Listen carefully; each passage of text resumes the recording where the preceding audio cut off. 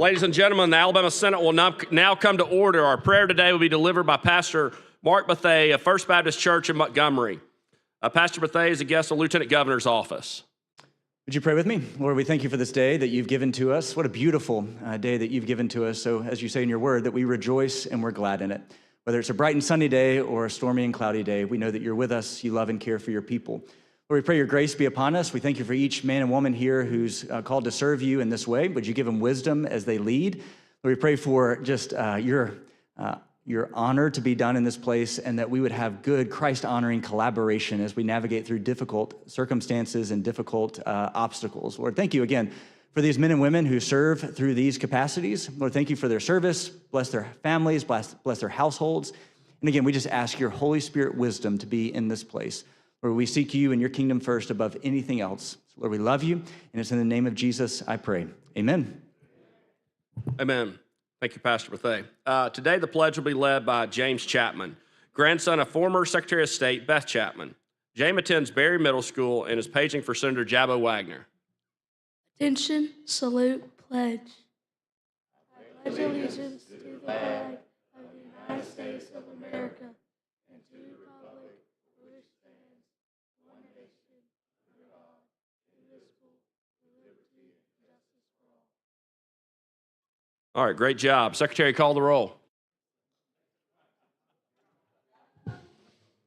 Stallbritton, Mr. Allen, Mr. Barfoot, Mr. Beasley, Mr. Bell, Mr. Butler, Mr. Carnley, Mr. Chambliss, Mr. Chasteen, Ms. Coleman Madison, Mr. Elliott, Ms. Figures, Mr. Gavan, Mr. Gudger, Mr. Hatcher,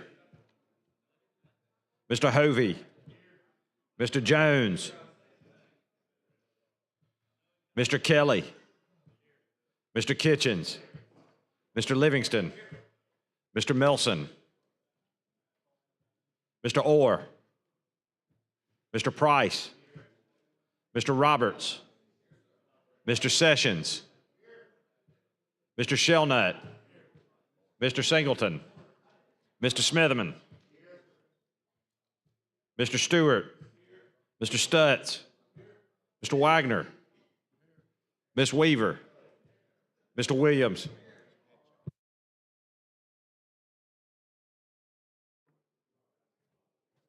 Ladies and gentlemen, we have 24 senators present, which is a quorum. The Senate is ready to transact business. Mr. President. Senator Wagner. Move that we excuse absent senators. All right, any objection? Hearing none, so ordered. Mr. President. Senator Wagner. Move that we dispense with the reading of the journal from the previous legislative day and that we adopt said journal. All right, any objection? Hearing none, so ordered. Now move on to introduction of bills. Senator Jones. Good morning, Senator Jones. How are you? I'm good, Mr. President. I would move that we allow for the introduction of bills and committee reports at any point throughout the day. All right, any objection? You object? All right. All right, so we're on introduction of bills. Anybody need to introduce any bills? If you do, you need to go ahead and introduce them now.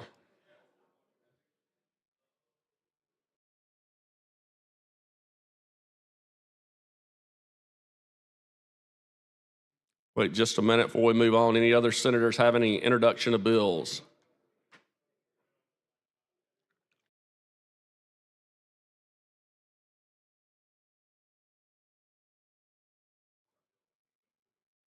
Senator Smitherman, did you want a moment of personal privilege while we're waiting on this to do your moment in Black history?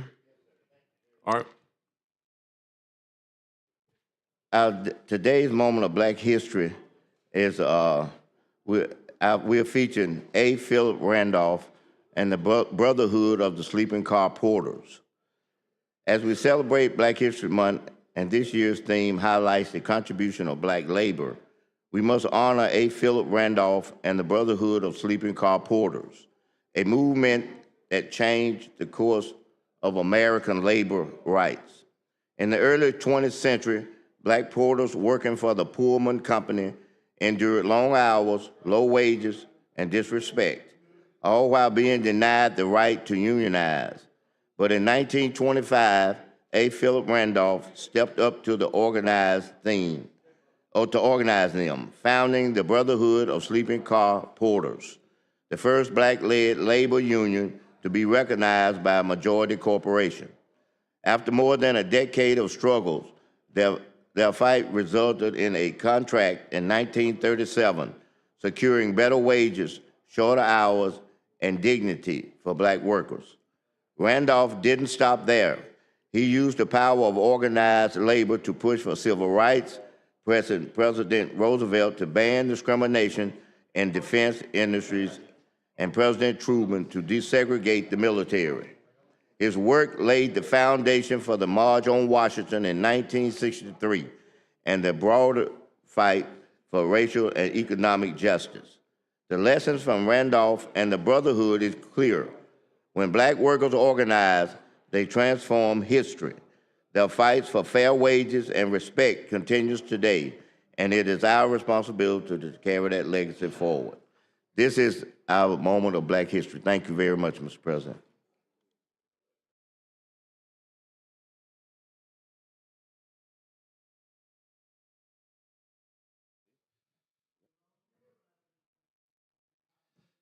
Senate Bill number 200 by Senator Jones and others relating to the courts is referred to the Committee on Veterans and Military Affairs.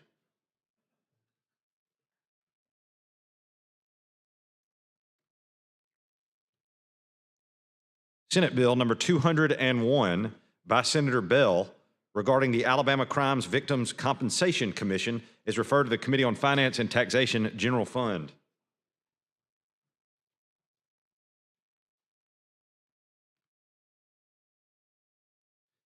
Senate Bill number 202 by Senators Singleton and others relating to alcoholic beverages is referred to the Tourism Committee.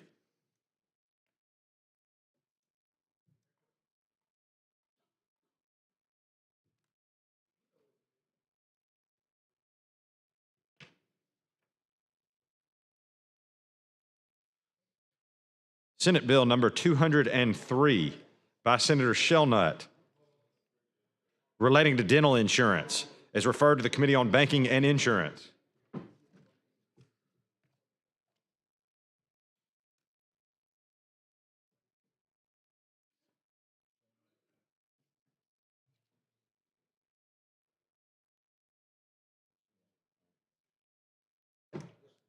Senate Bill number 204 by Senator Shelnut relating to dental insurance is referred to the Committee on Banking and Insurance.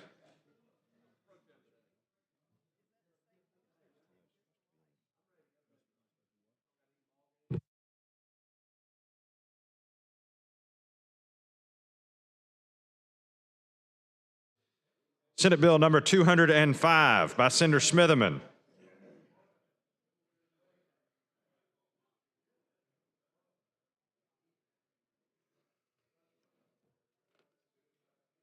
relating to appropriations is referred to the Committee on Finance and Taxation Education.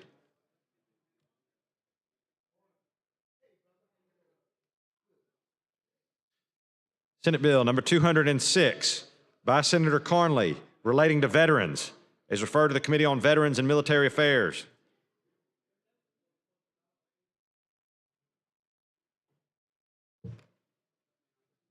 Senate Bill number 207 by Senator Carnley regarding agriculture is referred to the Committee on Agriculture, Conservation, and Forestry.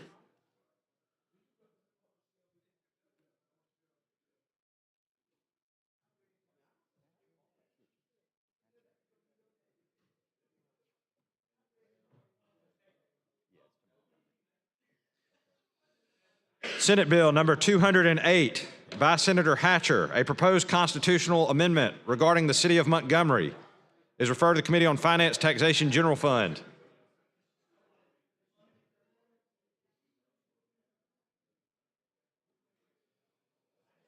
Senate Bill number 209 by Senator Hatcher relating to sales tax is referred to the Committee on Finance, Taxation, Education.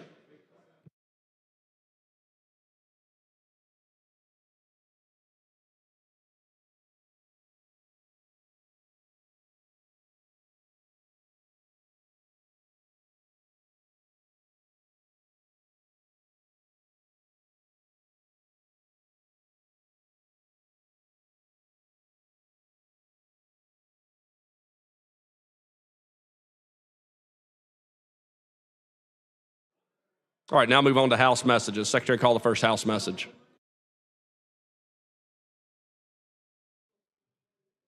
Message from the House. Mr. President, the House of Representatives has originated and passed the following engrossed House bill and ordered same sent forthwith to the Senate. House Bill number 266 by Representative Woods and others regarding public education is referred to the Committee on Education Policy. Signed, John Treadwell, Clerk. Message from the House. Mr. President, the House of Representatives has originated and passed the following engrossed House bill and ordered same sent forthwith to the Senate. House Bill number 238 by Representative Moore, P., and others regarding employment of convicted individuals is referred to the Judiciary Committee. Signed, John Treadwell, Clerk.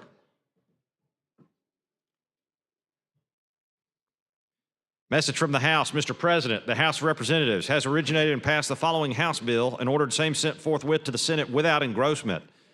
House Bill number 84 by Representative Woods regarding the Board of Chiropractic Examiners is referred to the Health Care Committee. Signed, John Treadwell, Clerk. Message from the House. Mr. President, the House of Representatives has originated and passed the following House bill and ordered same sent forthwith to the Senate without engrossment. House Bill number 88 by Representative Starnes regarding the Board of Pardons and Paroles is referred to the Judiciary Committee. Signed, John Treadwell, Clerk. Message from the House. Mr. President, the House of Representatives has originated and passed the following House bill and ordered same sent forthwith to the Senate without engrossment. House Bill number 262 by Representative Ellis relating to insurance is referred to the Committee on Banking and Insurance. Signed, John Treadwell, Clerk. Message from the House. Mr. President, the House of Representatives has originated and passed the following engrossed House bill and ordered same sent forthwith to the Senate. House Bill number 163 by Representative Faulkner relating to income tax is referred to the Committee on Finance and Taxation Education. Signed, John Treadwell, Clerk.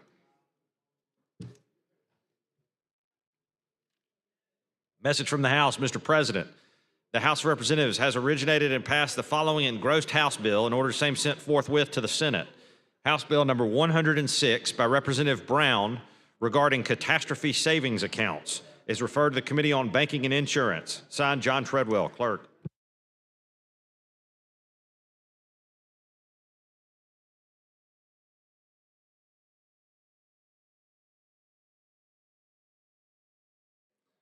All right, this concludes House messages. Now move on to committee reports. Secretary, call the first committee.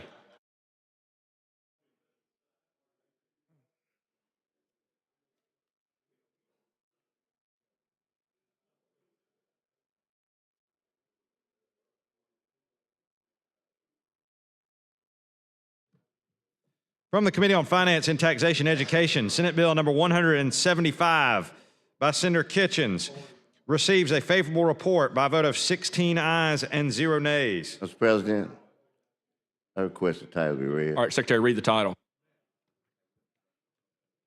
Relating to taxation to exempt the gross receipts from the sale of certain aircraft and aircraft parts from state sales and use tax, to amend sections 4012-222 and 4012-223 Code of Alabama 1975 relating to the state lease or rental tax, to provide conditions regarding the application of rental or lease taxes to the rental or lease transactions of commercial aircraft, to exempt the gross receipts from the lease of certain aircraft parts from the state lease or rental tax, and to make non-substantive technical revisions to update the existing code language to the current style.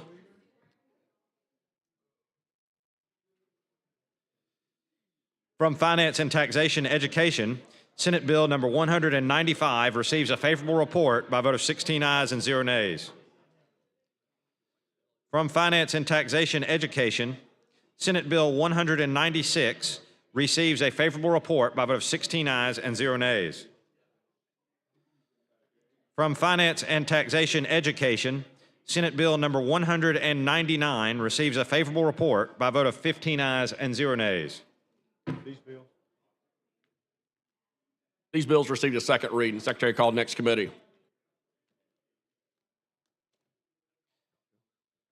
From the Judiciary Committee, Senate Bill number 81 receives a favorable report by a vote of 13 ayes and 0 nays. Mr. President, request the title be read. Secretary, read the title.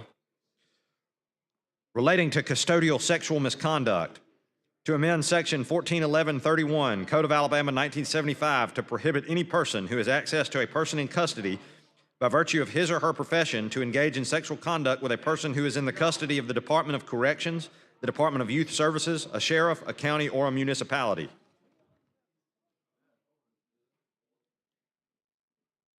From the Judiciary Committee, Senate Bill number 178 receives a favorable report by a vote of 13 ayes and 0 nays. Mr. President, Senator Smithman. request the title be read. Secretary, read the title. Relating to the courts to create the Speedy Trial Act, to authorize the Chief Justice of the Alabama Supreme Court to appoint visiting judges in certain circumstances, to provide a process for requesting a visiting judge appointment, to provide for the powers of a visiting judge, to provide for the compensation in support of a visiting judge, and to create the Speedy Trial Fund and provide for the use of monies in the fund.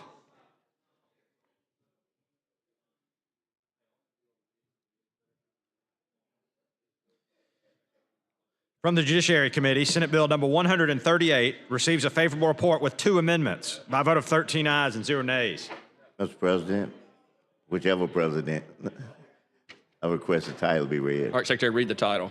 Relating to eligibility for employment of convicted individuals, to amend sections 1226.7, 1226.9, 419A1, and 419A2 Code of Alabama 1975, to add section 419A2.1 to the Code of Alabama, to create a presumption of fitness for the occupational licensure in certain circumstances, to provide immunity to employers in certain circumstances that hire individuals granted an order of limited relief, to provide further for the process under which an occupational licensing board may disqualify an individual convicted of a crime from obtaining a license to practice a profession or occupation, to require the Board of Pardons and Paroles to create a certificate of employability to be issued to certain individuals upon their release on parole from the Department of Corrections, and to provide immunity to employers in certain circumstances that hire individuals who have been issued certificates of employability.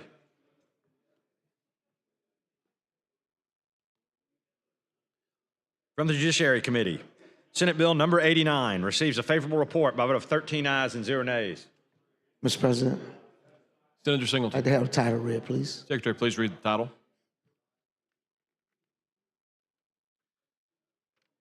Relating to arrest warrants, to require an inmate located within the Department of Corrections be served an arrest warrant in certain circumstances, and to require court hearings to be held virtually from the prison in certain circumstances.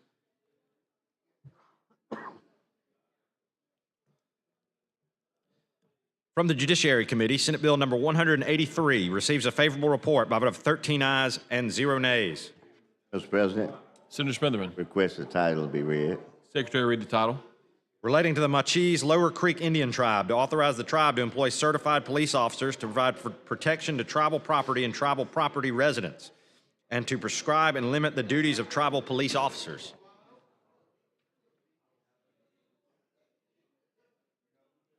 From the Judiciary Committee, House Bill number 27 receives a favorable report by a vote of 13 ayes and 0 nays. From the Judiciary Committee, House Bill number 188 receives a favorable report by a vote of 13 ayes and 0 nays. Mr. President, Senator Singleton. I'd like to have the title read, then, please. Secretary, please read the title. Relating to scholarships, to establish a program to grant tuition money to dependents of law enforcement officers for use in participating public or private institutions of higher education in the state of Alabama, to provide requirements for scholarship eligibility, to provide scholarship conditions and terms, to provide for administration of the program of the Alabama Commission on Higher Education, to establish the Alabama Law Enforcement Officers Family Scholarship Fund, and to establish a distinctive blackout license plate to help fund the scholarship program.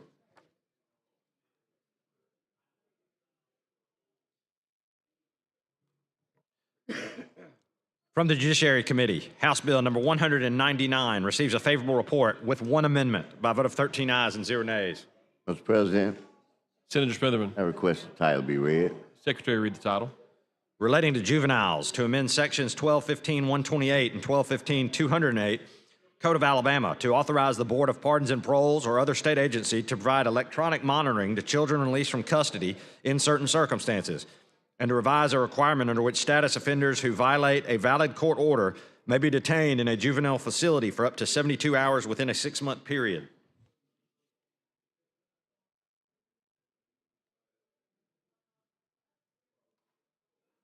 From the Judiciary Committee, House Bill number 190 receives a favorable report by a vote of 13 ayes and 0 nays. Mr. President, Senator Smitherman. request the title be read. Secretary, read the title.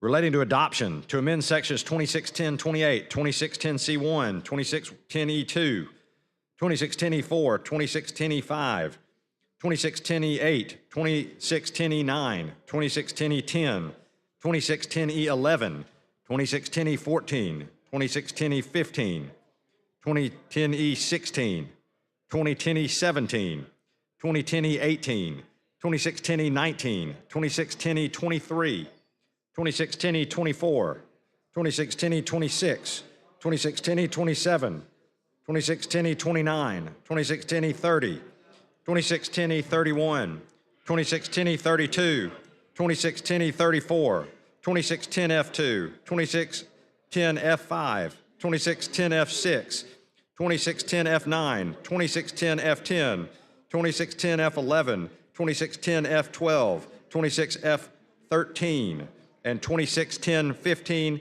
2610-17, and 33.42 Code of Alabama to revise the Alabama Minor Adoption Code and the Alabama Adult Adoption Code, to revise procedures relating to the adoption of a minor and the availability of records relating to a minor adoption, to further provide for investigations and investigative reports related to minor adoptions, to revise procedures related to service of notice for a minor adoption and an adult adoption, to further define terms, to further provide for the role of the State Department of Human Resources, to add sections 2610E 19.1 to the Code of Alabama relating to investigative reports, and to make non-substantive technical revisions to update the existing code language to current style.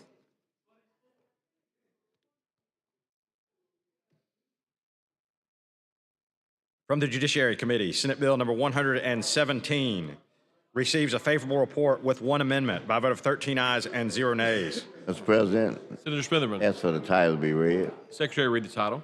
Relating to counties and municipalities, to authorize certain municipalities to enter into memorandums of understanding with sheriffs regarding traffic enforcement.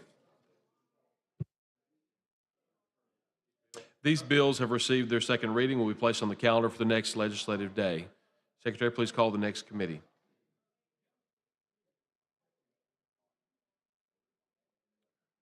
From the Committee on Education Policy, Senate Bill number 92 receives a favorable report with substitute by a vote of 9 ayes and 0 nays.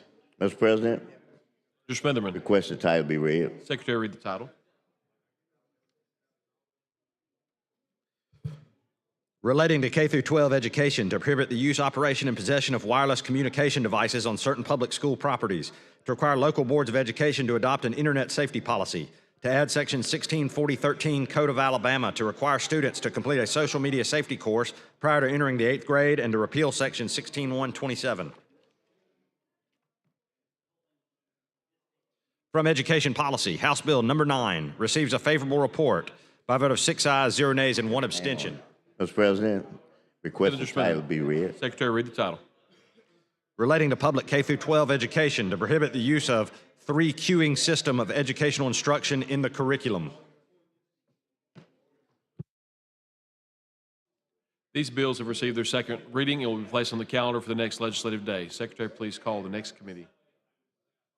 From the Committee on Agriculture, Conservation, and Forestry, Senate Bill number 185 receives a favorable report by a vote of 13 ayes and 0 nays. Mr. President, Senator Smitherman. request the title be read. Secretary, read the title.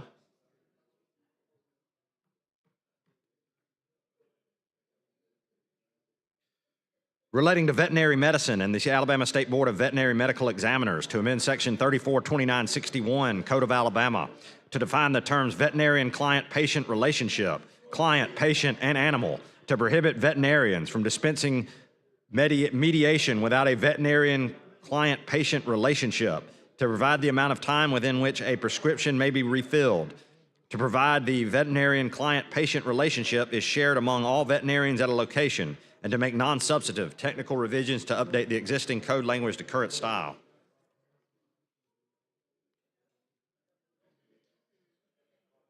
From the Committee on Agriculture, Conservation, and Forestry, Senate Bill number 194 receives a favorable report by a vote of 13 ayes and 0 nays. Mr. President, Senator Smitherman. I request the title be read. Secretary, please read the title. Relating to agriculture authorities to amend Section 112073 as last amended by Act 2024-236, 2024 Regular Session, Code of Alabama, to authorize authorities to terminate or move easements on authority property via eminent domain. These bills have received their second reading and will be placed on the calendar for the next legislative day. Secretary, please call the next committee. From the Healthcare Committee, House Bill number 45 receives a favorable report by a vote of 11 ayes and 0 nays. Mr. President, Senator Smitherman. I request the title be read. Secretary, read the title. Relating to the Alabama Medicaid Agency to require the agency to cover certain non-invasive colorectal screening tests under certain conditions, to require the Medicaid Agency to provide for the repeal of this act.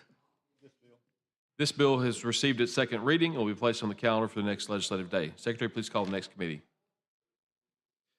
From the Committee on Children and Youth Health, Senate Bill number 187 receives a favorable report with one amendment by a vote of 8 ayes, 1 nay, and 1 abstention. From the Committee on Children and Youth Health, Senate Bill number 186 receives a favorable report by a vote of 9 ayes and 1 nay. These bills have received their second reading and will be placed on the calendar for the next legislative day. Secretary, please call the next committee. From the Committee on Veterans and Military Affairs, House Bill number 195 receives a favorable report by a vote of 7 ayes and 0 nays. Mr. President, Senator Smitherman. request the title be read. Secretary, please read the title. Relating to motor vehicle registration to amend Section 326-130, Code of Alabama 1975, to allow any disabled veteran whose physical disability is at least 50% to obtain a special disabled veteran's license plate.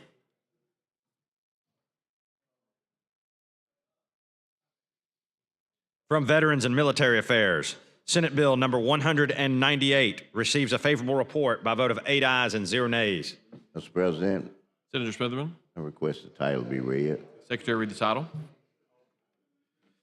Relating to the Alabama National Guard, to add chapters 2B and 2C to Title 31 of the Code of Alabama 1975 to establish and provide for the Alabama National Guard Legal Services Office, including positions therein, to establish and provide for the Alabama National Guard Legal Assistance Program, including positions therein, and to authorize judge advocates and paralegals to perform notary actions under certain circumstances.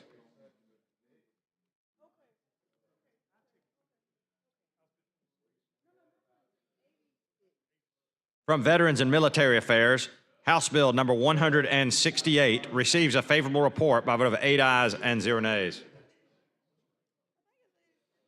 From Veterans and Military Affairs, Senate Bill number 179 receives a favorable report by a vote of 8 ayes and 0 nays. Mr. President, request Senator. the title be read. Secretary, please read the title. Relating to military punishment, to amend sections 31-2A-15 and 31-2A-19 as last amended by Act 2024-329, 2024 Regular Session, Code of Alabama 1975, to revise and further provide for the ranks of members that may take and have taken against them certain disciplinary measures, and to further provide for disciplinary measures that may be taken.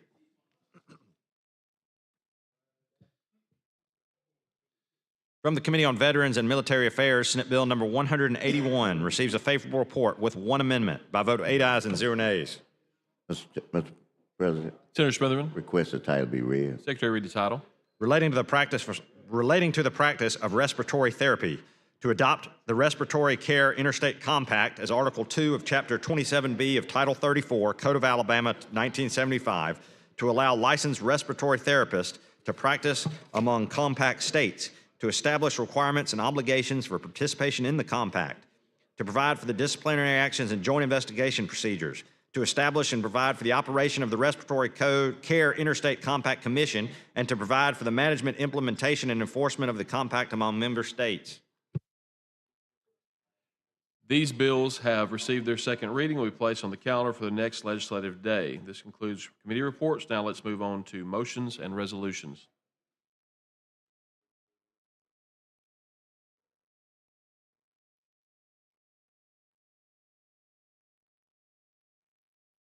Any motions or resolutions?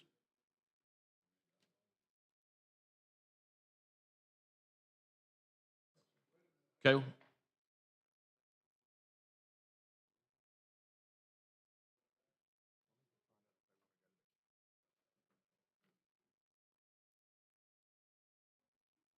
All right, Senator Wagner, you're recognized. Mr. President, I have some resolutions from rules. Desk will read and receive the resolutions.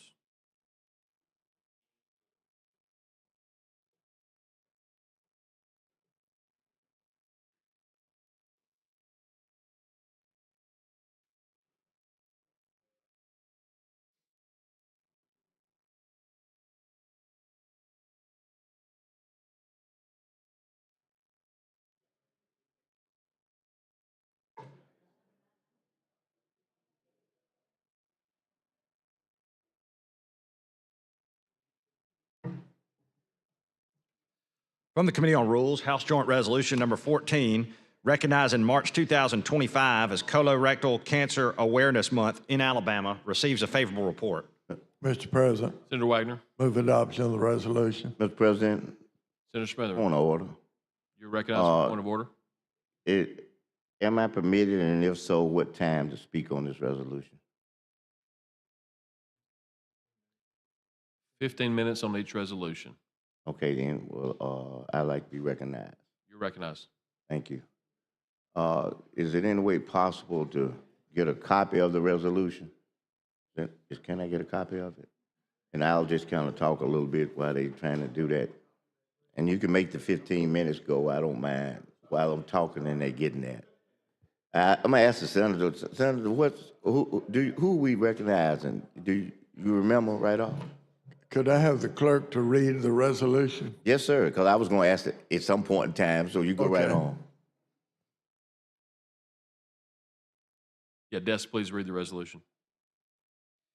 House Joint Resolution recognizing March 2025 as Colorectal Cancer Awareness Month in Alabama. Whereas colorectal cancer is the second leading cause of cancer death among men and women combined in the United States. Whereas colorectal cancer is one of the most highly preventable forms of cancer because screening tests can find polyps that can be removed before becoming cancerous. And whereas screening tests can detect colorectal cancer early when treatment works best. Whereas the Centers for Disease Control and Prevention estimates that if every individual aged 50 or older has regular screening tests, as many as 60% of deaths from colorectal cancer would be prevented. Whereas when detected early, the 5-year survival rate for patients with localized colorectal cancer is 90%, but only 39% of all diagnoses are diagnosed at this stage, mostly due to low rates of screening. Whereas colorectal cancer screenings can effectively reduce colorectal cancer incidence and mortality, yet 1 in 3 adults over 50 years of age are not up to date with recommended colorectal cancer screening. Whereas deaths from colorectal cancer can occur disproportionately among those who are underserved or underinsured. Whereas since 2014, colorectal cancer rates have been increasing by 2% per year in people younger than 50 years of age. Whereas public awareness and education campaigns on colorectal cancer prevention, screening, and symptoms are held during the month of March each year. And whereas educational efforts can help provide information to the public of methods of prevention and screening as well as about symptoms for early detection. And whereas greater awareness of colon cancer and the means to prevent it could save the lives of hundreds of Alabamians every year. Whereas observing Colorectal Cancer Awareness Month during the month of March would provide a special opportunity to offer education on the importance of early detection and screening. Now, therefore, be it resolved by the Legislature of Alabama, both houses thereof concurring, that we recognize the importance of colorectal screenings. Be it further resolved that we encourage all Alabamians who are 45 years of age or older to get a colorectal screening, and we recognize March 2025 as Colorectal Cancer Awareness Month in Alabama. You're still recognized, Senator Smithers. Thank you very much. I think, first of all, this is a very good resolution. I think it is. I tell you, we at a point in time now in our medicine that we can prevent a lot of things from happening. And this is one of them, I can't say it right, rectal cancer. One of the things, I wanted to ask this question. I don't know if anybody know the answer to it, but is this the test they're talking about where you had a box? You know, you get this box sent home to you, and you have to do some things, yeah, you know, I know that it's a test like that they have, because they were even advertising that the company that would do it would say it was a box that was discreet, that people wouldn't be able to tell necessarily that that's where you had to use those, the stuff, whatever they saying to do what you got to do for your test. Do you have any idea about that, Senator? I really don't. This resolution is simply trying to make the public aware of the serious nature of this type cancer and how prevalent it is throughout Alabama and really the country. So this is just an awareness type resolution about colorectal cancer. Is that the who is that the Cancer Society, or is it who is it that's wanting the resolution? I know a member. This came across my desk. I don't know who brought it to me. I got it. I got that. It is kind of hard to know when we bring up resolutions to actually know what motivated us, to do that. But in this case, I fully support it. I think anything we can do now to allow that.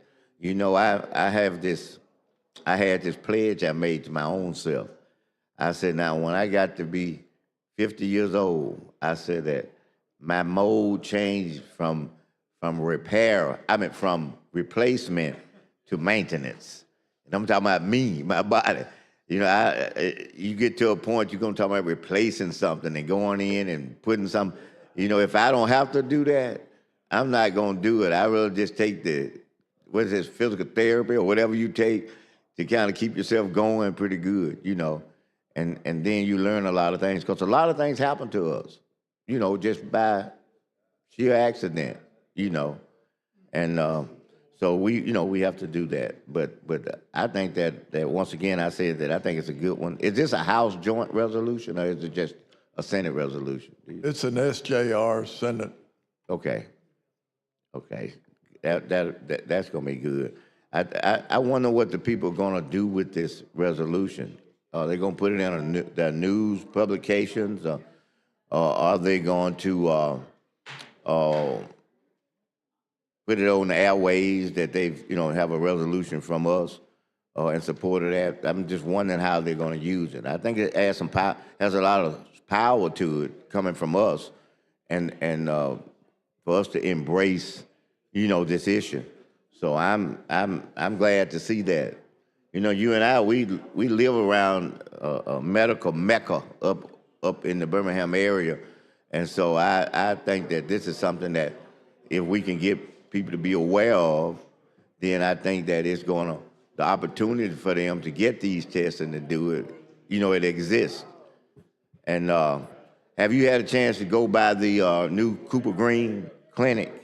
Were you there when they opened it up? I have seen it from outside. I've never been in it yet. I hadn't either. I was going to go to the open house, and I think it was February the 24th of this month. But I think that's a day we were down here. I'm not sure, about the calendar. But wait a minute. What's the date? What's the date? The date, 27th, 765. No, that's a Monday. That was a Monday. We could see that. Yeah. We could take the tour. Yeah. Well, that'll be good. That'll be good then. But no, I think that it's going to be good, and I think they'll be proud of the fact that we're going to pass this for them. And but I imagine you get a ton of resolutions to come to you, especially when you got 105 people downstairs. I bet you it'd be so many coming. I have a few resolutions on my desk. That's the only one we're going to consider today, though. I understand. I do. I have no problem with that at all. I understand. It's kind of like the weather. Sometimes you have, sunshiny days, and sometimes they be a little cloudy, but still it's daylight, so that's the way we are. We still got daylight. That's the main thing, Yeah, we can do a lot of good things. There are a lot of good things with that. But no, I think that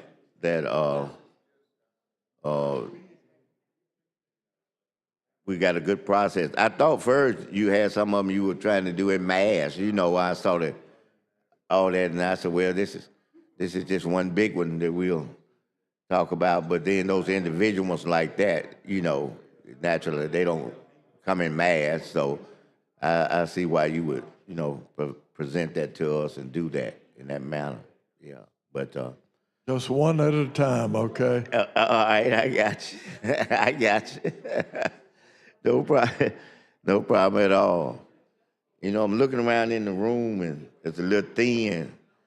So at some point in time, you know, if we seem like we get a little lonely in here, I'm just gonna get a little point of order and see what the secretary tell me about a quorum call. Not right now. I know it's a period of time I can.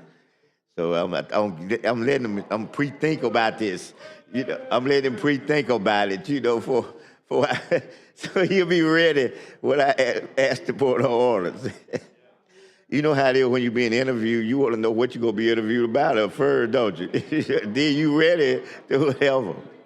So I'm gonna be like that today. So it's gonna be an easy day. There ain't gonna be no sudden moment stuff on you. I ain't gonna do that. How much time we got on that? Oh, good 5 minutes. Oh man, that is so good. You know, I think we're gonna have a lot of resolutions for us over with after Saturday, because we're gonna have all those teams that's gonna win the state championship, and so we're gonna be having it's gonna be like a parade down here. I just hope I can parade, because our girls team plays Saturday morning at 9. We got a tall order too, because we got to play Scottsboro, and they are good. So I'm hoping if that's the case, then I'm gonna be able to be like y'all. I'm gonna be able to present that resolution over there, have them come in here and smile and do everything else, and then I'm gonna be able to tell y'all a story about how the team started. Okay, and this is a true story. When I started up at the school, and in fact, I started up at the school in 1984. 84. And I've been there every day, not every day, but every year since 84, even this year. And the girls' team was a club basketball team. They were not playing in the Alabama High School Athletic Association. So we went through our certification process, and we started the team. And 4 years later, after we started the team, we won our first area championship. And we hadn't looked back since on that aspect. Even in that stretch, and I coached them for about 25 years, we had opportunity to come down here 4 times because we won 4 state championships. So it's been a little dry spell. Oh, we had a little dry spell. Now, our boys have won a couple of them in that spell, but we've had a little dry spell. So, it's the team was kind of like you know how you have children, and your children get grown, and when they get grown, you have to let them kind of spread themselves. Well, that's the way the program was. I looked at the program like that. I had started it and gotten it to the level where it was like, for instance, we finished number 1 in 5A this year. So I was able to get the program up to a top 5 program in the state. And after that, I felt that like you do your grown kids, when they get grown, you just kind of have to let your arms open because they live in life and they take a sort of a life of their own. Well, I thought it was time for the program to take a life of its own. So that's what made me stop. But we were able to get a good coach, because the coach that we have, believe it or not, about 4 years ago, he defeated me in the regional finals, and he went on to win the state championship that year himself.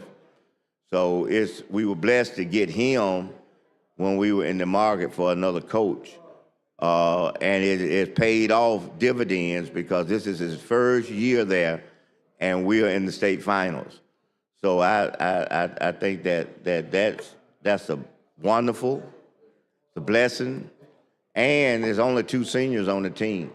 One of them has already signed a college scholarship, and the other one she's trying to decide where she's going to go. So we have the rest of the whole team coming back, and I think we're going to be very competitive again next year. And I'm glad to hear that. So now, I said that to say that if they can win one more game, then we'll be hopefully having a ceremony for them to receive a resolution. Now, you will see sometime in April, early April, we're going to have a team down here, not only from my district, but this school. I live in this school zone, and that team I'm talking about is, of course, it's going to be Parker High School. They won the 6A state football championship. So we're going to have them down here sometime in April. And I'll be glad for them to be down here and everybody can get a chance to see them. Now, that team was loaded. They had about 6 major Division I athletes that have signed. And so... Senator Smitherman, time is up on the resolution. I'm asking for a roll call. Roll call vote. Call is sustained. Secretary, call the long roll. Mr. Albritton. Mr. Allen. Mr. Barfoot. Mr. Beasley. Mr. Bell. Asking you to vote aye. Mr. Butler. Mr. Carnley. Mr. Chambliss. Mr. Chastain. Ms. Coleman. Ms. Coleman Madison. Mr. Elliott. Ms. Figures. Mr. Gavan. Mr. Gudger. Mr. Hatcher. Mr. Hovey. Mr. Jones. Mr. Kelly. Mr. Kitchens. Mr. Livingston. Mr. Milson. Mr. Orr. Mr. Price. Mr. Roberts. Mr. Sessions. Mr. Shelnut. Mr. Singleton. Mr. Smitherman. Mr. Stewart. Mr. Stutz. Mr. Wagner. Ms. Weaver. Mr. Williams.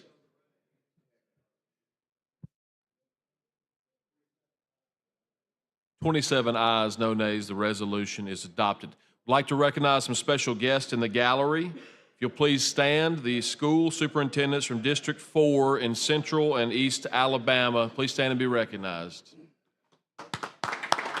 Welcome to the Alabama Senate.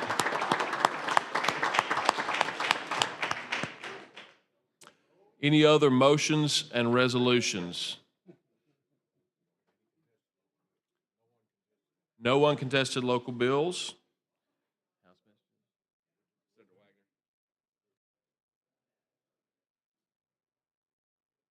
All right, Senator Wagner.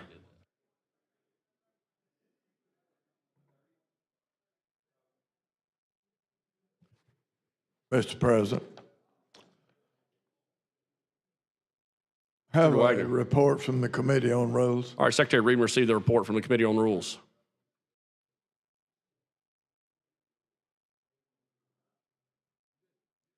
From the Committee on Rules, Senate Resolution Number 31, Special Order Calendar.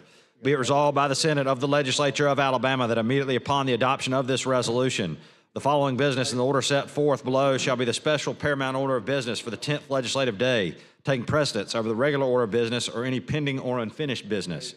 On page 17, Senate Bill Number 140 by Senator Wagner regarding the Coach Safely Act. On page 3, Senate Bill number 83 by Senator Orr regarding public entities. On page 15, Senate Bill number 88 by Senator Orr regarding expungement. On page 21, Senate Bill number 130 by Senator Melson regarding financial institutions and businesses. On page 11, Senate Bill 158 by Senator Barfoot regarding driver's licenses. On page 23, Senate Bill 169 by Senator Orr regarding the executive branch. On page 10, Senate Bill number 5 by Senator Elliott regarding archives. On page 2, Senate Bill number 12 by Senator Elliott regarding state and local agencies. On page 2, Senate Bill number 29 by Senator Elliott regarding government-issued licenses. On page 16, Senate Bill number 18 by Senator Coleman regarding child support. On page 8, Senate Bill 123 by Senators Orr and Jones regarding state government. On page 27, Senate Bill number 193 by Senator Elliott regarding the Office of Occupational and Professional Licensing. And on page 13, Senate Bill 155 by Senators Hatcher and others regarding state employees. Morning. Mr. President, Yeah, Senator Wagner. move that the Senate adopts a report from the Committee on Rules. Senator Smithman, Mr. President, may I be recognized to talk? you're recognized. All right, how much time, what is it, 20 minutes? Or 20 minutes. All right, thank you. I want everybody to, if you would, I would like for everybody to listen. I think that it's important that you know why we are at this mic. I think it's important that you know, not just the fact somebody's up here and we know what they're doing, but we really don't understand the brevity of what they're doing and why they're doing what they're doing. Well, I want you to listen real close now. I mean, I know that you may not want to because you may be doing something, but I do want you to listen. I do want you to listen. And the reason I said that I'm just going to say it like this. There are many,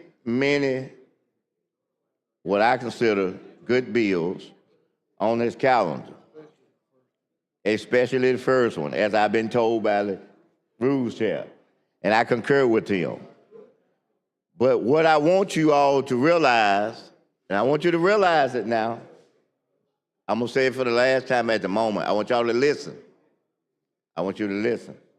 Because I want you to listen at the depth of what I'm talking about and how deep what I'm talking about cuts into why I'm here and why I say we because I'm not the only, but why we're here. We have several bills on here, however, that pose serious problems. And I'm gonna start out with the number one that causes the most serious problem. The number one, that's not the only, but the number one. And that bill is SB 5. It's SB 5. Because I'm gonna tell you what SB 5 does. It changes the whole board of the Department of Archives and History. Now, I want to say again, I want you to listen. When we had DEI, is that it, DEI? When we had DEI, I had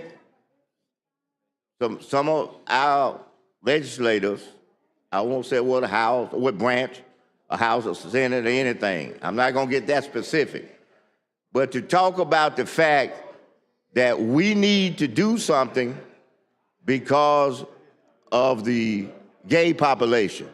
Now, I'm just saying what was said. And in that, the whole target was at the situation with the gay population. But I want you to listen now. I'm still keep saying that because you don't understand the depths inside of us about what I'm saying. I want you to listen. And in that movement that took place, guess what you did? You wiped us all the way out. You wiped all black folks out. Whether it was your intention or not. Whether it was your intention or not. That's what you did. That's what you did. And yes, I started to do a moment of Black history today to remind you that we were put enslaved for 400 years. So we started to race off behind 400 years. And any opportunity, and we've always said this, we don't want anybody to give us nothing, but we want you to open up the door so we can get it ourselves. Come on, James Brown. Okay? We'll get it ourselves, but we need the door open because you got the key. Now, you said, what are you talking about this for? And we talking about SB 5. Because what's going to happen with SB 5, because there are people who don't like the present board and don't like the fact that the board provides a cameo picture of the history of everybody in the state. Indians, gay, Black, Asian, everybody in the state. And we got this Puritist movement that we want to purge everybody else's history out. We want to purge it out. And the first way you start purging it, you remove the board and put the people on there that you want, that think like you think, and ready to purge our history out as if we don't even exist in this state. But a lot of folks don't understand, out of the 6 million people in this state, we make up 2 million of them. 1/3 of them. And you want to wipe our history all the way out. So yes, that's how deep this is with us. So I want you to understand why we up here and why we are going to stay up here from this moment, if necessary, to sign and die. I want that understood, because I want to say this clearly. When you look in the archives of history, when we are long gone, nowhere that I wanted to say that on my watch that I didn't do everything that was feasibly able to be done by our rules to make sure that that does not happen to African Americans. Some folks think that I'm in here doing something like you know how you do the boy cried wolf, the little scared thing. Well, I didn't get permission, but if I'm gonna request it. So I want y'all to think about it. I'm gonna request it. I want Mr. Secretary to think about it. Because if we take any break, I'm gonna bring an easel and put it right there. And in my office is a picture over to the left, and I'm gonna sit it there. And guess what the picture is? It's the last Black state legislators and Congress people who represented the state of Alabama before Reconstruction. And I keep it there for the same reason why I'm standing here now. Remind me that I don't never want to go back to that. And I'm not going to stand passively and let people who want to take us back without the most highest level of resistance within the rules and the laws of this state that I can use. So I'm making it clear to you why I'm up here.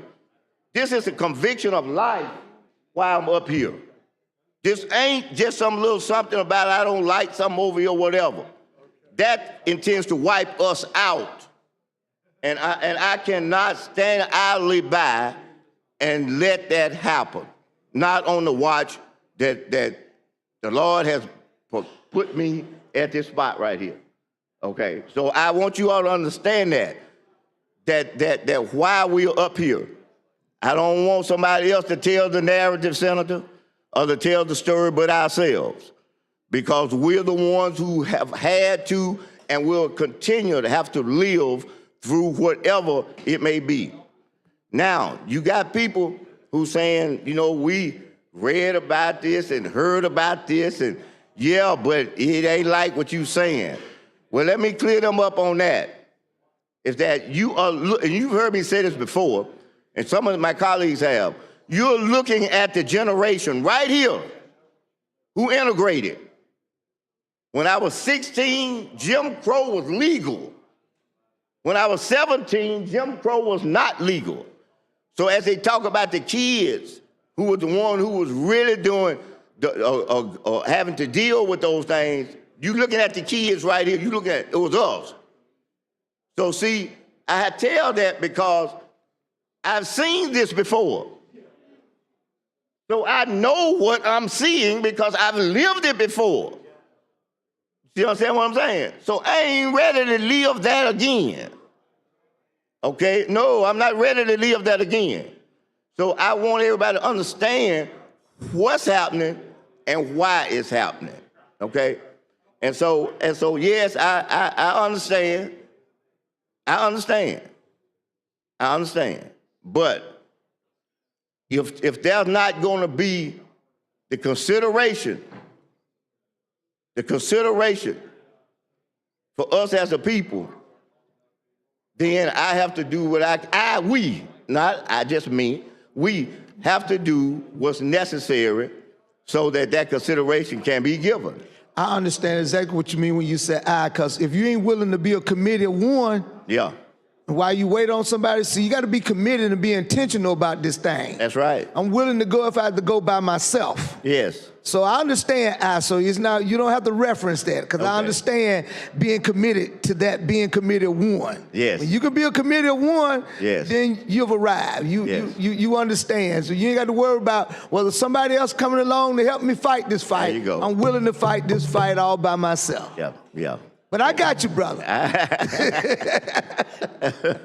I got you because I understand where you're talking about that commitment to the highest level of wiping out history. Yeah, one would think that this is a harmless bill, that they may not be able to see what we see, but when you start talking about wiping out history Yes, and being able, you already been writing the story your way anyway. yes, You've never told all of the whole truth yes, about inventions and things of what has gone on in this state and in this country. Yes. You've always wrote that history the way you wanted to write it. I've always had to learn your history the way you taught me to Yes. learn the history. And now that you want me to be wiped out altogether, yes. That's exactly what we're saying. that's just crazy. That's crazy. And you know what? I'm gonna show you the next level that this bill does to show you how intentional it is to do that. When you look toward the back part, it not only says that we need to do A, B, C, D of the board, but F says that it's retroactive. My God. So you got board members that don't come off until 2030, Right. and you gonna zap them off in this year, 2025, and immediately Replace them. time the ink, before the ink dry on it, then you finna wipe all them out and start replacing them. The next thing is this. You see this book right here? Yes, sir. Everybody got one, because this is the Alabama Department of Archives and History annual report. Yes, sir. Okay. Yes, sir. And the thing that I noticed about the situation is that the two people who their term ends in 2030, one of them is the chairman, and both of them are African Americans. Yeah. You know what I'm saying? I mean, it's sitting there saying very clear what the intent is and what's trying to be done. And so nobody can expect us to sit here and participate in the dismantling of the history of our people. It can't expect us to do that and to go in and purge out the people who make sure that everybody's history has done and isolate and zero and target in on the African Americans. That's what this does. That's what this does. And we're talking about two people of immaculate credentials. One is a doctor of education, and the other one has a doctorate in curing. It's historical stuff, a doctrine. See what I'm saying? See, we already know we got to be extra qualified. Already. Extra qualified. Super and they are super duper. Super duper. You know, they are super duper. That's what I always get me about the whole DEI thing, the way the commander-in-chief in Washington, well, the president in Washington always screaming about DEI when I know that every position that we have always had to have, we have always had to be the smartest person in the room. We've always had to be overqualified. That's why you find today that the group that has more PhDs are black women. Yes. Of any ethnic group on this in this country are black women, because as we in the second PhD highest level are black men. Yeah. Those in the profession, because for us to get those positions, we've always had to be. We've even been told sometimes you're overqualified. Yes. Okay? But then some people just have to be privileged and come along that my dad owned this, or I'm in descendant in that line, and you get to go, but you don't call that, qualification is something that they could just walk in the door and don't even have to have any training. Then we've always had to train them to be my boss. And so when you start talking about DEI and you're talking about whether or not somebody was trained, I don't even worry. I laugh at it, because I know if one of us was in that position, if you look at our resume, we're way beyond anybody else that's over there.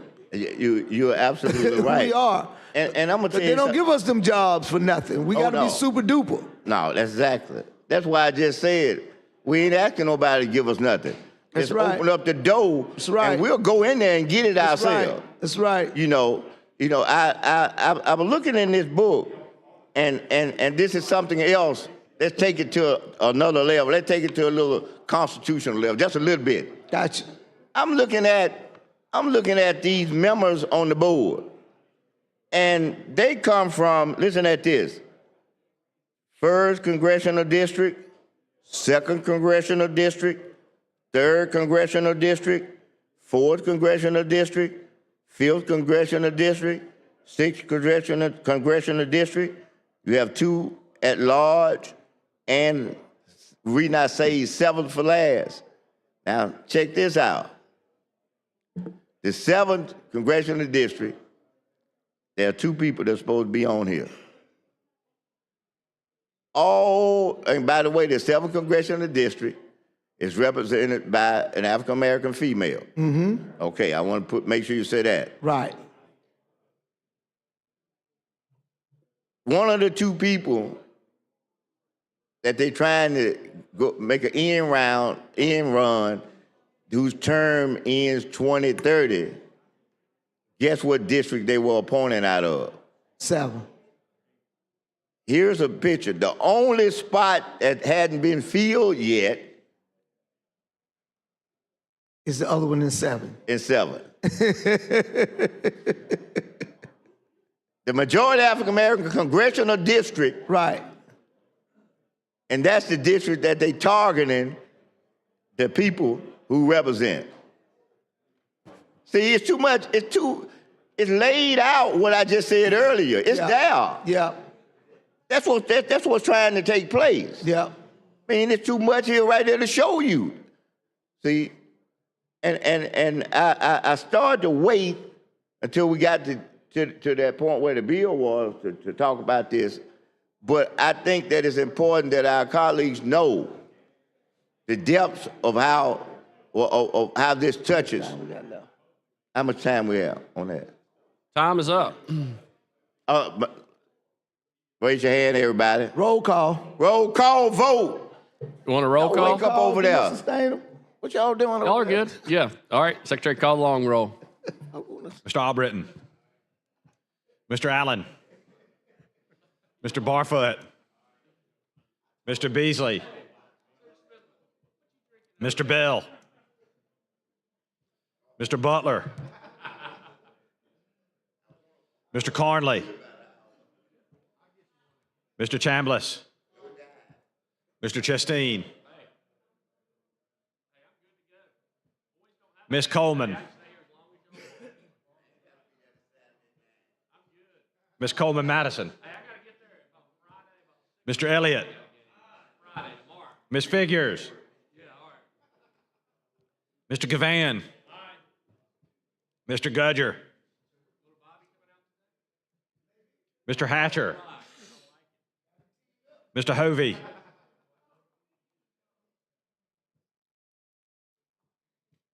Mr. Jones. Mr. Kelly. Mr. Kitchens. Mr. Livingston. Mr. Milson. Mr. Orr. Mr. Price. Mr. Roberts. Mr. Sessions. Mr. Shelnut. Mr. Singleton. Mr. Smitherman. Mr. Stewart. Mr. Stutz. Mr. Wagner. Ms. Weaver. Mr. Williams.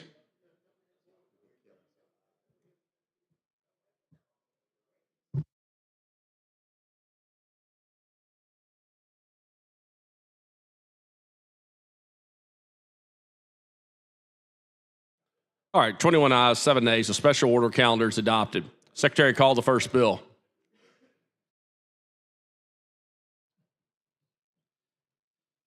On page 17 of the calendar, Senate Bill number 140 by Senator Wagner regarding the Coach Safely Act. BR pending.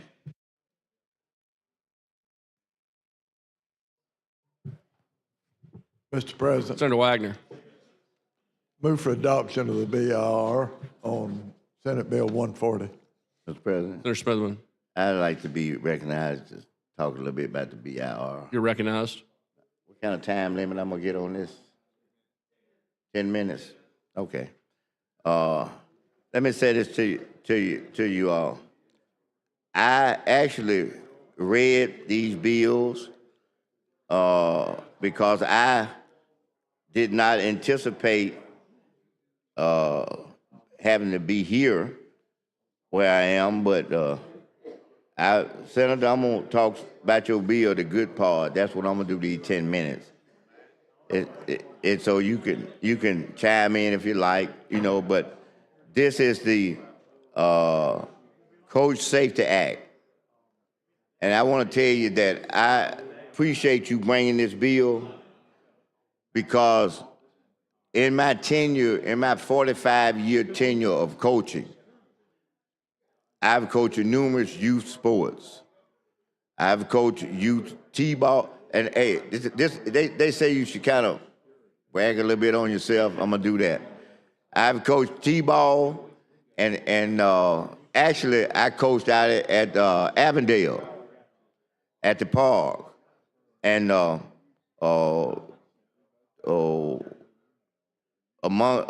the during this period when I was coaching T-ball, actually my wife was the commissioner of the T-ball league.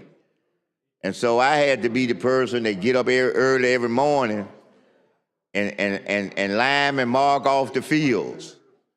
You had to take the little tractor and drag it off to even it off. Had to build up the little mound. Then you had to, how you take the thing that makes your lines with the lime in it, and you had to mark them all off and everything. And in that little stitch, not little stitch, but during that period, I can knock on wood. Senator Smith, be careful. I recognize some guests in the Not gallery. at all, Mr. President. All right, thank you.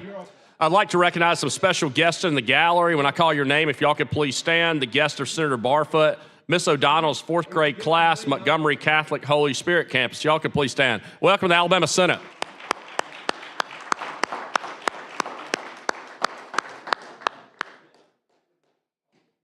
Great to have you all today.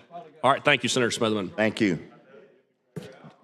Just want to, since he recognized me, I want to tell y'all got a good senator. I just want y'all to know that. Y'all got a very good senator. He's chairman of our Judiciary Committee. I'm on the committee with him. Y'all like all states, y'all in good hands. But getting back to that, Senator, I can tell you that I had the thrill of my life when I was coaching T-ball. Guess what? Because I bet there's not anybody in this building who can say they had this opportunity. I had the opportunity in T-ball because, I got gap in my kids. I had the opportunity in T-ball to coach my grandson and my daughter at the same time on the same team. That's you talking about. Remember T-ball now? That was the greatest thing in the world. That I tell you, to have that opportunity, and we won the championship. And I tell you the fun thing, I had this little kid that was on base, and another one hit it, and the score was tied, and he was running down. You know, remember a little old kid, about 4 or 5, running down the aisle. Down the line, and his parents over there hollering, telling me, come on. And, they let the coaches be on the field. And so after, here's the base. So I'm right here at the other base. I'm saying, come on. And the kid hit the base and just died in my arms. Oh, at that time, of course, I had some white jeans. They turned brown after that. But you talking about a thrill, that was the thrill of my life, to be able to do that. Now, I'm going to fast forward you. You remember Mr. Skerritt, who owned the Birmingham News? Okay. I'm taking you on up. At that period, I was coaching softball, girls softball. And so his daughter was one of the people on the team with me. So I said I had some good parents, and we had great success with that also. Now I'm gonna flip over to another sport. I coach youth football, and I can knock on wood. I had the opportunity in youth football to win several state championships. You have a playoff in states. And we actually went to Panama City to play in what's called the Miracle Strip Bowl. It's the national playoffs of youth sports. And we made it all the way to the semifinals. And then, you have pound divisions. And they made an exception to let Atlanta and another place come in at a little higher pound division. And we ended up having to play them in the semifinals. And we missed our 2 extra points, and they made theirs, and we lost 14-12. But you said, why are you saying all that? Because in this particular career of athletics that I'm still in, because everybody in here know it, but some folks in the gallery don't know it. I coach boys basketball at Ramsey High School. So in this sports arena, I've seen many situations where there have been people who were injured. And that's why I'm getting back to your bill. I said all that to come back to your bill, is that this has been needed for a long time. And I just want to tell you, Senator, you'll be commended. Of course, I wouldn't expect anything different because you're an athlete. Your children are athletes. And I'm talking at the highest level, college level, on up. So with that in mind, I just tell you that I think that this is a good bill. At the proper time, I'm going to support it and vote for it. I just want you to know that. This may get our and let me stop and say this for a minute. I know that there's going to be some of these coaches that's going to say, why we have to do all this and do that? Well, I like to do this, and this is a proper time to do this, I think. And just you probably won't be able to see it, but it's still a proper time to do this. And that's simply this.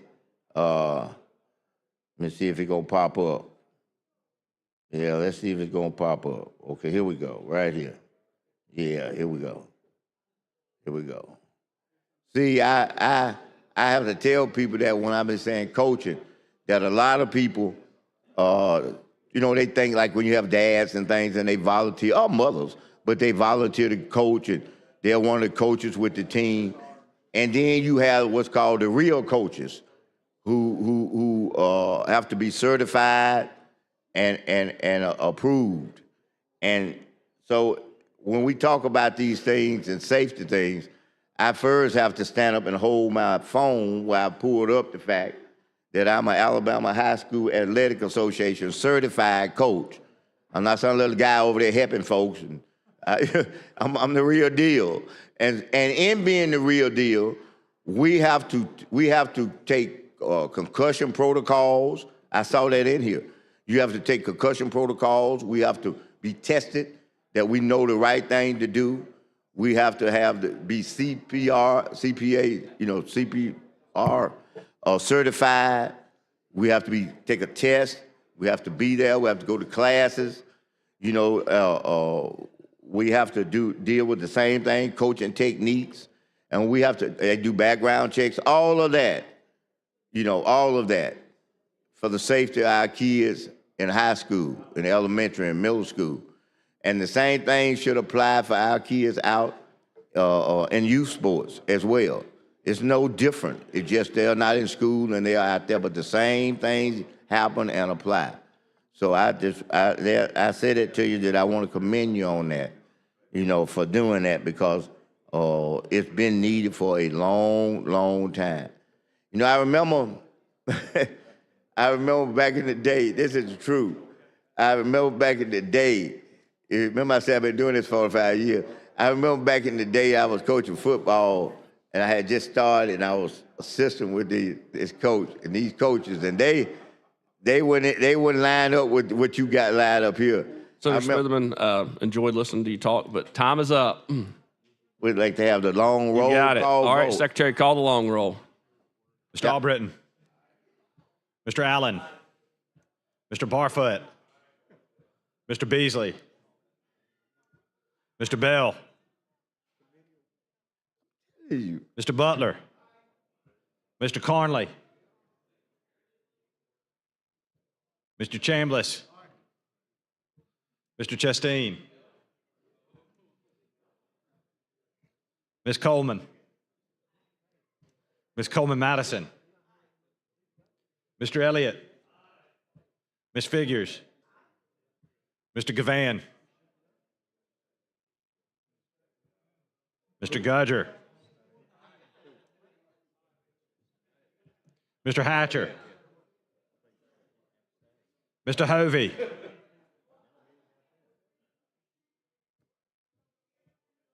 Mr. Jones, Mr. Kelly, Mr. Kitchens, Mr. Livingston, Mr. Melson, Mr. Orr, Mr. Price, Mr. Roberts, Mr. Sessions, Mr. Shellnut, Mr. Singleton, Mr. Smitherman, Mr. Stewart,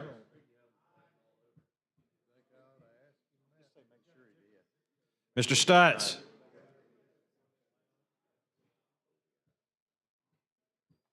Mr. Wagner, Ms. Weaver, Mr. Williams,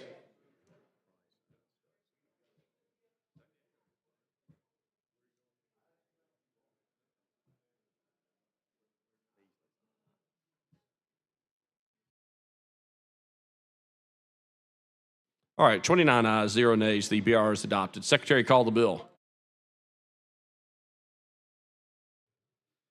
On page 17 of the calendar, Senate Bill number 140 by Senator Wagner regarding the Coach Safely Act. Committee amendments pending. Senator Wagner. Thank you, Mr. President. Some of you in this body remember 2018, I passed the original act that created this Coach Safely program in Alabama. Today, 5 years later, it's in 65 counties in this state. It's in 3 other states. It has been very, very successful. The original intent was to provide health safety programs for the young athletes coming up in Alabama.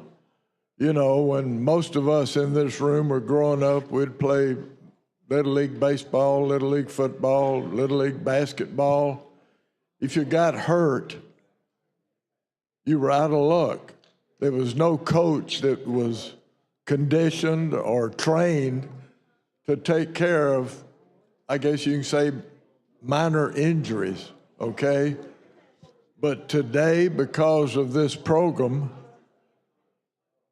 in order to coach little boys, little girls up to through the 6th grade, you have to be trained how to treat some minor injuries. It has been very successful in Alabama, and we needed to upgrade this act, provide some amendments, and that's the purpose of this program.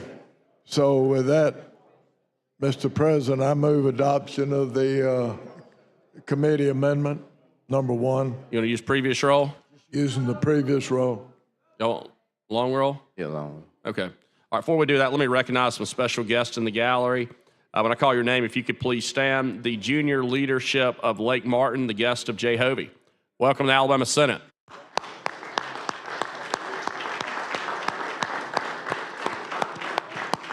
All right, Secretary, call the long roll. Mr. Albritton, Mr. Allen, Mr. Barfoot, Mr. Beasley, Mr. Bell, Mr. Butler, Mr. Carnley, Mr. Chambliss, Mr. Chasteen, Ms. Coleman, Ms. Coleman Madison, Mr. Elliott, Ms. Figures, Mr. Gavan, Mr. Gudger, Mr. Hatcher, Mr. Hovey,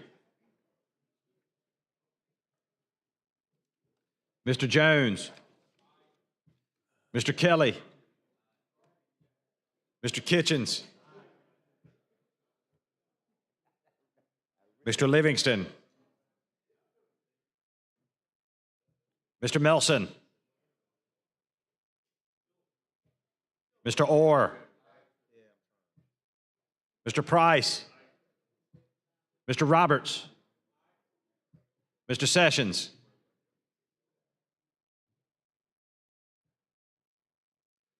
Mr. Shelnut,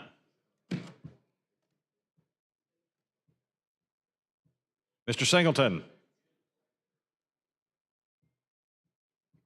Mr. Smithman, Mr. Stewart, Mr. Stutz,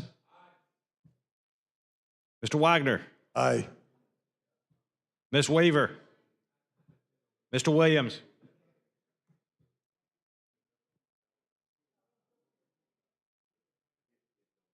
(29 ayes, 0 nays). The committee amendment number 1 is adopted.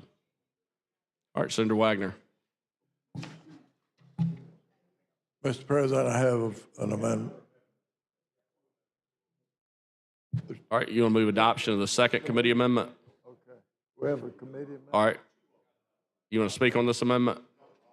Long roll? All right, Secretary, call the long roll. Senator Jones. Mr. Albritton, Mr. Allen, Mr. Barfoot, Mr. Beasley, Mr. Bell, Mr. Butler, Mr. Carnley, Mr. Chambliss, Mr. Chasteen, Ms. Coleman, Ms. Coleman Madison, Mr. Elliott, Ms. Figures, Mr. Gavan, Mr. Gudger, Mr. Hatcher, Mr. Hovey. Mr. Jones. Mr. Kelly. Mr. Kitchens. Mr. Livingston. Mr. Melson. Mr. Orr. Mr. Price. Mr. Roberts. Mr. Sessions. Mr. Shelnut. Mr. Singleton. Mr. Smitherman. Aye. Mr. Stewart. Mr. Stutz. Mr. Wagner. Ms. Weaver. Mr. Williams. 25 ayes, no nays. The amendment is adopted. Senator Wagner.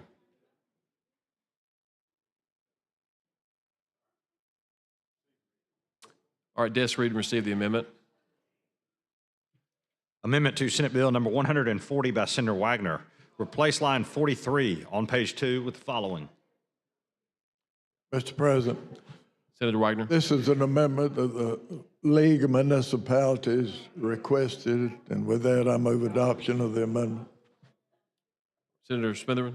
Long Long roll. roll. All right, Secretary, call the roll. Mr. Albritton. Mr. Allen.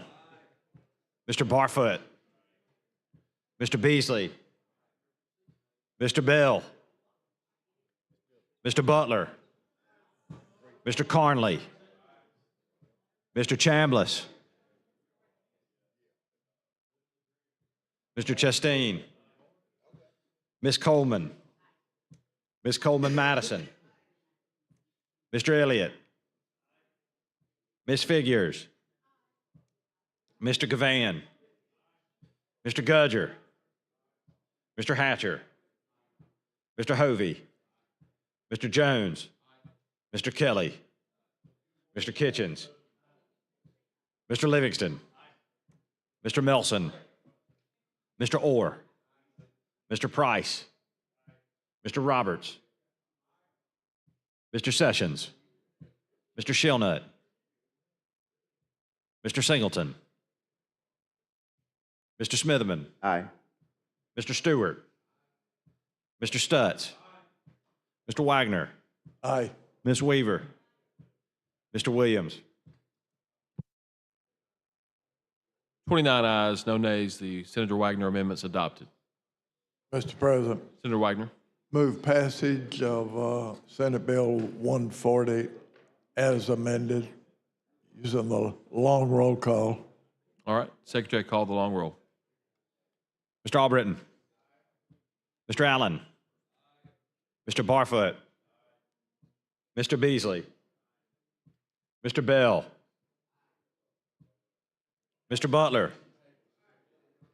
Mr. Carnley. Mr. Chambliss. Mr. Chastain. Ms. Coleman. Ms. Coleman Madison. Mr. Elliott. Ms. Figures. Mr. Gavan. Mr. Gudger. Mr. Hatcher. Mr. Hovey. Mr. Jones. Mr. Kelly. Mr. Kitchens. Mr. Livingston. Mr. Melson. Mr. Orr. Mr. Price. Mr. Roberts. Mr. Sessions. Mr. Shelnut. Mr. Singleton. Mr. Smitherman. Mr. Stewart. Mr. Stutz. Mr. Wagner. Ms. Weaver. Mr. Williams. 31 ayes, no nays. SB 140 receives its third reading. Secretary, call the next bill. Thank you, members. Thank you, Senator Wagner. Secretary, call the next bill in the special order calendar. On page 3 of the calendar, Senate Bill number 83 by Senator Orr regarding public entities. BR pending. Senator Orr. Thank you, Mr. President. Move adoption of the BR using the previous roll. Mr. President, Senator Smitherman, may I be recognized to speak on the BIR? you're recognized. Senator, I remember our discussion about this bill, and I think that the people who came, to the committee when they had those young people, I think it couldn't have been a better, vivid picture of what they were telling us about. It's sometimes it's hard to imagine when they talk about adult size changing tables. We kind of think about us as adults, but we don't think about the younger adults that are handicapped, that they have to have the kind of facilities to take care of them too. So I want to say this to you first, that I commend you for bringing this. I think that it's the highest level of sensitivity that we can give, because I'm a big believer in, if we got, I'm not limiting it to this, but I'm a big believer in 3 categories of our people that we have got to go the double extra mile. One is our handicapped people who didn't ask to be handicapped. It's our children, the second one, who they didn't ask to come here. We just brought them here. And our seniors who done spent their whole life making sure that life here can be at the level of quality. So they fit into that category, and you are to be commended on a very positive and serious note. So I wanted to. We can go ahead and rock and roll, Mr. Senator, if you want to, on this fine piece of legislation. There are plenty of others for you to get exercise about if you want to. Well, let me say this. I have to give you homage and tell you that it burns my heart, my own chairman, that I've been with you since you've been here, okay? We've been together by hips. It burns my heart to have to do this. I want to tell you that. It's just like my dad telling me before he used to give me a whipping, oh, it hurts me more than it hurts you, that kind of stuff. I ain't buying it. I ain't buying it. I didn't buy it then. I didn't buy it now. I ain't buying it. It does, though. It really does. Because I said earlier, we got some good bills on here, and we got this is my little phrase. Y'all know sometimes, they don't know that about me, but sometimes I'll on purpose talk a little Ebonic, or something like that. So this kind of situation, you got good bills on here, and then you got good bills here. And then you got what I call the booger bears. The little bears that you don't want, they stuck right in the middle. And so what you try to do is that you try to make sure that how when you make something and you have like this and it's room, but you had a little clamps here. So you trying to make sure when you clamp right here that the booger bears ain't able to come out. That's what you clamp and see. And unfortunately, the good stuff on top that's a clamp, and the good stuff at the bottom is a clamp, and that causes you having to do what we're doing now, because this is one of them good clamps, But it's a good bill, but it falls at that point right there. You see what I'm saying? So let me say it like this: we are mounting up. Each bill mounts us up a little more. That one got us kind of started right there on the procedure part of the voting and that. Then on this one, you got any amendments on this one? Oh, good. Then I don't have 3 though. Well, on top of that, we gonna elevate, have a little conversation about the amendments, and then we'll have this one read before we vote. And then after that, then we'll elevate to the next level on the other one, like that. So let me put it like this. I had no intention when I left the house to have to be standing at this mic. Let me say that to you. You got your tennis shoes on? I today? do. Okay, well. And yesterday I had my nauticals on, but they were kind of new. And you know how they kind of rub you. These are the Brooks. You know how that Brooks just got that foam in the bottom that just lock your foot to a certain way. Well, these the Brooks right here, and see I've had these for a little while. Now I really got some comfortable nauticals that's black nauticals. The other one was white, but these are black They listen at this. I done had for 6 years. Oh yeah, they look like 6 years too. But I was gonna say you're not wearing them. but so I started putting them in the washing machine and wear them. But I just didn't feel like I was gonna have enough time because, as I said, you know, I went home yesterday. I went back to Birmingham because we played last night at 6, girls basketball, and so I'm trying to come from home. So you know, you're gonna hear me talk about this later. But see, when I'm at home.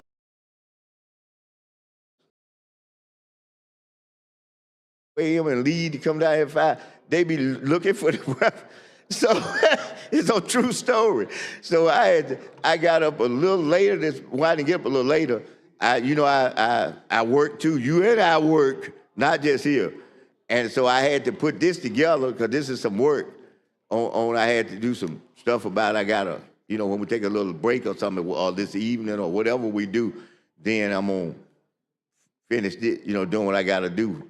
But I had to get up to do that because I fuzzed and stayed to the second basketball game. So see, I didn't get home till like 10:30, you know, so I knew, and I had to be back up at 5:30. So I said, I gotta get some rest. But and what I'm getting to is that I hadn't looked, you know, at the special order calendar because I didn't anticipate that them Booger Bears was gonna be on him. So when I looked, you see what I mean? I had to hump it and get on down here. And yes, moments of confession, I used my immunity. Get down here. I didn't get stopped, but if I had, it would have been necessary to use the immunity because I had to get out here before we start, you know. And so it's a good thing I had put my car in the shop too Monday, you know, because I got that old car, you know, that old Mustang. So I had to put it in the shop because otherwise it probably would have blown up on me before I got down here. So I was glad I went on and did that because that helped it tremendously. But yes, you know, this like I said, this is a good bill. This is a good bill. And what I'm gonna do is this, Senator, when we get past this aspect of it, when you get past what you got to do, then I'm gonna talk, and you know, and if you got some constituents or something, you know, some other personal stuff, or, you know, you gonna order something to eat, you know, I won't nothing happen to your bill until you come back and we get to that point. So you ain't gotta worry. I'm gonna be the watchman for, not just yours, the other one too, but I'm gonna be the watchman that nobody's gonna come and do anything to your bill. You know, I'm gonna be here. What if I don't need you to watch? What if I ask you? Now, I only have one request when you go get your lunch, is this. To any of y'all, when y'all go, bring me back some good dessert. Y'all know I like dessert. Y'all know it. You know, but I like that baked stuff. I like apple pie, you know, pound cake, you know, all that. I don't want no red velvet cake. I don't eat that. You know, I don't want no caramel cake. I don't want no chocolate ice cream. You know, he goes, you don't like chocolate? No, I don't. I want vanilla. You can bring a little milkshake you want to. I eat that. You know, have you noticed I didn't ask for food? Because usually when I go to these places, I got witnesses in here. I go straight to the dessert thing first. And then they say, how you look the way that you look? And you do that right there. And well, it's really what gets me is coaching. You know, people don't realize when you're in practice, you walking up and down the court for 3 hours. You burning calories. Because you're going back and forth with players and plays and all of that. So you know, so I want to do that. You know, and if y'all get a little food, remember this. Now, if I bring you some cake or something, let's cut a deal. I'll bring you some goodies, and then you can move on to stop the Booger Bears and other places. How about that? Well, I tell you what. I'll make a substitute deal. You know, you remove the Booger Bears off of here, then you could probably be out of here in about an hour. You know, I had to throw that from the other members. The Bears gone. We don't have to watch the cage because the Bears gone. See, so if the Bears wasn't there, that's the problem. Senator Smitherman, time has expired on the BIR. We asked for roll call vote. Secretary, please call the long roll. Mr. Albritton, Mr. Allen, Mr. Barfoot, Mr. Beasley, Mr. Bell, Mr. Butler, Mr. Carnley, Mr. Chambliss, Mr. Chasteen, Ms. Coleman, Ms. Coleman Madison, Mr. Elliott, Ms. Figures, Mr. Gavan, Mr. Gudger, Mr. Hatcher, Mr. Hovey, Mr. Jones, Mr. Kelly, Mr. Kitchens, Mr. Livingston, Mr. Melson, Mr. Orr, Mr. Price, Mr. Roberts, Mr. Sessions, Mr. Shellnut, Mr. Singleton, Mr. Smitherman, Aye. Mr. Stewart, Mr. Stutz, Mr. Wagner, Ms. Weaver, Mr. Williams.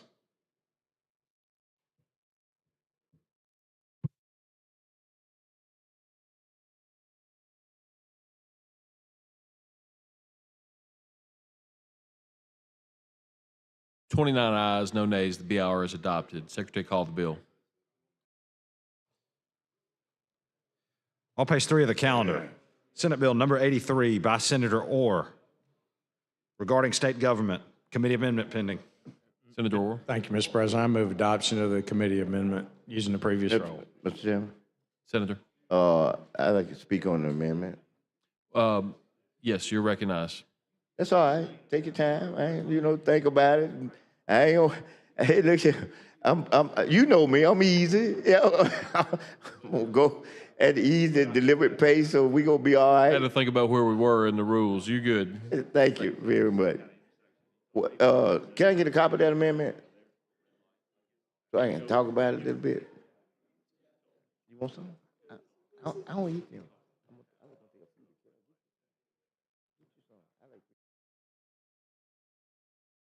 As I said earlier about this bill, this why I'm waiting on amendment. This is a good bill. And remember, y'all, when we get into the new building, I don't know if we probably have to do it over here because we don't get into the new building, for 2 years? Yeah, but when we get new building, we got to have these changing tables. So I want everybody to know that we got to have these in that new building when we go over there. We got to have these, the changing tables, so that we will be in compliance,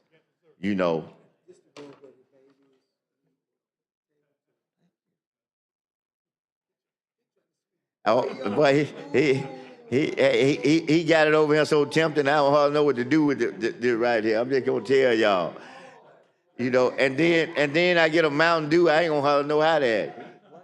No, he playing. He got high stakes rolling over here. I don't want to tell him, he does. What does this amendment do? You don't have to engage, but naturally it's nice if we could. Yeah, this amendment puts an escalator, a CPI escalator on the amount, the threshold amount that might be triggered to make sure they include the changing station. You got an idea of how much these things might have to around have? $5,000. The table itself, and the problem is you can't. If you're talking about a family restroom that's now going to need to be added, because you don't want to pay for one in the men's and one in the women's, so you want a family restroom.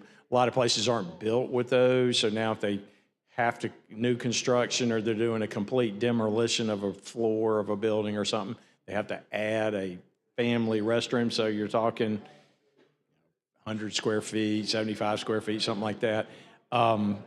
Put one of these tables in it, it could be $50,000 all in by the time you're there. But at what cost? Like you said, these families are citizens, people, and needed to be treated with respect and assistance. They've got a very hard life, more challenges, obviously, in the government at all levels can help them with these challenges. In I'm picking a number, $5 million, $25 million construction project, we can find an extra $50,000 to construct a family restroom with one of these tables so they can have their dignity when taking care of their children or adults. I mean, these are adults that many times need changing. And that's true. So that's a small price to pay, and I wouldn't even call it a price to pay. It's just taking everybody into consideration. And not everybody's fortunate to be born the same. That's so, right. That's true. Anyway. Well, I when they say it like this, it had some meaning, but for the grace of God, there go that. Now, I say it that way, and I don't say what happened was a grace or anything, but see, I want to, I've got, I had 5 children. God took one of them. And the one that God took was handicapped. And if he had kept growing, he would have been an adult that would have needed some kind of assistance like that. Just so it's unfortunate that the problem he had, the older he got, the more risk it was going to be of him not living, just by the growth of him as a person. So, but for the grace of God, I mean, if he had I would have been one of them people who would have needed it, So it's like that, so I'm like, just like what you said. It's just that that's not much to ask. That's not much to ask. And even the Bible said we will always have people here who are needy, that we need to make sure that we do our part. And this is a big movement to doing that. So I just want to. Yeah, I think it's important that the state have as a policy that we're going to lead by example. We're not forcing private businesses to do this. We're not going there at present, but we're leading by example. And I think it's again a very small amount to again have facilities for everybody, not That's just right. most everybody. And you can also plan what you're going to do and where you're going to go if you have a facility like this. See, I'm going to say it like this, and it could fit your category, but I know it fits mine. When we leave here, because we do have a planned place, i.e. the rest area, that we can stop, even if I've left here sometimes, made a decision that I don't have time to change if I'm on coaching or something else. And because we have there, then I be thinking about it going down the road, that's what pull on over and change. I mean, it's no different than what we were saying, except I'm just changing versus having to take a handicapped person to change. So because we have that designated spot, a public spot, I can change and then I can get to where I'm going. They may not have a spot where I'm going to change, so I could change, but because that's available. And that's what you are saying in retrospect to the public places. If they're going, just clear example, they're going to Clanton, and you coming from where we come, and you gonna turn and actually go into the city. If one was there at the rest stop, you could do what you gotta do there, with the person that's a handicap, get them straight, and then drive on in there. So yes, I still see the immense advantages of having this available for people who may need this, to use it. So I think that's good. Now, this amendment right here, it says beginning October 1, 2030, and every 3 years thereafter, the amount provided in subsection B shall be subject to a cost adjustment. The chief examiner of the Department of Examiners of Public Accounts shall adjust the amount provided in subsection B based on the percentage increase in the consumer price index for the immediate preceding 3-year period, rounded to the nearest $1,000. The Department of Examiners of Public Accounts should notify the public of the adjusted dollar amount by July 1 before the fiscal year in which the change will take place. Our Department of Public Examiners should be commended for all the things that we have them doing. Today, I was going to bring some information for everybody in here, so I'll probably have it for y'all Tuesday. But you know, every 2 years, we take an audit of our boards and agencies as retrospective to this makeup and those areas. I'm proud to tell you that I have a copy of the report, and I have 35 copies. So I was going to come in here. Remember I told y'all I had to get here? Y'all probably heard that it was tight. If I had been able to get it early, I was going to put it on everybody's desk so they would have it. So I'm going to do that Tuesday when we come back on Tuesday to provide that. But they do tremendous work. I'm just so proud of them. Ms. Riddle, she does an outstanding job. She has an outstanding staff, and they'll be commended for what they do. But she really does a good job, you know, in that regard.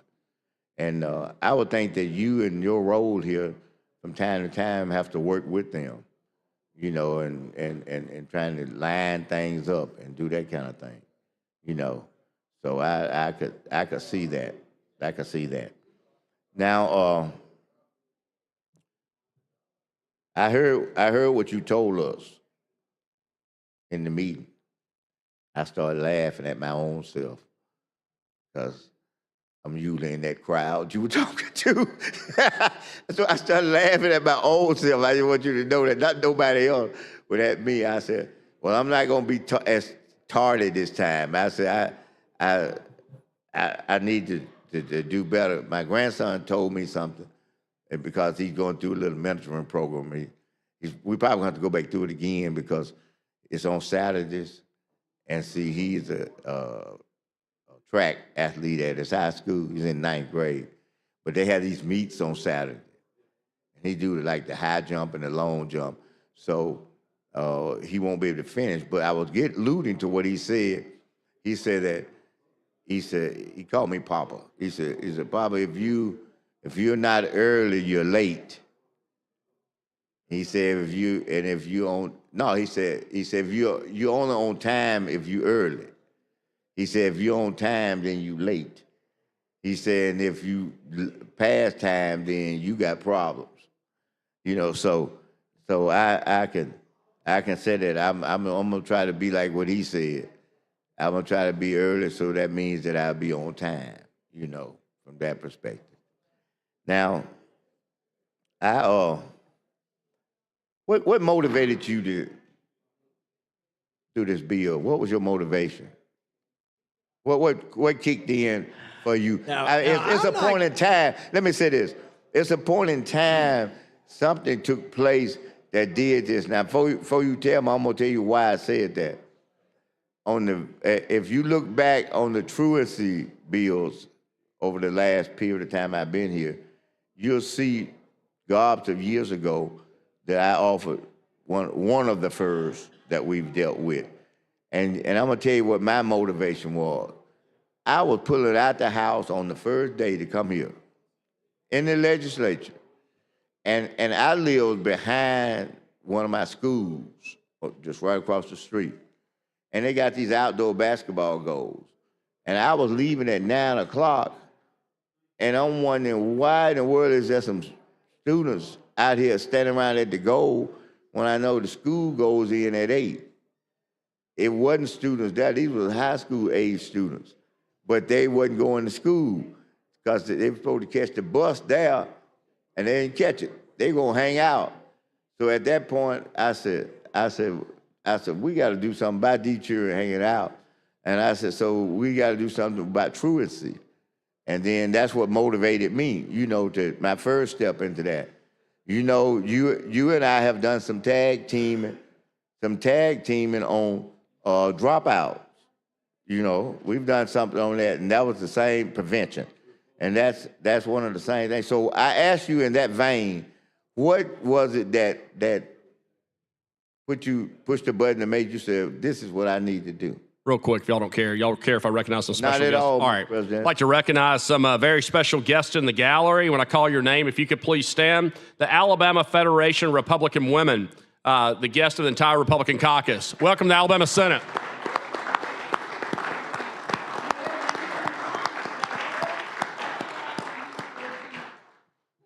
Mr. President, when you get through, I want to say something. Yeah, Senator Smitherman. Hey, we just want y'all to know y'all our guests too. I want you to know that they can't be that possessive of y'all. Y'all our guests too. Thank you. Guests of the Republican and Democratic caucus. So we welcome all, yes. Oh, but what motivated you? Now, am I enabling the protraction of this very profound debate by standing up here and assisting you? No, I'm gonna tell you what you. Since you asked that question, I'm gonna answer. I'm gonna walk away and that's a take you lawyer, at your word. and I have to answer a lawyer's question with an answer. Yeah. No, that's not it. What you see over here is that the respect for you to not just have you standing there if you decide to stand there and not have the opportunity to engage or say what you wanted to say. So that's what it is. It's more of a respect Than it is the other way, okay? So you don't have to now. You don't have to stay Oh there. no, I'll tell you how it happened, but I rather carry on with all my meetings back in my office like I usually do to check them off my list as they pile up. But when in that list, make sure you put dessert. When you check off stuff, say you get staff. I'll go up and down the halls and I'll find you some more. But go. So I had a visit from the lady that came to the committee, Miss Wilson. Very compelling, and to hear her challenges and how we might be able, as a state, to take a lead. And if we adopt this bill and the House passes it, we'll be among the leaders in doing this or providing this for disabled families. Okay. Well, that's I think that was very thoughtful of you, and you know, the Lord have a way of placing people in a position to get us to kind of move and do what we gonna do, you know. And so, you like I said, you be commended of that. And We'll be. You know, people say, "Oh, I passed this bill." It takes 140 or 139 others, more or less, to get something through, and then the governor to sign it. I get ready to say it actually takes 141. It's a we thing. It's not a me thing. That's true. That's true. Yeah. You're right about that part. You are right about that. Yeah. So we gonna pass this. I know we are. Yeah. Let's adopt this amendment, and we can get on the next one. I got the next one right here. We can. You ready to adopt the amendment? Yeah. I tell you what, I'll just talk on it and let you go to those meetings that you're gonna go, and then when you come back, we'll adopt that, and then we'll get on the other. What about that? Whatever. You got the mic, Senator. So. But I don't mind yielding without losing my time and place. I yield to anybody in here. Y'all know that. I know. I'm not that possessive. Facilitating. I see Senator Gavan standing up back there. Are you wanting to come up here? Okay. You got a question, or you got someone who want to ask the question? And Mr. Chairman, I don't mind. Mr. President, I thought we had the substitute up there. I called him chairman. You the president. Mr. President, I don't mind yielding for her to ask the question without losing my time and place. Sure. Senator Coleman Madison. Thank you, sir. Senator Ward, I just want to ask a question. Sure. I'm assuming that this has a reference back to ADA as I read it. So could you explain to me, it says, now we're talking about adult changing stations. I know we've seen changing stations in public restrooms and things like this. These are not, the problem is the little plastic ones that you see for infants that you unhook and lower in public restrooms. Those are, one, where the changee or the person being changed is a larger child or even perhaps an adult. So the little plastic ones that they have, you have several issues. You can't get them up because they weigh so much. And if you're thinking about a mama with a 14-year-old boy, I can't get him up. And then two, the table can't hold him or her. So then you have a situation, you need a special table that is automatic that you can raise and lower. And if you do that, that you can crank, you can hand crank it, or you can have an electric one that goes up and down. And then if you have those, it's difficult to put, you have to put one in the male room and one in the female room. Now you've doubled your cost. And as I told the senator from Jefferson, it's about $5,000 a table. And so the thinking would be you would do a family type restroom we see in airports and other more modernly constructed buildings, have a family restroom with one of these tables in it. So if a child had needed to be changed, then they could, or an adult.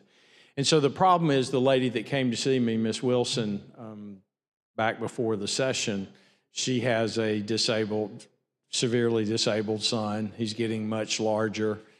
She said, you know, I've had to change him on think of this, Senator, you know, on the floor at the football stadium, on the concrete floor in the women's restroom, out for everybody to see, Right, no and dignity you know, you can't fit in a stall. And so that's one situation. She's had people be pretty unkind when she had to change the child in a back of a hatchback vehicle because in a parking lot, and they'll be like, you know, what are you doing that here? You're exposing, you know, my child to your child, you know, just being very insensitive to the situation. And so if we're able to pass this and at least lead by example as a state for not a lot of cost when you talk about new construction or demolition type rehabilitation construction, to me, it's a good example for our state to set. And as we have more people, you know, we want people with disabilities and families with children and disabilities. We want them out in the public. We want them to be able to take their children and know that they have a place to go if they need to change the child and or the young adult or adult, that it's available out there and they don't have to just live at home. And Ms. Wilson was saying, we make decisions on where we can have a facility to change our child or whether we're going or not going. Whole life. So they are just centers around their whole life. And so we want to encourage families to keep these children in their care and raise them up as a family member rather than, well, this is just too much for me and I'm out, or I'm, you know, they could lead to divorce or other family problems. So it just seems like a no-brainer to help these families in such need. Well, let me just say, first of all, I want to thank you as you kind of preaching to the choir. I retired from the city of Birmingham as the ADA compliance administrator. I was the first one in that position to set that office up. And so this was one of those things in really fulfilling the federal mandate under ADA. It's been around almost 30 years. And so here we are looking at trying to ensure that persons with disabilities are treated with dignity, have the same respect. And there are a lot of people out there for so many years, we did not see a lot of people with disabilities out in the public because there was no public facilities that they could use. And you're absolutely right. If a parent takes a trip or if they simply go out to dinner with their child or, you know, adult child or whatever, everything had to be centered around the bathrooms or accessible tables, accessible entrance, ramps, parking, whether it's close enough or what have you. So we go through all of these types of things, and as I told the city of Birmingham, you know, we're going to have to do it or we're going to go to court. Actually, when I took that position, the office of I won't say the office, they didn't have an office, but the issues was handled out of the law department. Now, you're an attorney. We know that attorneys don't mitigate situations in that, they litigate. And so the city of Birmingham would go to court, they would get fined, and they'd say, you got to do this, and we would pay a fine until we created the office and we try to do what was right, what the law says. I do have some questions, though, on this, because right now, and looking at what we did, and I look at using Birmingham as an example, which is the largest city compared to most small cities, but we are saying all public entities, but now you also mentioned new construction. So are we starting just with new construction? And if we're talking about maintaining and putting these, because when I was there, we put in changing stations again, but it's the kind that you're talking about. They were not adult changing stations. In order to comply with ADA, we had a unisex toilet that was a facility that was much larger. The restrooms were larger. You could put a changing station, but again, it was about the child and not about the adult. So that does create a problem there, but it can create, you said it's inexpensive, not necessarily if you're larger municipalities and you have a lot of facilities. So now, is this retroactive? No. It's effective date, I believe it was 27 or 28. January, starting January 1, 2028. It starts in line 41. So it'll be 28, which I doubt there are many people designing buildings today. No, they're not. For 28 construction. And they're not designing them right now with adult changing stations. No. But I think it's good. This is one way that Alabama can be the leader in this. We would be. Now, know, Tennessee did something with regard to its state parks, Exactly. and that seems quite But limited. certainly all public facilities. And again, now we're building a new state house across the way. We know that when we had a lot of the parents down here, especially those parents dealing with autistic children, we had parents down here with kids in strollers, and these were not babies, they were larger kids, some 9, 10, 11 years old. They had to use the bathrooms, and they had to change those children. They had to take them out of the stroller, what have you. But the changing stations that we have here would not accommodate them. So maybe this is one thing that we could think about, making the modifications or inclusion while we are building the State House. But I just wanted to make that clarification. I do think it's a great idea, and hopefully it'll come across to other businesses as they build new facilities to make them more accessible. And let me just say this.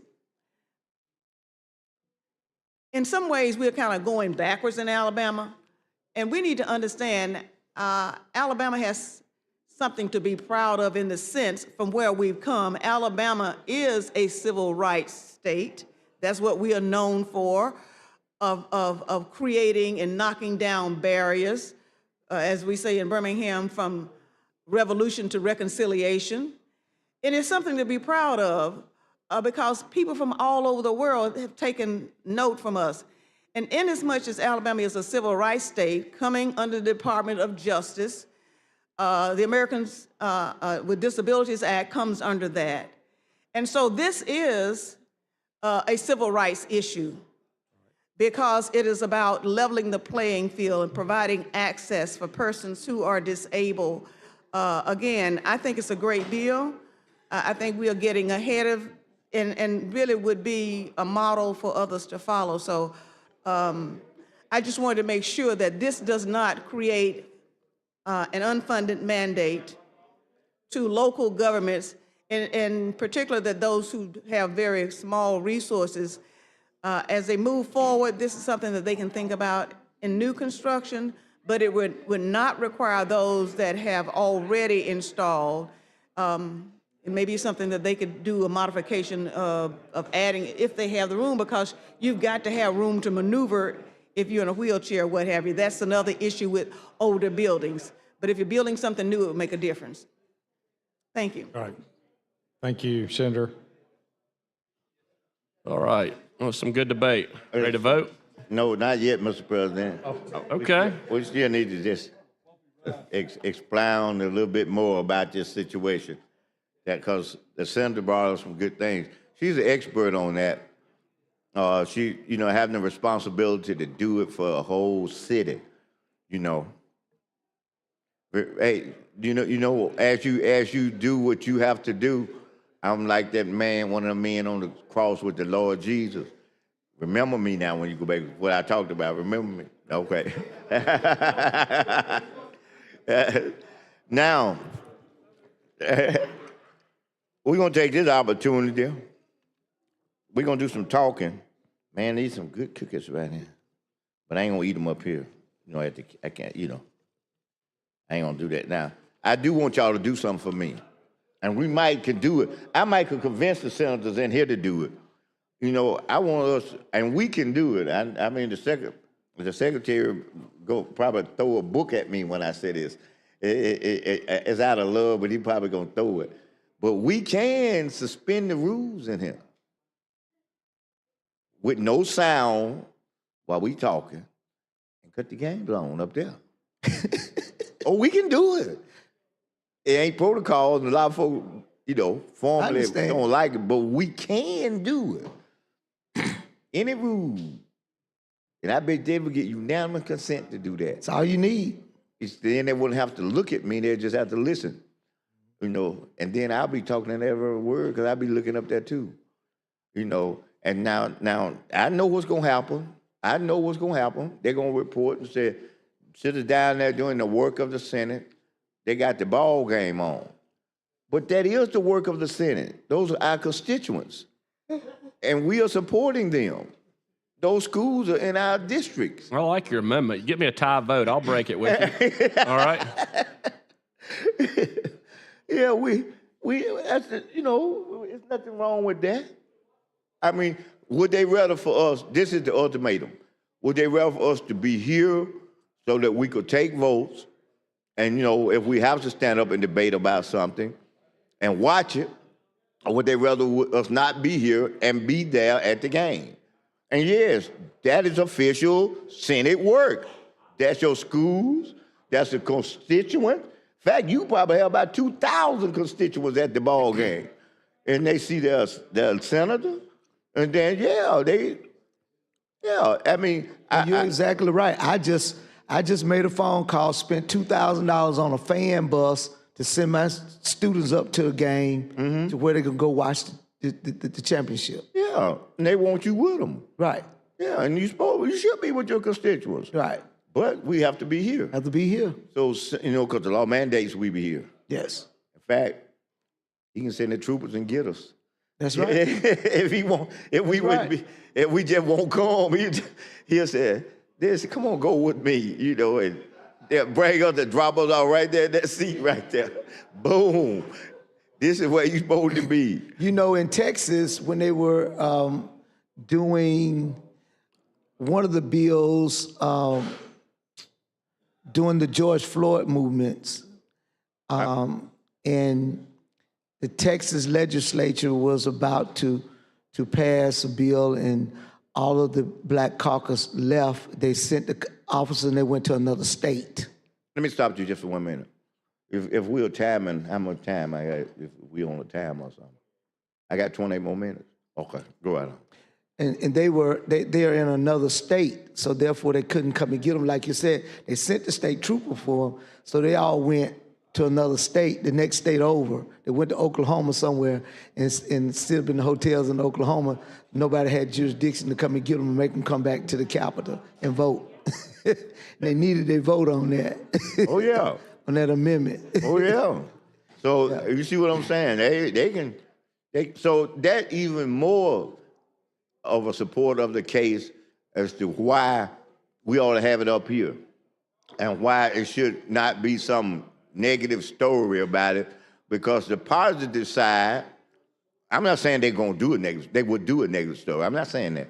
But the positive side is that we're able to pull double duty, still be in support, and same time be here doing, you know, the work that we've got to get done. So, no, I think that's fully a good situation. You know, I don't know if they've designated where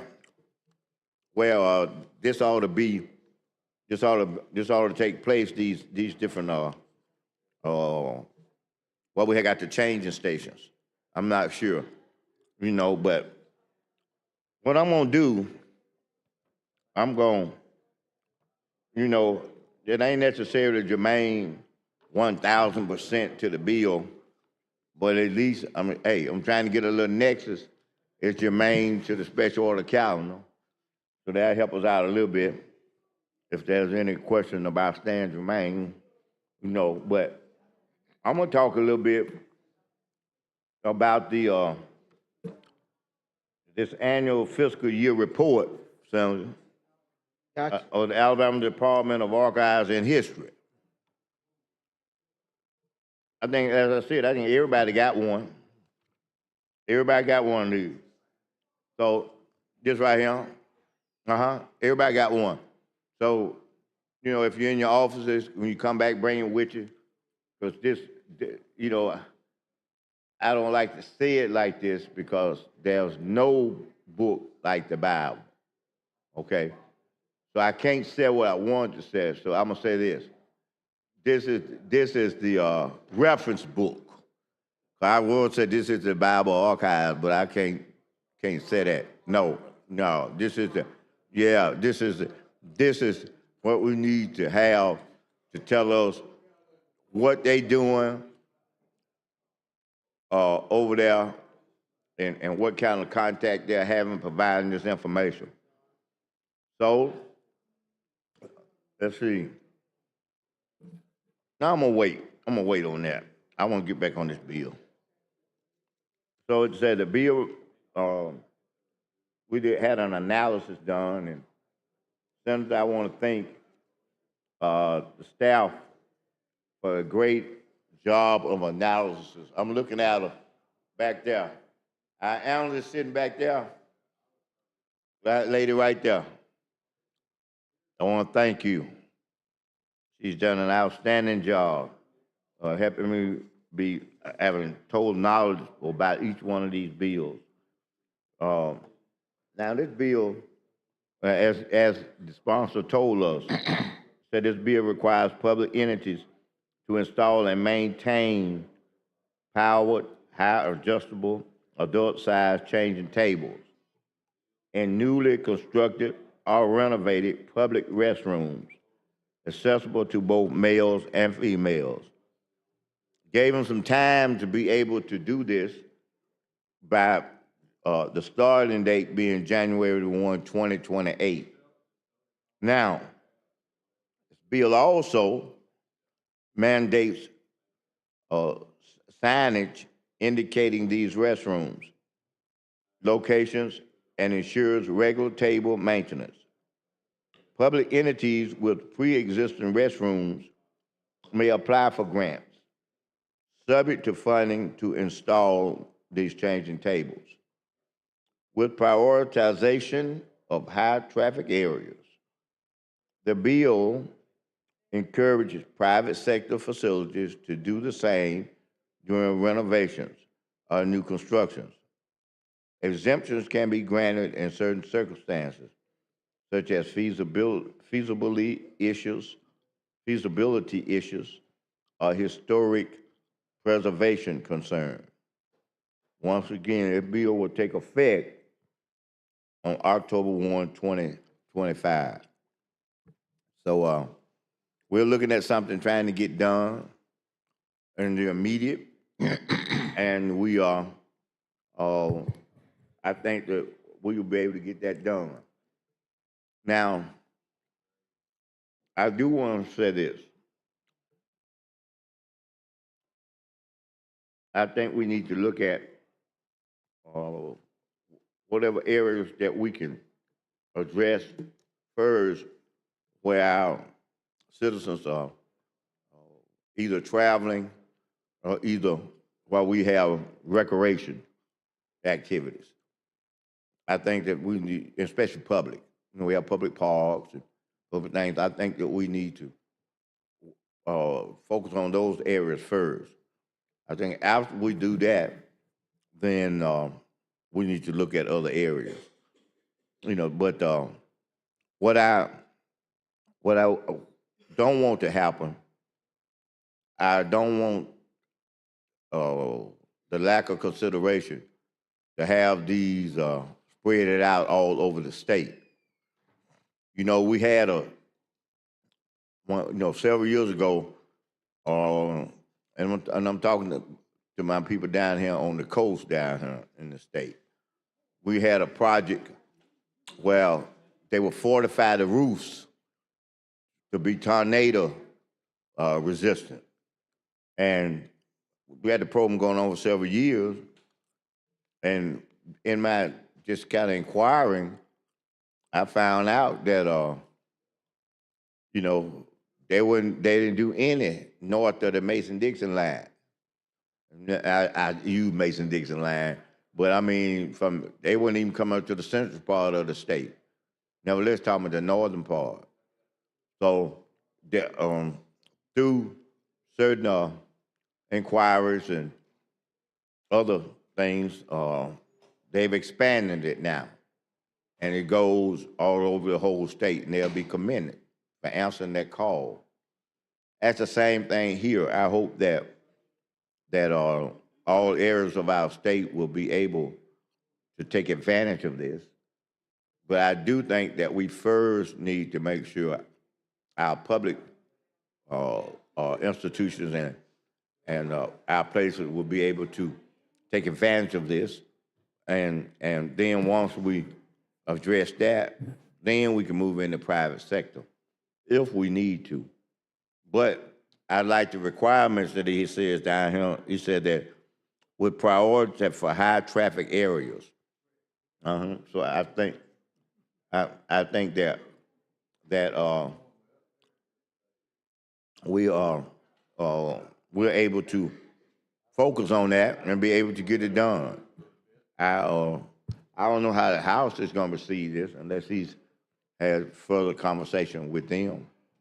But we're going to try to do the best that we can in that regard. Now,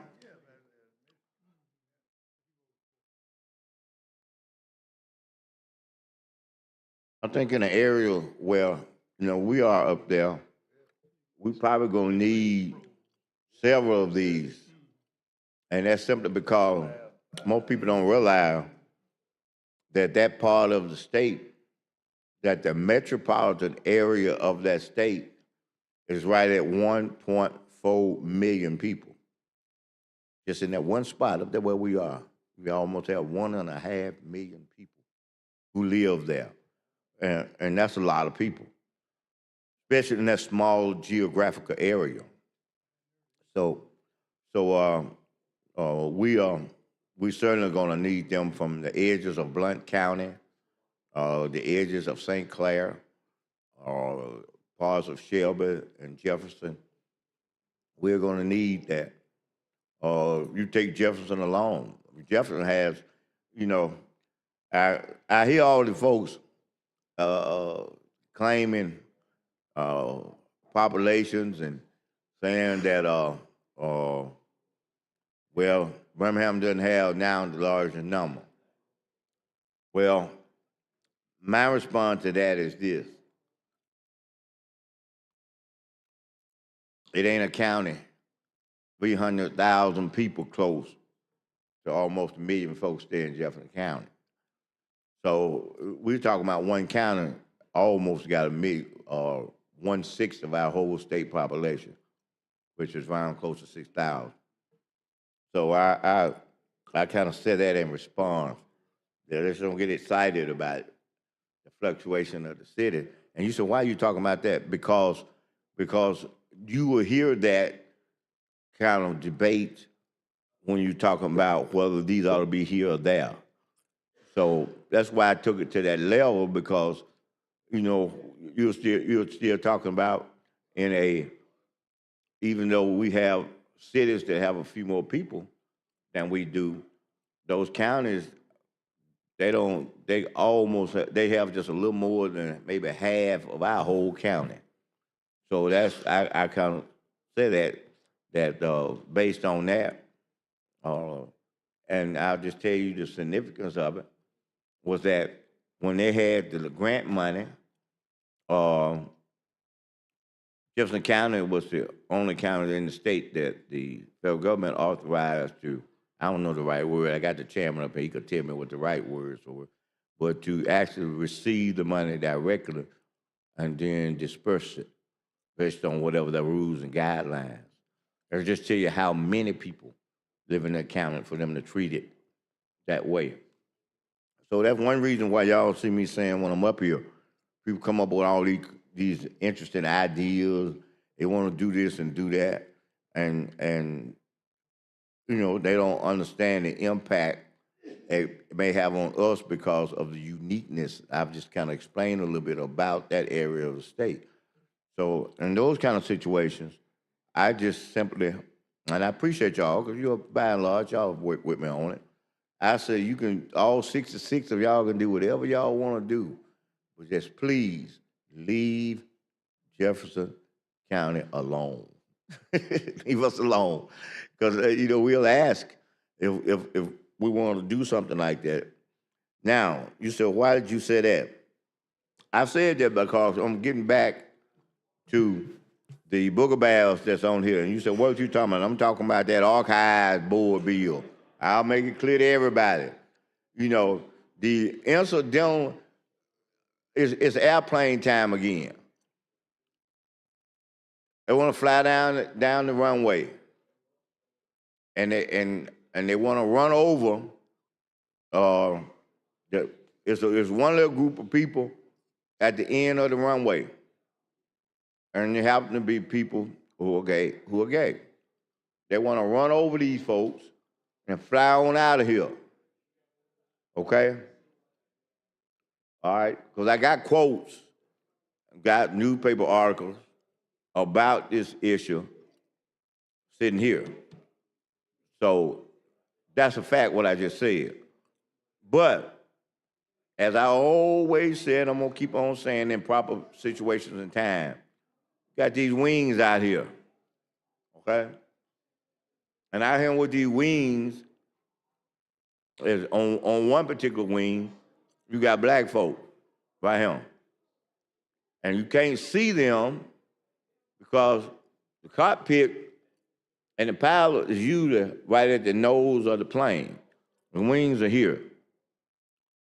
So you get ready to take off and you're gonna wipe out everybody over here on the wings, okay?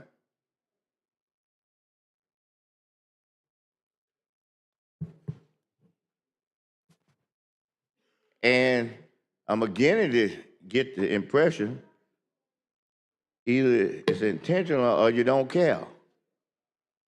See, so that's disturbing in itself, because it should be more important as to the damage a person is going to do than them doing something because that's what they want to do. It has negative and damaging effects. And I've talked a little bit about those. And so what I'm gonna do now, I think I'm gonna take a moment. And as I said earlier, I'm going through this fiscal report. All right, the first thing in this report. Now, excuse me, Mr. President, I want to hear more about my bill and how great it is and be germane to this good changing table.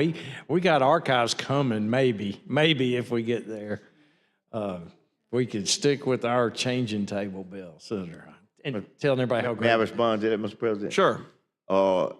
I will be glad to oblige the sponsor. And we can move on and then let you talk about archives. Listen to this one. I'll be glad to oblige him to this most strict manner by saying that I will allow him to say anything he wants without me losing my time and my place. So I'm in 100% with what he's saying, and I'm going to let him, if he would like to, he doesn't have the responsibility, but if he would like, I will let him lead the charge, and I will just ride along with him through that until we get to about 5 minutes. I got 12. You got 12 minutes. So, yeah, Senator Smithers got the mic. Senator Orr, you're recognized for discussion back and forth, but he keeps the mic. Oh, I understand. He's got the mic.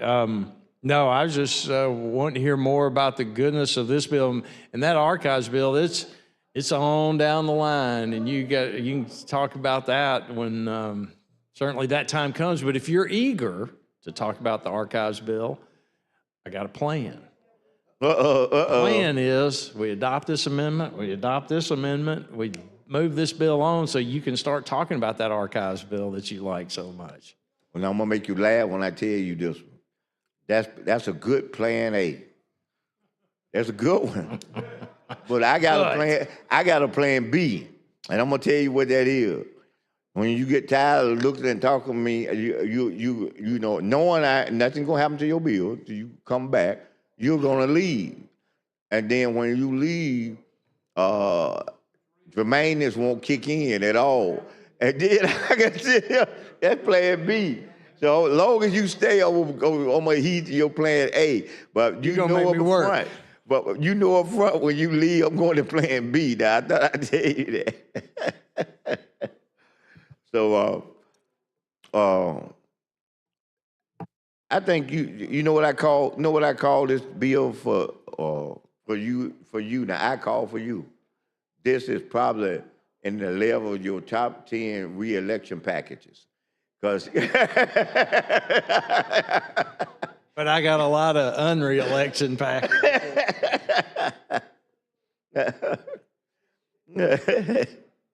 Yeah, I mean, because who can't like you if you out there doing what you trying to do to help people? You know, that's a pure help right there. I just want to tell you. You know, you saw this is a little Jermaine because it take money for this and this. I'm gonna talk about money in the budget. You saw that bill I put in there. You didn't see it, I know. I put it in today. Saw what, Bill? I put a bill in today. Uh-oh. They put in your committee. Okay. How much is it gonna cost us? Let me see. I'll tell you how much. I'll tell you. Oh, we're down from the 206 million that we're down to 78 million. See, I'll cut it a little more than half down the middle. You know what that is? Because we only got 150 failing schools, and the request with hopes that we at least go to the hybrid with hopes is that it's for half the amount. You see what I'm saying now? Because hybrid gonna help it. Other main thing gonna help. So it's not like it's nothing, okay?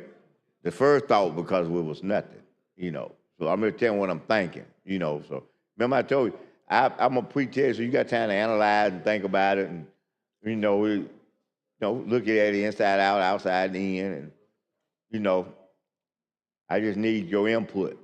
Not now. I just need your input at some time. Because don't be asking you after we come back, from the third break, I'm gonna be asking you to put on our agenda now. So we can talk about it. If you ain't ready to move on it, I'm gonna work with you. You work with me all the time. I'm gonna work with you on it, but I do want it to be a part of our conversation. To see what can be done. You did a good job. Also, you did a good job at our meeting when we talked about the revenue, and projected the extra and all like that. You guys at least you gave us some numbers to think about versus some of you just utopia sitting out there super pie in the sky or something. You gave us something to look at in that regard, and that's good. That's good. That's good.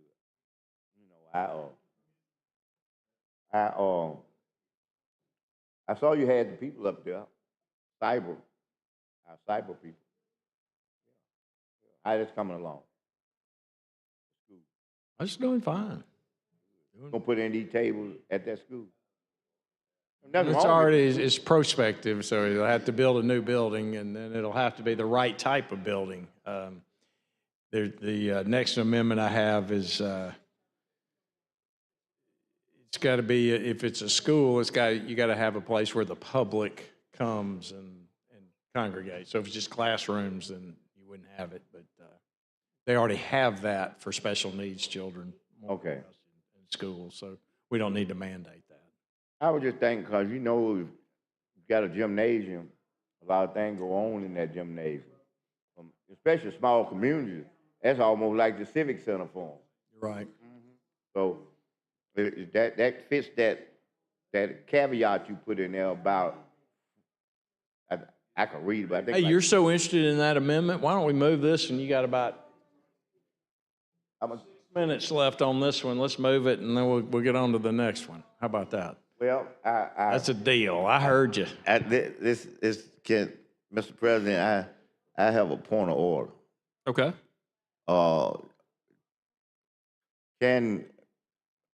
We got 35 senators in here. Does each senator have the right to speak themselves on this amendment? Okay. They do. Okay. I just want to be sure, I don't make no assumptions. You knew that.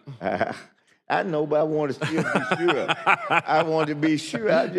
Y'all know, I'm just trying to be sure of stuff. Then it won't be no, well, I think this myself. I'll be saying, well, no, I thought so, so it's, I'm just trying. You were thinking correct. Okay. So do you want to adopt this amendment yet? No? I tell you what I want to do. Senator Singleton, I want to yield the mic to Senator Singleton so he can start his hour. Okay. And then if you need a... All right. So Senator Singleton, you want to be recognized to start your hour? Yes, Mr. President. All right. Senator Singleton, you're recognized. Yes. Thank you, Mr. President, and thank you, Senator, for bringing this great bill. I think this is a great bill for families and keeping with what we need to do to help those in our intellectual disability and those that are disabled physically and those who can't do for themselves. And I can see that putting it in these new buildings or old buildings, a lot of change orders will come under some construction. So that means that if we put across the street over here, I might have to do a little change order somewhere around. They're already there for lift. We got them already in the plan. That's what I'm talking about. That's forward thinking. We got a good secretary. I mean, the electronic kind that we're trying to get here now, in terms of changing table, the lifts, whatever the newest thing is.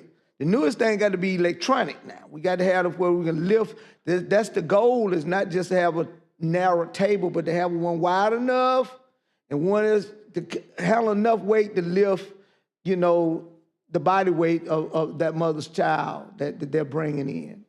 So we want to make sure that we're doing the right thing because, but contractors find a way to make a lot of money out of change orders.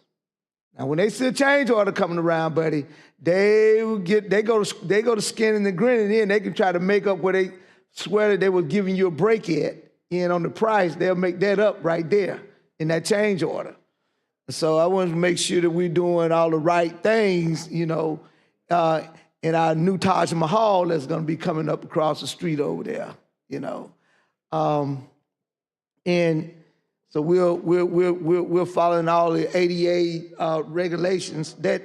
That's after if Dodge, whatever Dodge is doing up there in D.C., I don't know whether there be any need for any regulations after a while. When Dodge get through cutting everything, then we might not have nothing. When the unofficial president called Elon Musk get through cutting everything, and don't tell him what they might do. They might cut out bathrooms for babies.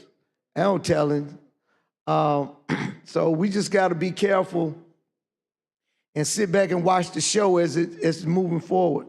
So I think that we know this is a great bill, so we're definitely not against this bill. And it has been very clear about where we are on this calendar and where we stand in position of preserving the rights of a people not to be wiped out of history. We also understand that this is falling under DEI, and DEI could be a problem here because DEI protected these very people in order for them to be able to have these kind of situations, not be discriminated against in public places to where they can have this. So what we are doing now is if someone want to look at the very definition of what they think this is a divisive concept or not. They might want to say that putting in these tables is doing something that's divisive because it's helping somebody who's underprivileged. And I don't understand this whole concept of what people are thinking these days on this DEI piece, as if, you know, people are just gonna go away. You know, we'll survive slavery, the black codes, we'll survive Jim Crow, segregation, and, you know, we're gonna be here. We're gonna be here. And so we're just gonna continue to fight for that right and fight for people's right to be able to do it. Because when you look at the 64 Voting Rights Act and the 64 Civil Rights Act and the 65 Voting Rights Act, those protections that came under the Civil Rights Act gave protections to certain classes of people that they couldn't be discriminated against, women, people of color, people with disabilities, that they wouldn't be discriminated against based on their race, gender, and what have you. So, and now all of that is being changed around, and these new lifts gonna go in under the ADA, because all we're doing is being able to meet those standards for people with disabilities. And all of that was a part of a protected class. People with disabilities is a part of a protected class. And so under that protected class, that's why we were able to do what we're doing. And plus, it's just the right thing to do, is to be able to put these tables in where families can be able to go in and do their changing and make sure that when they go out in the public, that they want to bring their family members away from the home and get them out in the public, let them socialize, let them see things, travel with them. And in order to do that, they actually need to be able to have the tools to be able to do what it is that they need to do to make that situation the most comfortable and the most enjoyable situation while they are out. Because a lot of these kids and or adults that have these disabilities don't get out as often. And for some reason, some of these things are the reason why they don't get out, because if I carry them out and if there is an accident or something that happens, I don't have a way of changing them, and now we got to stand out here with this embarrassment until we can get back home. And so I think we're doing absolutely the right thing in making sure that we protect these babies. And I know for those who are listening at this live broadcast and you are interested in this, believe you me, we're going to pass this bill. So just sit back, relax, and know that we are all in support of this bill, and this bill will get passed. And so we can get this bill on down to the House, get it signed into law so that the governor can make sure that she signs this bill and get it off her desk, and we can do the right thing for these families with these disabilities. And so that's the same way we want to protect those people, those protected rights of people who are even at archives. They're a protected class of people, and the people with disability, again, is a protected class. And so we just want to continue to protect them, give them what they need, make sure that people can get in and out. It's just like over at archives. We want to protect those to whom they're trying to take and wipe out of history. And can I? Yes, sir, please. Dialogue back with you. You know, I'm not going to try to take credit, but I'm going to give credit to who it should be given to. And, you know, I try to do that. So when I make this statement, I just had a senator come up here and talk to me. And this is the question that he asked me just then, so you know who I'm talking about, just then. He said, Senator, he said, I thought we'd already fought these fights before. I thought these fights was over with, but whether or not we ought to be included, whether or not we got a history, whether or not, you know, that's why the history is over there. Right. And we were saying, because I thought we had fought this fight to where everybody recognized that everybody ought to be considered and a part of, and the opportunity to have true history, you know, so that the whole state and the nation and the world can know what the history is behind people. Right. And yet, we right back here again. This is 2025. That was 64. Right. This 2025. Right. How many years that is? 25 and 35? This is 60 years ago, 60 man. years ago, and we standing right here trying to deal with the same stuff we did 60 years ago? Yep. That's insane. That's insane. That's insane. So they're telling me, you know, I let me say this. Let me tell you what concerns me. Mm-hmm. Listen at this statement. It don't concern me when I hear people say, let's make America great. Right. That doesn't concern me. It's What the concerns again. me, yeah, I'm talking about let's I make know where America you're great going. again. Again. I mean, you want to take me back. Again. For you, it might have been glorious times. Right. For me, ain't nothing back there. No one has ever defined to me to this day where was that period, Yeah. that making it great again. I've been waiting on that answer from some of my people from the other side of the aisle. When was America so great that we got to go back to something? Because When was that? for us. And I can tell you whether or not it was great for me or not as an American. Mm-hmm.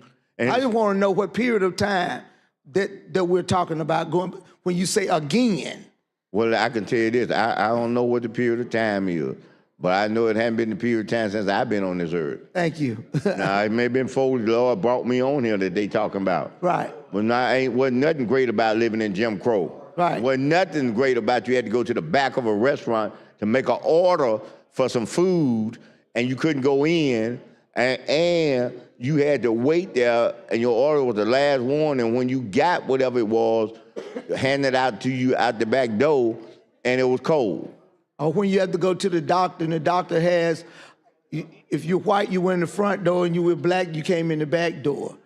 You know, you had a black nurse at the back door. But if you had an appointment in my hometown, if I had an appointment at 3 o'clock, and we were there waiting on my appointment, but if somebody white came through the front door, then they took my 3 o'clock slot. They didn't even have an appointment. We had to sit there for hours and wait on to get that time to do it, because 2 separate rooms and two separate waiting rooms. I've lived that since I've been living. And let me tell you like this, the waiting room you're talking about, there wasn't no room. Right. It was a little old closet. It's a closet, basically. Little waiting, they converted it into a closet. Yep. That they converted with no windows. Yep. You're Had a sitting couple around in chairs there. in it. Yeah, sitting around in there. Now I'm gonna tell you what I did. Just tell you how I operated. Mm-hmm. When I had that 3 o'clock appointment, Mm-hmm. and then after about an hour when they didn't wait on me. Yes, that's right. I got out, walked all the way around the building, and went in the front. Front door. Man, they were hurrying up getting me out of there. They get me back somewhere quick. Mm-hmm. Yeah, I said, I know how to get your attention. I'm going to do that front door where I don't even supposed to go. Right. The law said I ain't supposed to go. Right. I'm going to do the front door. And so they said, wait a minute. We need to go and get him taken care of. And just put him in a room back here. And yes, I mean, that's what we meant. Too Right. now. Right. We said, when they actually give us nothing, they left the door unlocked. Right. So I can go in there and get it myself. Right. And that's all we talking about. But here, man, I just can't believe. And you know what? This is what I can't believe. It has an element of being intentional. Right. Because I'm telling you what problem it is. And I'm telling you how devastating this would be to a whole race of people in the state, would make up 30%. You should automatically say, we don't need this. Right. That should be automatically said. We don't need this. No. You know, it's very interesting when you say that, because, as you know, you and I have been involved in a very high-profile lawsuit based on our voting rights. That's right. We shouldn't even have to be going through that. No. In these days. This body had just gone and said, well, okay, y'all deserve another voice in Congress, and agreed to that and went on by our business. We wouldn't have to do this. That's right. But I was asked on the stand just the other day, a question was whether or not I thought my colleagues was racist. And I said no. But there are racial things that happens here, that concepts, like immigration is focused on a particular group of people that they're protecting to, even though in the vein of saying that we don't want illegals in, but at the end of the day, you're focusing on one particular race. If you had not been discriminating against me, I wouldn't have to be a part of a protective class in terms of DEI. If you don't discriminate against me, then I get to work, I get to do the things that I want to do, I get to go to banks and borrow money without being redlined in my community. You know, I get to go over here and be able to do the things that we, so if you don't discriminate against me, we don't have to have these things. That's right. And that's what the law saw back then, but there was some, that there was a blanket discrimination against folks. Separate schools, don't want me to come to school, go to school with you and your children. And again, that ain't been a long time ago. No, you know, and in my hometown, we had integration. They called integration was giving the East Campus, they separated two schools, East Campus and West Campus. The East Campus for black students, West Campus was for white students. And what they did was say, you go over here for 1 hour a day and y'all take a bus over here and go to class and y'all gonna crisscross and go over from school, and they will call that integration. That's awesome. That's Under awesome. a court order. Under a court order. Under a court order. And actually, that court order still stands today. It's just that the school board just went on itself and brought all the schools together. And guess what happened? There was a great white flight Yeah, out of the county. yeah. It was a great white flight out of the county. So there's a lot of our schools are just left with, especially in the Black Belt, with 100% of black students in public schools. That's why all these charters are starting to popping up, so they now can find a way, because some of these folks can't pay to go to those private schools because they were poor just like the rest of the black folk in them poor counties. They couldn't go to nowhere else. So now we getting public charters popping up so they can have somewhere to go to school, but they still don't want to sit in the classroom with black students. It ain't about whether schools are good. They're teaching. It ain't about no bad school. It's just about people. It's race. And Race is a predominant factor in that. And you know, I'll show you a clear picture of how accurate that you are.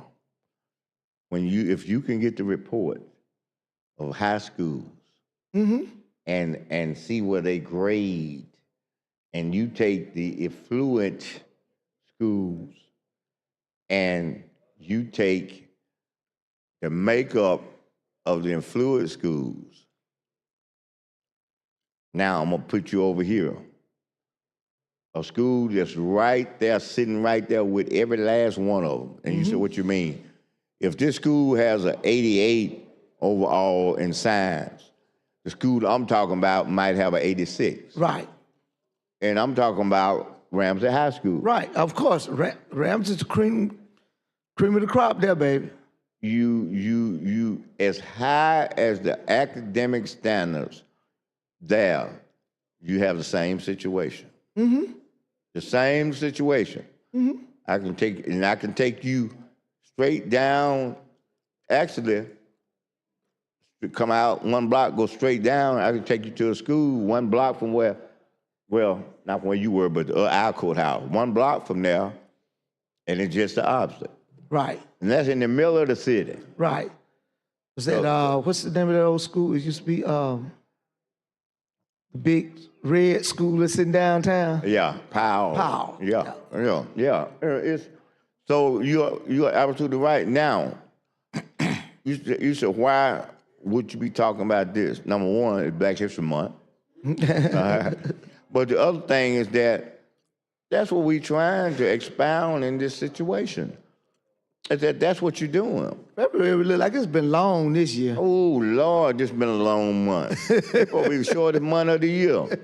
It is long. I'm talking about. Did I tell you that I got a chance to be a Black History speaker up in Alpine, Alabama? No, you didn't, did you? Alpine, Alabama. And yeah, I got a chance to speak, boy, and I set them You on laid fire. it down to him. Oh, I set them on fire. And the pastor of it, I've been knowing him since he was a kid. In fact, I tell you how well I knew him. When he went to junior college, I was actually signed him to a basketball scholarship. And he played for me. So I was real impressed with his church. He had been there 16 years. And I had a great congregation. Looked like a brand new church. And he was doing some outstanding thing, and they're getting ready to build a life center.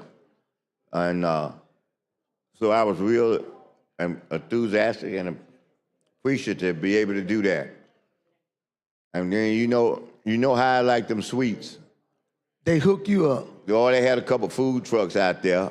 Oh, you know, okay. Especially to cook for that. Gotcha. Not just driving by trying to get you to buy something. And man, look at they had some banana pudding in there. And look at I cut up. Tore it up. Tore it up. I tore it up. I just want you to know that. Now, I just find it just how in the world. Mr. Chairman, I'm going to yield to the gentleman without losing my time and place. Okay. All right, Mr. Chairman. Okay, thank you.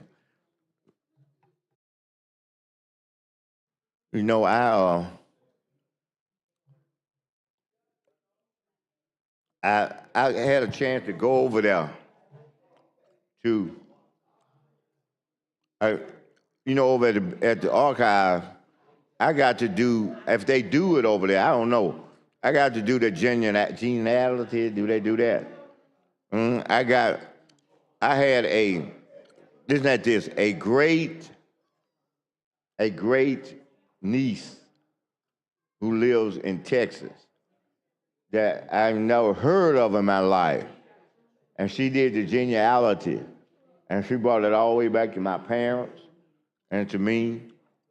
And so I actually hadn't called her back yet. I just found out a couple of days. So I'm going to call her back. And who knows? I might need to take a little vacation out there just to see what's going on anyway, just to get away. And that's a double lick, cause do it.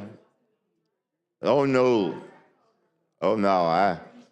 I used to drive all the time, but I cut it down to 6 hours. Now I'm thinking I'm just, I'm not saying I won't drive, but I got to stop for a while. I'm gonna cut it down to 3. What about 4? Mobile. I can make it down there. And you say, okay, what's that got to do with this bill? On the way down there, I hope the Mobile, I hope at those rest stops, there's 2 of them, and I hope that we're able to put these changing tables in there so that people be able to stop and utilize them and do whatever it is that we need to do regarding these tables. I also hope that we have an Alabama company that we buy them from, keep this money in the state and let our citizens make some money in the businesses that they have. I don't know, it's probably going to be a bid item, and if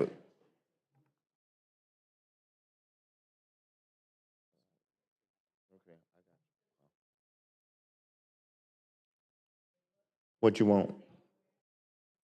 Ready to adopt the amendment? In spirit, I am, but not in actual implication. Did you watch the Auburn game last night? No, because I was at the Iowa game. I'm gonna tell you what I was doing by games.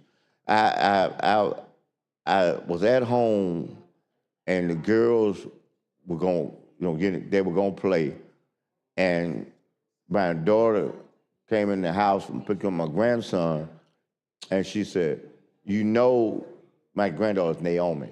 She said, Naomi's playing right now. I thought they played at 7, but they played, the game was they're on the road somewhere, Louisiana somewhere. They played at 5.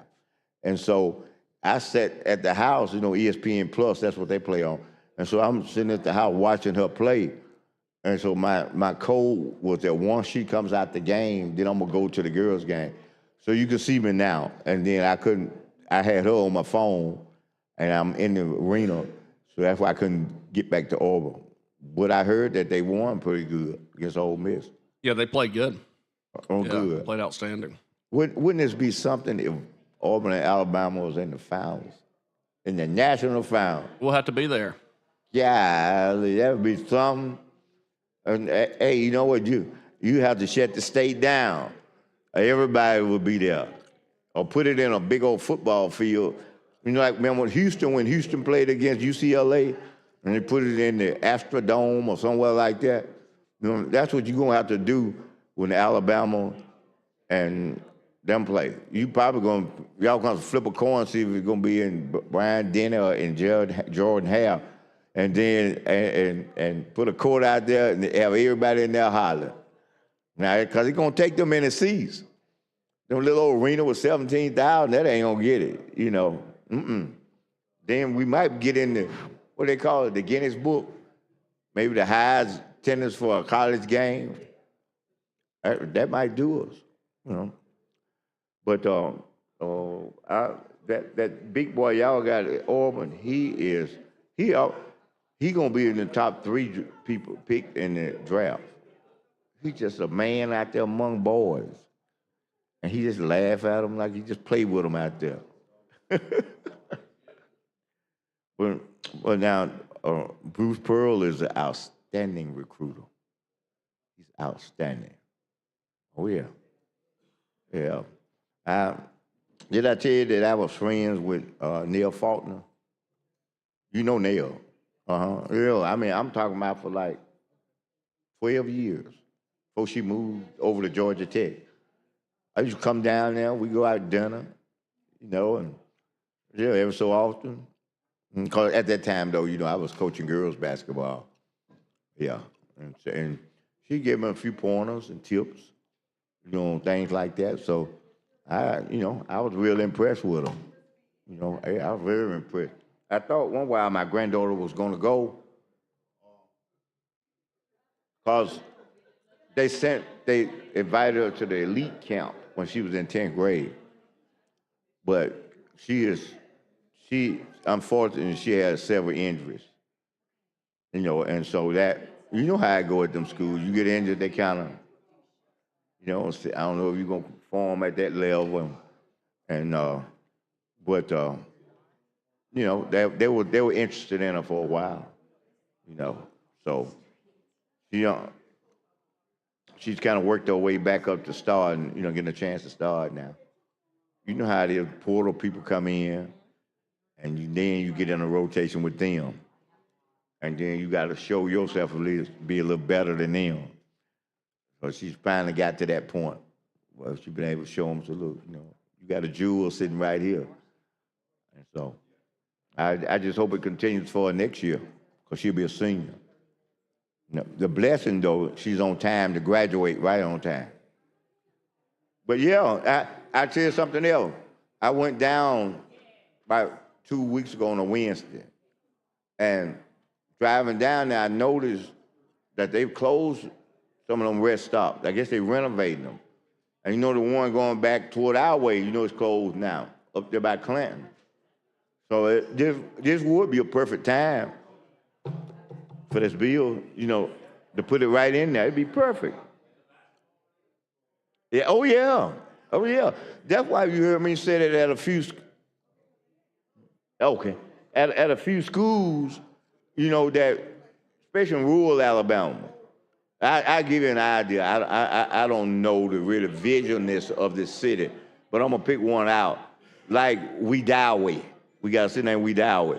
Well, wherever the biggest thing that they have, where everybody come to events, like at the high school or whatever, just build on the side, you know how to hook it to it and put it there, because that's where everybody's gonna come, whether it's a graduation, whether it's a funeral, major funeral, whether it's an athletic activity or whatever. So I saw him in here say it at the most frequently kind of places, but I think that would be perfect. Because you need to make an opportunity available for rural Alabama too. You know, they don't stay right on the freeway. So, you know, you asking them to do something 25 miles from the house, you know, and that, What they gonna do if they at the local event? They gotta hustle and get back home. You see what I'm saying? Yeah. So I think that'd be good. Now, I want to ask you something. Did they ever get? Oh, okay. Let me get it. Did they ever get it straight about that algae or whatever that is that's in Gunnersville Lake? You know that stuff that was in that lake? Is that what it is? Did they ever get that straight? Yeah. Is it around where the cabinets are too? When the people stay in cabinets, is around there? Okay. Okay. Okay. Now this are there other amenities close to that lake? You know, like, you know, golf and all that kind of stuff. Is golf and all that? Is it close to that lake? Okay. That's a public course. Okay. Okay. Mr. President, What you got, Senator Figures? I wanted to ask Senator Smitherman if he would, Without losing time. Without This losing man's his stuff. It ain't mine. time. Yeah, so we're say- still on Senator Singleton, so yes, you can, Senator, I want to give him. yeah, absolutely. him Stay on time Senator to- Singleton's time, so you're welcome to talk. Thank you, Mr. President. I just wanted to give Senator Smitherman, we have to keep him nourished. So he has needs to to fill eat. out this menu of what he wants to eat because we got to keep him strong. All right, now I want you to look and see. I was listening earlier because he taught me to listen, and he said he orders dessert and eats dessert first when he goes. So is he ordering dessert? He always does. I'm a witness. I've known him for, 20, well, I've known him longer than that, but I've been here in the Does he like Senate your with him homemade for cakes? 29. Yes, he does. Okay, well, He they're excellent. does. Everyone does. Well, thank you. But I wanted him to fill out this menu so that he would have what he wanted, because I could have gotten his executive assistant to do that, but I want him to be pleased Yes. and properly nourished and staying strong because, we got to keep that body going while those sneakers are sustaining his feet Yeah. that he wore today. So,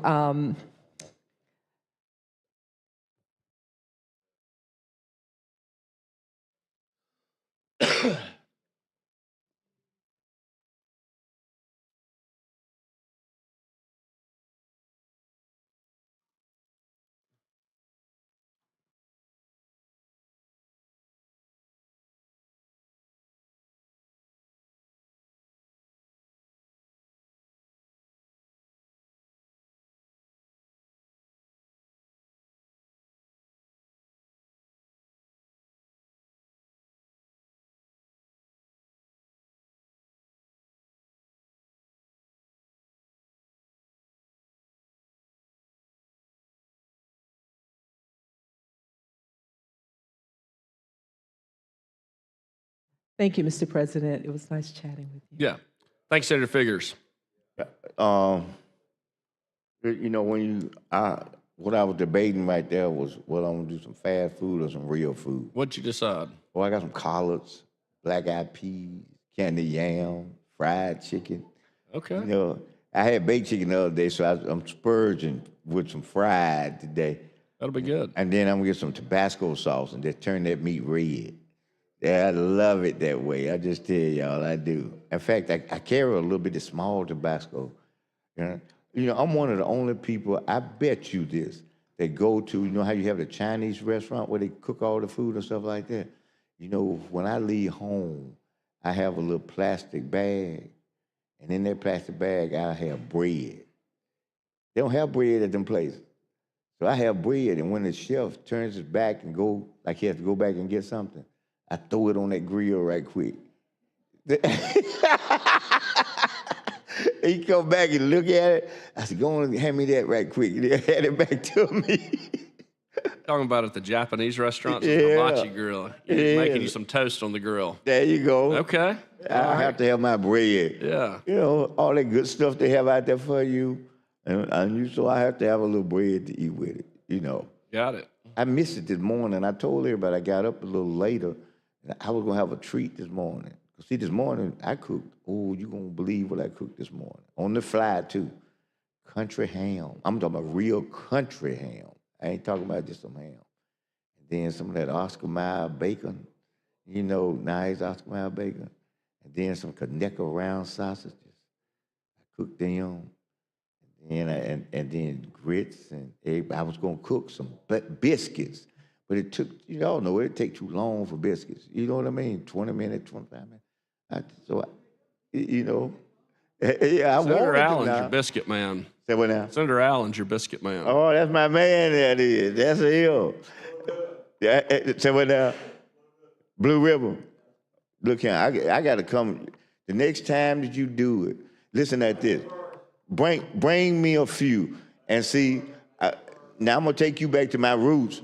Bring me a few, and no matter, they'll be a little hard because a day or two, but you sprinkle a little water over them, and then you put them in that microwave. Oh, that moisture, it loosen them things up. Yes, sir. Senator, I'm inviting you today for on your calendar, May the 1st, okay? Okay. And we're going to be meeting at the Cattlemen Association. Okay. 7 to 9. Okay. And you'll be able to taste a Blue Ribbon biscuit, okay? All right, I'm going to be there. Homemade. Uh-huh. Okay, I'm going to be there right. I'm going to be right there. Homemade by a boy from Tuscaloosa, Alabama, okay? That'll work. That'll work. Hey, I'm going to eat about 3 or 4 of them, too. Yeah. And you'd have some honey over there. Oh, yeah. See, I like it's not no calories in the honey. Sorghum syrup and Yeah. as well. And, Yeah. And we'll have the cattleman's going to furnish some steaks, and Johnny Adams and his people, poultry, is going to have omelets. Okay. So make sure your assistant place that on your calendar, okay? Hey, I'm going to place it on that. That's why you should be right in here. I'm going to make sure of that. All right, buddy. And we're going to make sure Mr. Pat Harris is there as well. Oh, yeah. Oh, yeah. See, one good reason why we need to have him there and the lieutenant governor, see, we can keep him over there longer, and we ain't late over here because y'all ain't here. See, we won't be late. They'll be with us. Y'all be with us. So we're never late until y'all come, no matter what the time. And y'all never late because y'all set the time.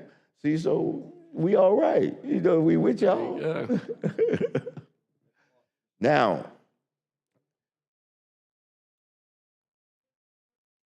what I was going to say, yeah, the next Wednesday, softball. Yeah, we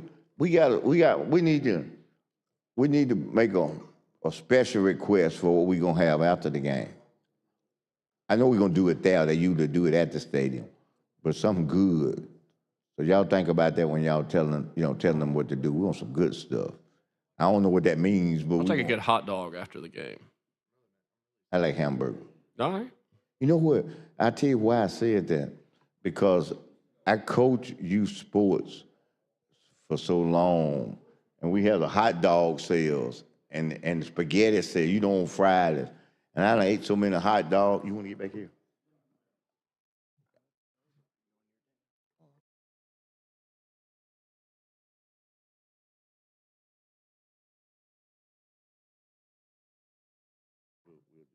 All right, gentlemen,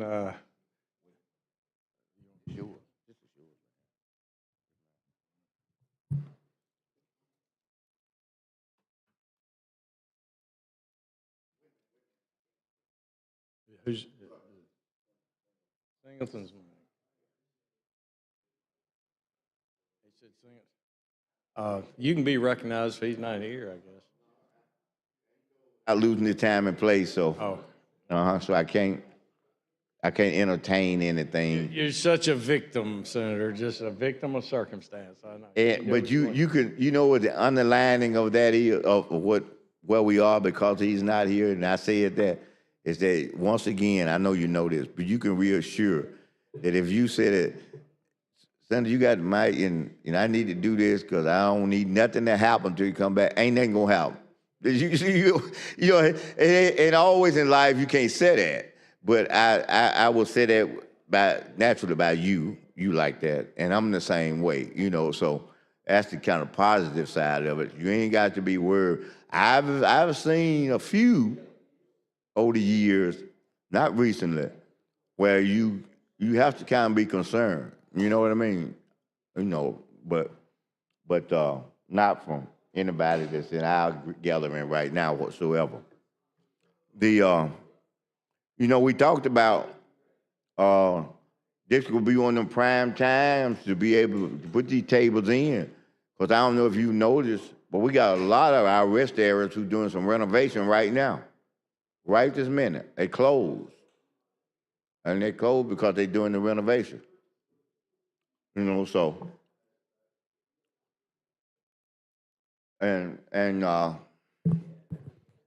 But let's see.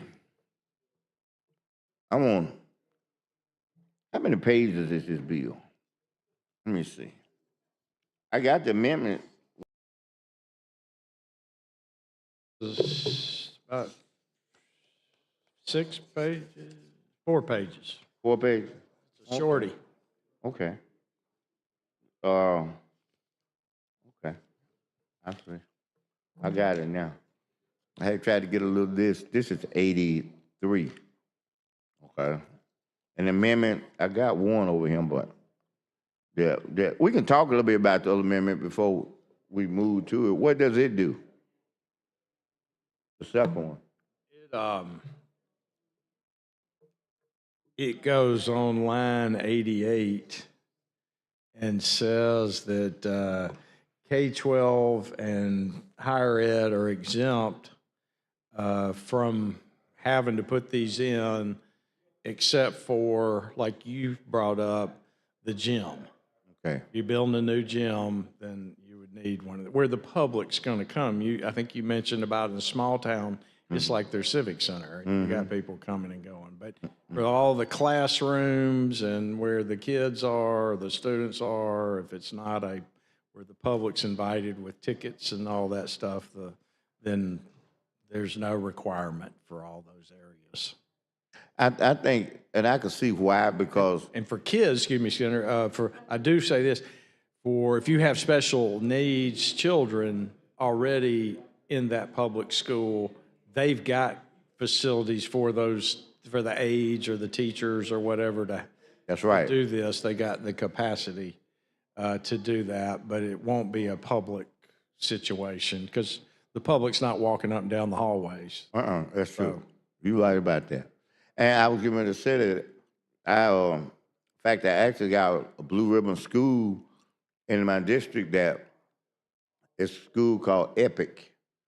And it was designed to really take those kind of students in who have special needs as well as regular school students. And like you said, it's equipped, to address and take care of those special needs children. And so you're right, the schools, they do have that for their use and for the facilities. So it look like we got 2 good amendments that will ultimately be part of this bill. I'm going to look into the bill now.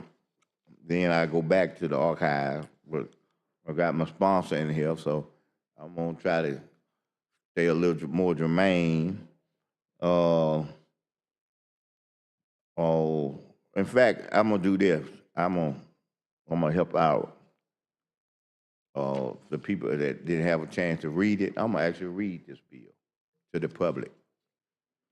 It says, this bill would require public entities to install and maintain power, high adjustable, adult size changing tables, accessible to both males and females, and newly constructed or renovated public buildings.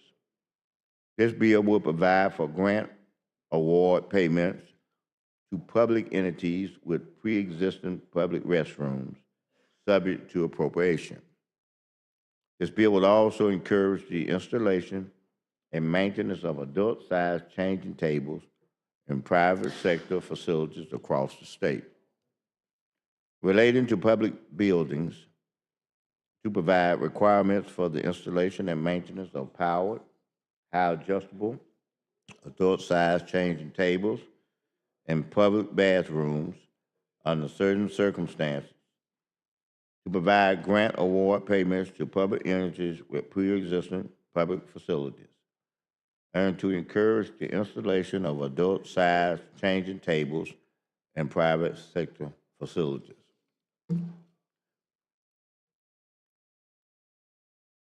You know, I admire our move. I'm gonna read the next page, but I admire our move to save paper, because we now putting it on the back.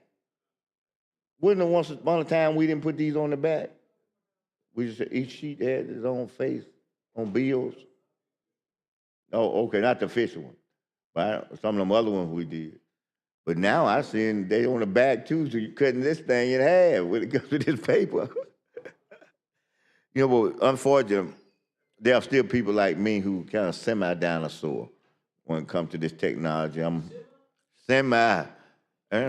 You know what I do when people say, let me show you what I mean by semi. When you send me something, I'm gonna tell you to send me an email where I can just push that thing on and tap it and I'm straight into what I'm going. I don't need the code to be putting it in and move to something else. You just send it, I hit it, and I'm where you want me to be, whether it's a Zoom or wherever it is. So that's what I meant by semi. I kind of struggle on the other aspect of it.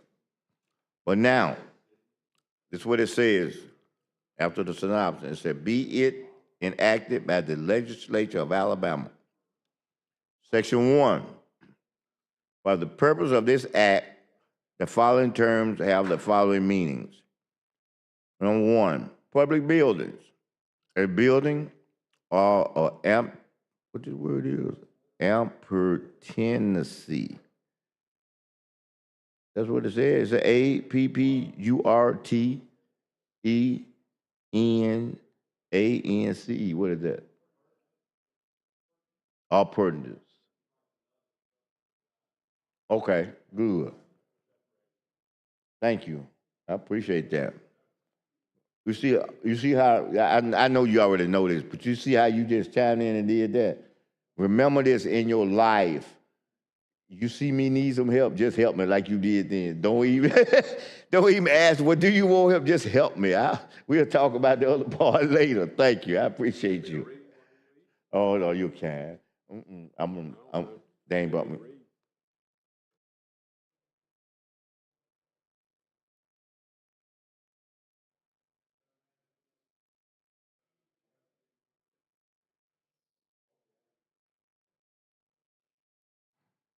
So I said a building, public building, a building blank that is adjacent to a building designed for public access and maintained for the public benefit through the use of state or local government funds. Public entity has the same meaning as defined in 42 U.S.C. 12131. So that's an adjacent to the federal standards and mirrors them. So they're telling you, you go there and you find out the definition. The third one is responsible authority, an organization, office, or individual responsible for enforcing code requirements or approving equipment, materials, and installation or procedures. Section 2, beginning January 1st, 2028, a public entity that constructs a new public restroom accessible to both men and women in a public building, or that totally renovates an existing public restroom that is accessible to both men and women in a public building, shall do all of the following. Number 1, ensure that one or more of the public restrooms has a powered, high adjustable, adult-sized changing table that is capable of serving both a baby and an adult. Number 2, provide signage indicating the location of the public restroom with the changing table. Number 3, revise any existing central directory or map identifying the location of offices, restrooms, and other facilities to indicate the location of the public restroom with the changing table. Number 4, maintain, repair, and replace each changing table as necessary to ensure safety and ease of use. Number 5, clean each changing table with the same frequency as the public restrooms located within the facility. That's a good one. Provide sufficient clean floor space and the installation of adult-sized changing tables to comply with the requirements of the 2010 Americans with Disabilities Act. So we got that in here about the act. That's good. Now, act standards for accessibility. Yeah. Right now we good. Is the food here?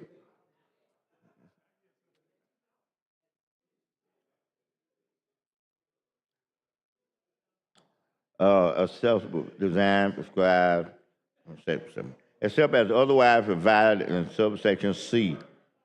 This section only applies to new construction and to a total renovation of a restroom for which a permit has been obtained, for which the cost of renovation is at least $500,000, and that totally removes all non-structural interior walls, floor and ceiling finish, mechanical system, electrical system, and plumbing fixtures, and supply and waste lines. If a public building operated by a public entity is in compliance with the requirements of this section at the time of the new construction or renovation, additional changing tables are not required. Number C, the responsible authority may grant an exemption from the requirement of this section if the responsible authority determines that any of the following apply. These are your exceptions. Number 1, an installation will not be feasible. Number 2, the installation would result in a failure to comply with the 2010 American with Disabilities Act standards for access for persons with disability. Number 3, the installation would threaten or destroy the historical significance of a historical property. Pretty good little exception. There's a few more. Number 4, the public building is not frequented by the public. This section does not establish a private right of action. That's pretty good, because you're trying to really help folk. You don't have time to deal with all that. This is trying to be a benefit. Section 3, subject to appropriation by the legislature, funds shall be appropriated to eligible public entities for the installation of powered, height adjustable adult size, changing tables, and pre-existing public restrooms. Number B, I'm reading the bill, Senator.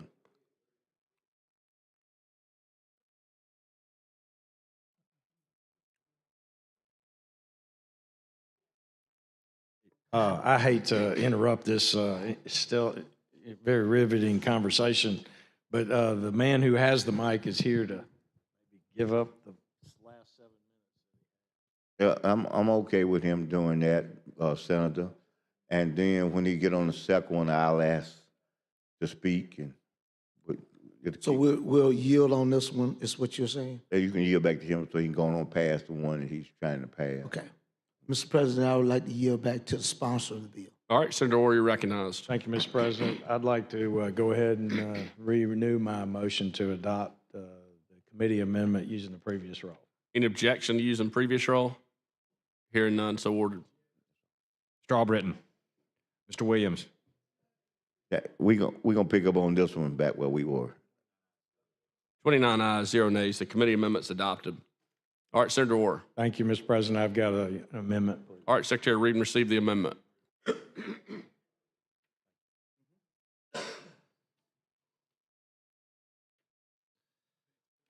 Amendment to Senate Bill number 83 by Senator Orr.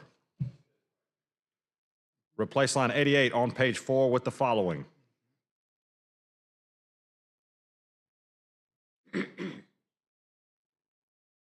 Mr. President, I'd move adoption of the amendment using the previous roll. All right. Senator Smithman. I'd like to be recognized to start my first hour on this amendment. Okay, you're recognized. Thank you. Oh, did y'all read the amendment? I mean, if it's not something y'all do, you can give me a copy of it and I'll read it. Yeah. Yeah, Secretary, read the amendment. Replace line 88 on page 4 with the following. Action. E, public K through 12 schools and public institutions of higher education are exempt from the requirements of this section unless the public K through 12 or public institution of higher education has any area determined by the responsible authority to be frequented by the public, including but not limited to auditoriums, gymnasiums, stadiums, and sports halls. So I guess we're talking about, you might have a little elementary school, they really don't go that much, something like that versus the high school where everybody go. I got you. I'm in agreement with that. When we get a chance to get to it, I'm all in favor of it. I'm gonna get back to reading this bill first, and then I'm gonna talk a little bit about that amendment. It says that number 4 says that the legislature encourages the private sector when totally renovating building facilities and when constructing new restrooms to install and maintain powered, high, adjustable, adult-sized changing tables in restrooms open to the public and accessible to both men and women. This act shall become effective on October 1st, 2025. And the first amendment that he had was a very good amendment. The second one is also good because it goes back to, I heard some conversation from my senators over there about unfunded mandate. And I think that this goes to leave some flexibility in whatever that mandate might be, because in those areas, I don't think it would be cost prohibitive to put one, well, really, only thing they do is just go to school there. Because, you even take sports. A lot of those larger kids in the elementary school, they almost like to have them playing with the middle school team. Small communities, because you're just not going to have enough people probably to have the elementary team and then your middle school teams or whatnot.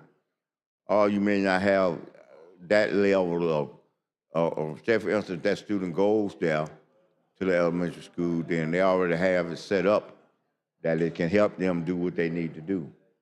And so, in that regard, I think that amendment is a good one. I really do. Now, what I'm gonna do, especially since he gone, I'm gonna go back to talk a little bit about the archive, and until I'm told otherwise. In this little annual report book of the Alabama Archives and History, it has a table of content. And this is gonna be the order in which we're gonna have our conversation. First thing is the Board of Trustees. It talks about their Board of Trustees. That's on page 2. The director sends a message. That's on page 3. The organization and staffing and volunteers, we're gonna talk about those. That's on page 4. The financial summary and facilities is on page 5. The FY24 by the numbers is on page 8. No, on page 6. Collect is on 8. New acquisitions highlighted on 9. Preserve is on 11.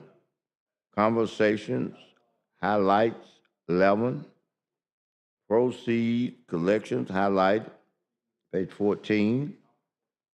Share is page 14. Reference digitalization and access, 14. Museum of Alabama exhibits, page 17. Public programs, page 21. Community events, page 22. K through 12 services, page 24. Museum services, 26. Records management, 27. And outreach, 28. Okay? That's that page. Now, on this page, you got collect, preserve, share. It says, for the people who don't know much about archives, I'm going to talk to you a little bit about them, let you know what they do, and a lot about them. That since 1901, that was 124 years. 124 years ago. Suppose that you were born at that time.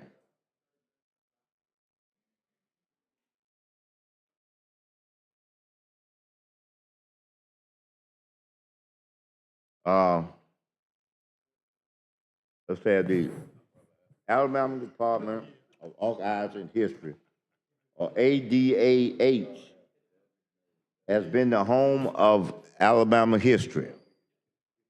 The first state-funded historical agency in the United States. We were the first.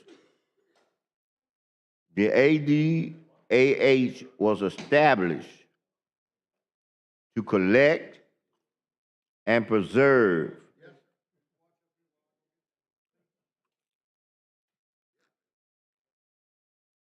and I promise I won't have no questions.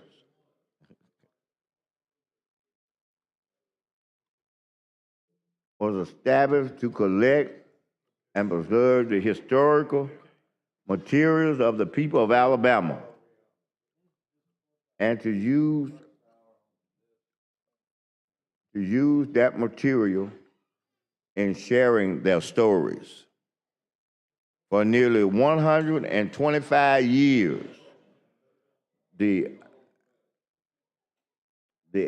Alabama Department of Archives and History has grown both in its capacity and its approach to accomplish that mission. Located in Montgomery, the Alabama Department of Archives and History serves our state as the principal repository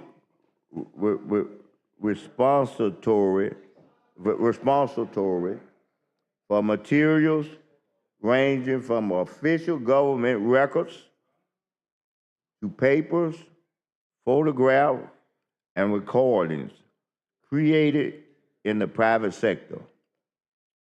It also serves as an educational center by offering programs. I repeat, it serves as an educational center, educating people, by offering programs, resources, and training for educators, government officials, students, researchers, and history enthusiasts. The immersive learning environment of the Alabama Department of Archives and History Museum of Alabama provides a welcoming and engaging space for visitors of all ages and backgrounds to explore Alabama history. The Alabama Department of Archives and History, and this is their board. The Alabama legislature created the Alabama Department of Archives and History in 1901 and charged its governing body of trustees. Listen at this. In 1901, was created, legislature created. And in that statute, the legislature of Alabama charged the governing body of trustees with selecting members who must be confirmed by the state Senate for each 6-year term they serve. So everybody on there had to be confirmed by us. Everybody had a chance to vote and do whatever it was, and will continue to have that because they have to be confirmed by us. The Board of Trustees consists of 2 members from each congressional district, 2 at-large members, and the governor or her designee. Listen at this. Possessing diverse backgrounds and politics. The trustees share an interest in history, a commitment to public service, and a belief in the mission of the Alabama Department of Archives and History as a place of stewardship and education. And the board meets quarterly. I'm going to read this again, this part right in here. The Board of Trustees consists of 2 members from each congressional district, 2 at-large members, and the governor or her designee. This is the key. Possessing, this is intentional when they set it up, is possessing diverse backgrounds and politics, diverse, a mix of it all. The common thread that they share an interest in history, a commitment to public service, and a belief in the mission of the Alabama Department of Archives and History as a place of stewardship and education. Now, I'm gonna call some of the people's names out on the board. Ms. Dolores R. Boyd is the chairperson, and she's from the 7th Congressional District. She's one of them 2 people that the powers may be is trying to get off the board. Next one is Julian D. Butler, and he's the vice chair, and he's from the 5th District. From the 1st District, you got Jay Rutherford Jr. Also from the 1st District, you got Elizabeth P. Stevens. Look who's on the 2nd District. Horace H. Horn Jr. Y'all know Mr. Horn? Alabama Co-op. Right.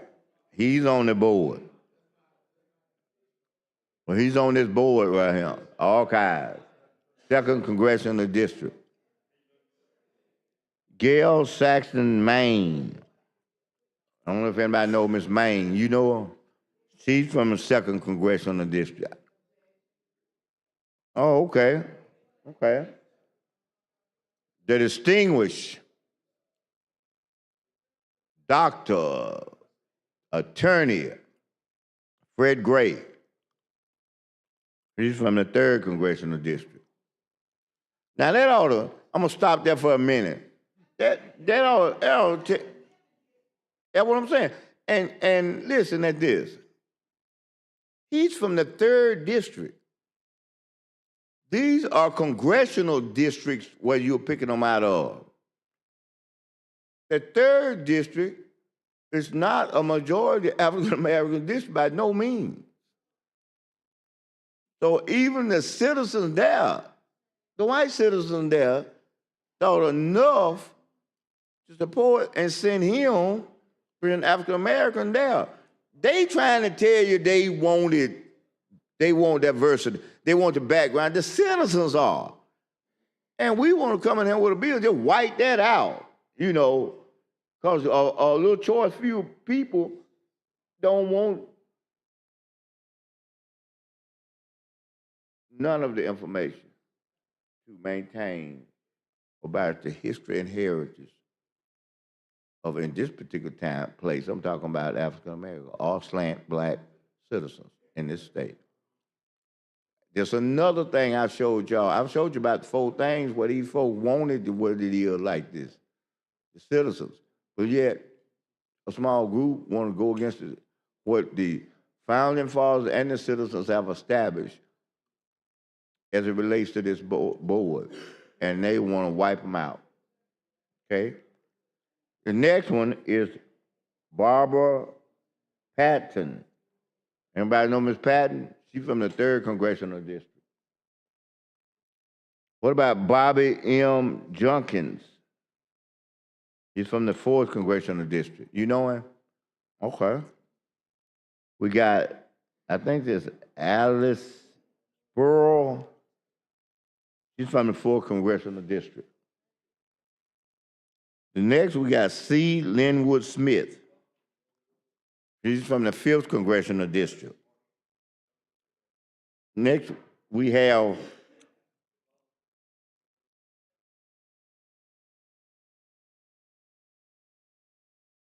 Magdalene Hamilton. She's from the 6th District. She's the second one that the bill is aimed at trying to get off the board.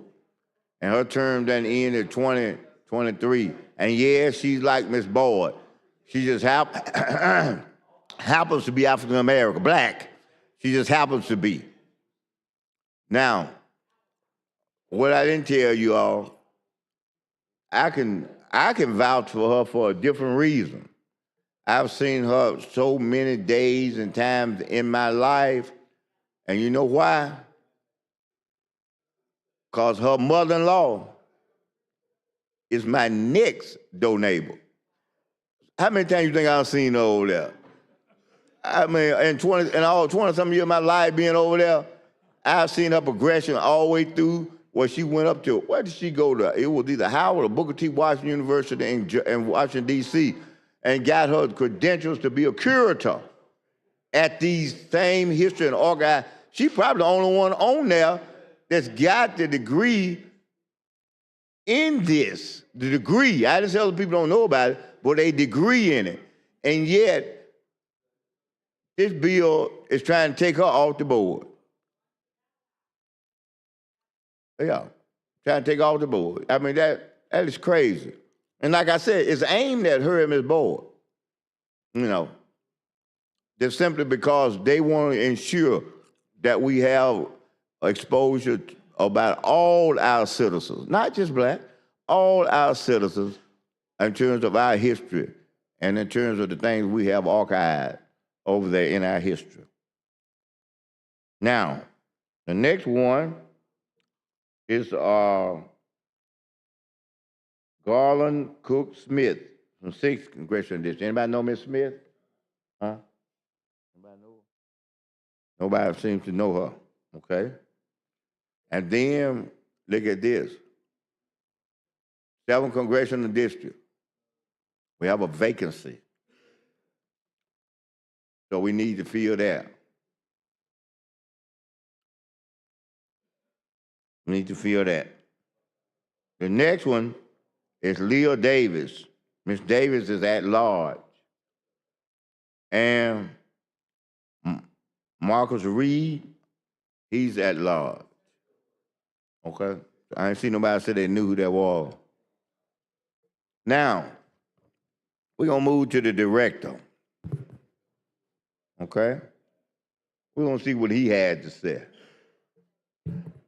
Okay? You heard what I had to say. Let's see what the director had to say. The Department of Archives and History is pleased to present this report of our agency's activities on behalf of Alabamians during fiscal year 2024. Our staff continue to deliver routine services and to undertake special initiatives with skill and a deep commitment to our responsibilities as stewards of public resources. We reached major milestones on 2 important projects made possible with the FY 2023 supplemental appropriation by the Alabama legislature. Following 2 years of planning work, the state awarded contracts for the found design and implementation phase of significant updates to the Museum of Alabama, located on the second floor of the Archives building. Scheduled for completion in early FY 2026, the improvements will usher in our commemoration of the 125 years of service by the Alabama Department of Archives and History and the 250th anniversary of the founding of the nation. Among the changes are an entirely new children's gallery, our first comprehensive update to that space in nearly 40 years. Regular visitors will still find some of their favorite activities in the new gallery, but presented in a fresh surrounding designed to facilitate learning by children from ages 2 to 10. Advisory groups of early childhood education professionals and caregivers pointed us toward creative play spaces that emphasize home, school, civic institutions, and the Alabama extraordinary natural resources. There will be an emphasis on the products produced by Alabama farmers. That is wonderful. And manufacturers, and an opportunity to gain inspiration from the state's special role in achieving space exploration. Yeah, I got to go over there and see all this stuff. You know, down the hall, improvements to a 1940 military gallery will introduce casework, lighting, and interactive technology for Alabama military stories. All right, see what that mission? That mission is to tell the story. Right now, they're talking about telling the military story, where rotating exhibits will honor the sacrifices of service members and their families, the vitality of Alabama's connection to the military, and the important contribution of veterans to their community and state. Down your alley, Mr. President, the veterans, that's right down your alley.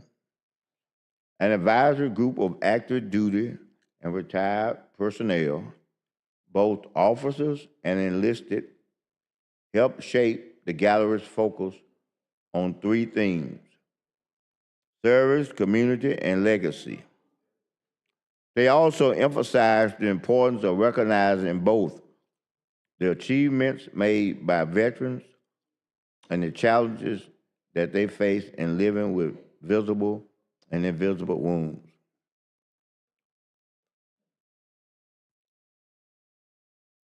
You know, it's so tempting, Mr. President. It's so tempting. He just laughed at me because he already knows what's on my mind. What, tempting to pass the bill? No. Oh, I didn't know. Okay. It's so tempting to have a quorum call. It's just tempting. And we've been here long enough, we could have had 2 based on our rules. So it's tempting.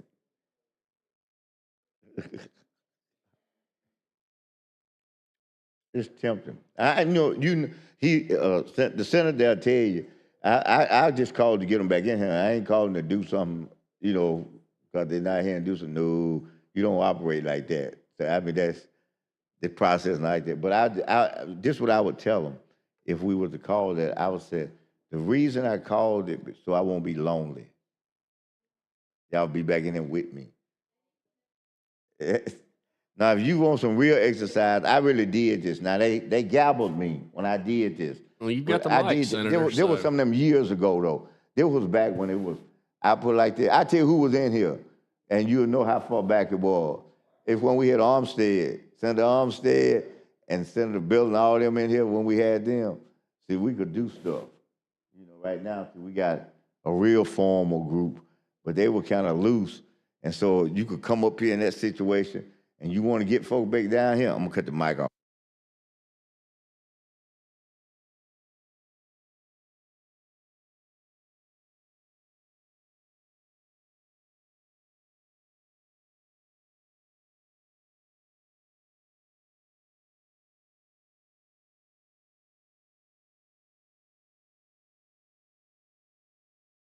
But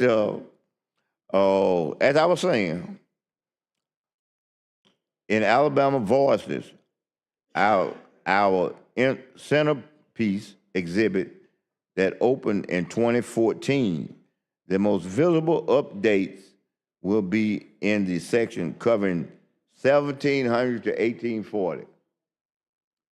You see that part right there, Senator, sitting back there? The new little group gonna cut this out.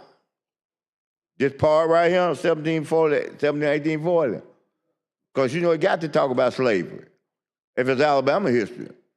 So that section is gonna be eliminated, okay? Like it never happened in this world. Nothing happened, you know. They're gonna have a false narrative telling these kids that, oh, everything was rogue dogus from that time, and now from 1840 on with them. And the reason, people don't understand this, the reason is so that you can see where you come from and know you don't want to go back there.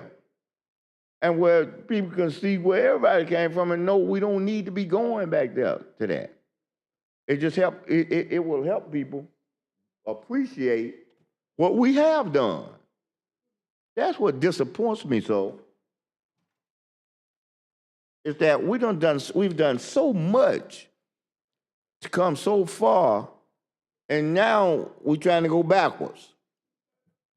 That's crazy. We're trying to go backwards now. I mean, what?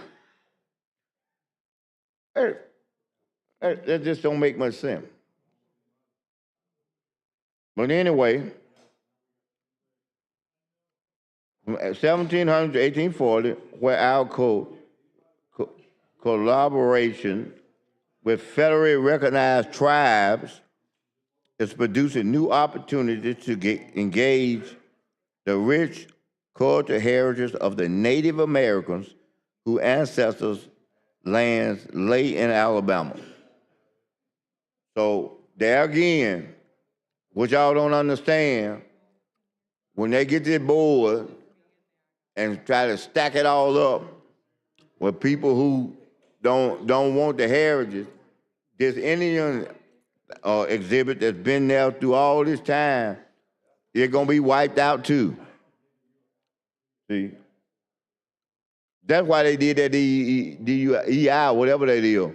Because if you do one section of people, then you're gonna have an equal protection violation because you selectively pick one group. So that's what I'm trying to tell y'all. All that stuff about the gays, don't want to do that and that. If you go in there and do that, then you're going to wipe out the Indians, you're going to wipe us out, black folk, you're going to wipe everybody out. I don't care if your intentions are not intentions. That's what's going to happen. And it ain't worth, it's not worth doing everybody that way because you don't like one group. Make everybody to be extinct because you want to make one group extinct. Other updates will strengthen the presentation of the Reconstruction era. And listen at this, y'all. I just got through talking about this, about that picture I had. Here it is over there at the archives. They said other updates that they're going to have will strengthen the presentation of the Reconstruction era. Yeah. At the archive, they're gonna show you what happened. I can tell it, but for these folks don't believe me that we were done that way and sit back like that, all they gotta do is go over there to see. But you guess what? When you change their board, they're gonna take this out. They're gonna act like Reconstruction never happened. I'm serious when I tell y'all that now. I'm not up here saying this. Because information has been shared. Not in here, but it's been shared to people's intent. And so I think the people that shared it with me are pretty reliable. I don't think they would be reckless and making some reckless statement. And the early 20th century in Alabama. And technology updates will allow visitors to take a deeper dive into the collections ranging from Civil War armaments to 21st century artifacts. Our second major milestone in FY 2024 was the purchase of the former Liberty Bank building and parking lot on the block just to the south of the Archives building. All collecting institutions face recurring challenges of exhausting available storage space as their holdings grow. And this has certainly been true for the Alabama Department of Archives and History. After its founding in 1901, the agency moved into new or enlarged spaces in 1907, 1940, 1975, and 2005. Between some of the years, it also placed collections and staff in former residencies that sat where our parking lot is today. Thanks to the legislature and Governor Ivey, the acquisition of this adjacent property means that the Alabama Department of Archives and History can begin planning for long-term growth as it continues to steward responsibility, the historical records and treasures of the state. We look forward to sharing those plans with you as they take shape. Just as important as the high-profile initiatives are, the Alabama Department of Archives and History's daily achievements in collecting, preserving, and sharing Alabama history. Spread across the following pages, you will find impressive figures represent a great deal of work by the ARC visits, curators, and administrative staff.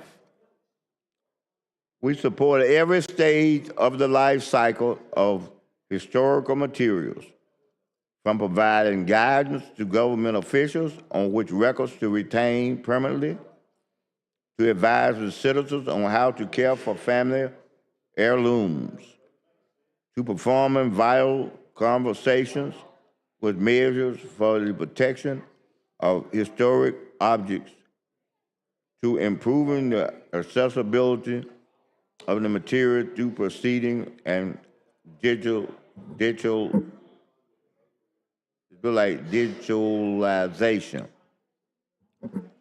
through exhibits, public talks, and workshops. And that's I want y'all to hear me, that's one of the things that they trying to stack this board up to limit the accessibility for everybody, word to be told through these exhibits, public talks, and the workshops. That's what got this whole thing started. They had a little workshop or exhibits or whatever it was as to deal with it, what they call the LBQ plus whatever community. And so they got upset with that. Now they want to shut the whole place down and shut the whole board down. When that ain't nothing but just public information, that's the purpose for the archives. I've just been reading and telling everybody. It says that we encourage the people of our state to enjoy the benefits of shared ownership of these resources and to consider how our understanding of history can inform the decisions we make today. Although our physical presence is centered in the state's capital city, the footprint of our outreach to K through 12 classrooms, local governments, community museums, and civic clubs extend from one end of Alabama to the other. I encourage you to spend time with the maps and audience lists to see how and where we are serving communities near you. Then visit us in person or connect with us online. You will find friendly, informed staff ready to be an assistance to you. And that is from the director, Steve Murray. Murray is R-A-Y. That's not the E sound unless you use it as an E vowel. Because the vowels is A-E-I-O-U and sometimes Y. So I got it down pat, baby. I learned by phonics reading, not by sight. Yeah, sometimes Y. And then when you got two of them together, one is silent. So that's why I said it's not two together. Well, sometimes Y. Yeah, the A and the Y, the silent, you'll get what you said. There you go. But you got that right. You got that one right. All right. Now, we're going to talk about the organization. How much time I got? 23 minutes? Okay. I got 23. About 5 left. You know, is some here for me yet? Okay. All right. What about dessert? They got that?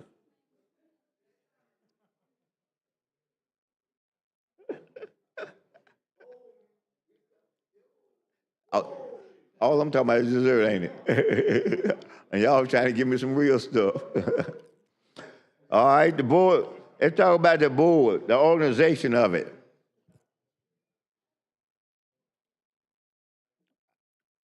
Start out at the top. See, that's why they're trying to get them. They're trying. You know that song. You ever heard that song? It started from the bottom. Now we're here. Well, they want to start from the top and wipe them out. Because the top of the thing is the trustees. And that's what this bill is designed. So if they can wipe the trustees out, then they'll go in. They probably don't like the director. They'll probably try to fire him, stack it up and fire him, and then put a muzzle on the people in these departments, because you got the Board of Trustees, then under that is the director, and then you got the Archives Division Chief, you got the Museum Division Chief, and you got the Administration Division Chief. And so I can see the museum and the archive person being muffled by that little group that's going to be trying to pack the folks in there who are going to do what they want to do. And I'm not mistaken, I think this one of them situations that they want super majority or something, get rid of folks. So you got 2/3 of the folk don't like but 1/3 doing, and then they're going to remove them from the board.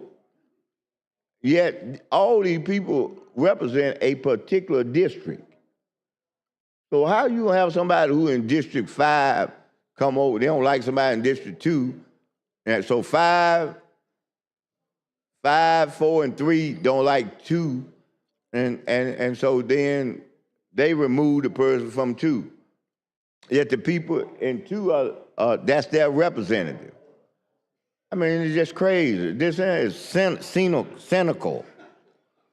Okay, under the Archives Division, you have the appraisal and records manager. You have the archival collections person. You have the digital assets. And you have the reference. Under the museum division, you have education. You have exhibit, publication, and programs, museum collections, and registrar. This is the section, Doc, that they want to come in and wipe it out so that that little group can decide what's going to be shown or not. In other words, the highest level of censorship that you could find when they set it off at the top. In the administrative division, we have communications and development, facilities and security, fiscal and personnel, and informational technology. I mean, you've almost cleared everybody out of here. You want them back in here? I call a quorum call. I'll get them back. I can get them back for you. I bet if promise. we moved on to another bill, they'd be more excited about something new and fresh, and to hear you talk about. We can move on this amendment, and well, you got lots of what I forget what you called it until we get to Boogabears. You got lots of other things you can. Well, I tell you what, play with here. Since we might need to talk about revenue, hey, let's talk about the gambling bill. Let's talk about it. I don't mind. I'm at a loss of words on that. I understand. That's why I ain't started on you. I know. I don't really know. I'm trying to stay germane. That makes sense. You're a rules man, so you right. Stay germane. I was just seeing if there's a little open light. I left another present for you over here on your desk. Oh, you got me two good ones too. It's no. It's hidden below. It's pound cake. Oh man. It's peach pound cake. Oh It's man. got peaches in there, and it's so moist. Yeah. Really good. Ooh. Really good. Ooh. And there's more where that came from. So we can give you all the pound cake you want. Mountain Dews too. And this and your friend too here. We can just get you pound cake. Y'all sweeten us up, huh? Yeah, they sweeten you up. Make us act sweet, so just sweeten us up. And we can go home and say how productive we were. We ate pound cake and we passed bills. What a great day it was. I'll tell you what, the only follow-up I could say to that is that if we get rid of them booger bears, we can say the same thing. Same thing. You got lots to go before we get to the ones I think that you're concerned about. Well, if all they got to do is give you or me, the authority, I'm talking about the person that's got it, the authority to say that, why don't y'all just carry that over, we could go on. If it give you the authority, you could just do it. But, you don't have the authority, just like I had authority with him, on this mic, so we don't have that kind of authority, so we just only use the little authority that we have, and that's what we do. It's so pitiful. It's so pitiful. It's a little bit of... So sad. It's just a little bit. We ain't got much. I'm going to keep trying. Maybe I'll find another dessert up and down these hallways. You're going to find me stopping when you will hear the sound, because when my stomach start growling... It's sitting over there waiting on you. I'm going to do it just like that. Put the bye-bye. You're going to hear it growl. All right, now, staffing. How many folk work over there? What I finna say? I'm finna say something about that. Move the amendment, what you're saying. Yeah, the amendment. This is the one with the schools. Since we got the amendment and for schools and stuff like that, when I get to that point, I'm gonna make sure I emphasize how much outreach they have for the schools over there. And see, that's another thing. They go to all schools. But yet, when they get to the schools that predominantly African American, they don't want that show, so they want to wipe that out. They want to indoctrinate them on everybody else but their own selves. That don't make, I just don't understand it. I really don't.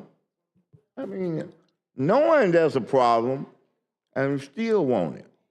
Golly. That's kind of a high level of insensitivity. I'm just gonna say that and leave it at that at the moment. I ain't gonna say nothing else about that. But anyway, get back to staffing. Okay? They have 64 full-time employees. They have 16 part-time employees. They have 15 student workers or interns. I bet you it's a good place to do an intern, boy. I bet you learn so much. It's unreal. listen at this. They have 39 volunteers, regular volunteers, and hours served, these volunteers served, just the volunteers, in FY '24 was 3,410 hours. That's a lot of time. Y'all hear that? A lot. The Alabama Department of Organizing History volunteer program has been essential to the daily work of the agencies for decades. Every week, our dedicated volunteers greet visitors, lead school tours, help process and care for collections, and provide support to our staff. Several volunteers have been part of the Alabama Department of Organizing History team for more than 3 decades. Throughout the year, enrichment field trips are organized to help volunteers and staff better understand different historical events in our state. This year, volunteers toured, my main place, American Village. And you remember American Village? I remember when it first started. I remember when Tom Walker had a vision and a dream of that. Do anybody know if Tom's still living? I know he was ill. He's still living? Okay, good. Good.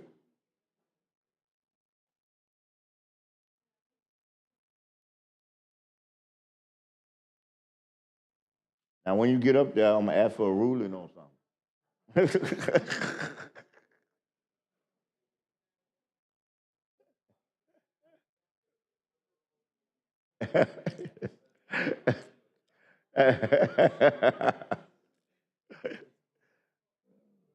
Now, if y'all want me to do that, I'll make that motion. I just want you to know that I'll make it if y'all want it. You know, we were talking about a German motion.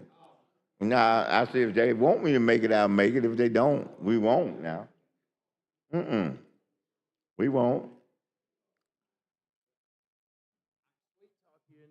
Let's move progress. You got 12 minutes that you leave on the table. And then we still got the bill. So, You got another amendment, that's all you got. That's your no, this is amendment. it. But then you got the bill. That's right. We sure do. And then you got But you've already talked one. another bill, and another bill, and another bill. Right. So I have to pass that to you, Senator. Committee amendment. Senator Singer. Sir. I have to pass it to you then, because you hadn't had your eye on the bill. Nope. So I have to pass. We're still on amendments. You had an hour on the first amendment. He gets an eye on it too. All right. And then On this now we're on amendment, the this one, second amendment. This is the second amendment. He hadn't talked on the second amendment. So you get an eye on that. Then we got the bill. Okay. So let's progress along. Okay. I'm trying to. I tell you, Moving fast. I tell you what to help me progress. House is adjourned and they're all heading home. We need to be gone in. After we pass this one, we ought to go soon. Oh no, we're tough. We're Okay. not fair weather. Okay. All right, it's your mic though. I'm just going. I want to see. I'll be more inclined to at least shift over to him, either when the time get close or when the food get close. Yeah. Oh, And right now, I don't don't see make him work while you eat. I don't see no food close, so right now I got to give it to him when Well, we can do time that comes. on the bill. Huh? Oh, I'm trying to wait and eat it with my food. I'm trying to do that. Y'all know there's some good water right here. There's some good water. You know, a lot of times you have water where it kind of, it gets warm or something and it tastes kind of strange.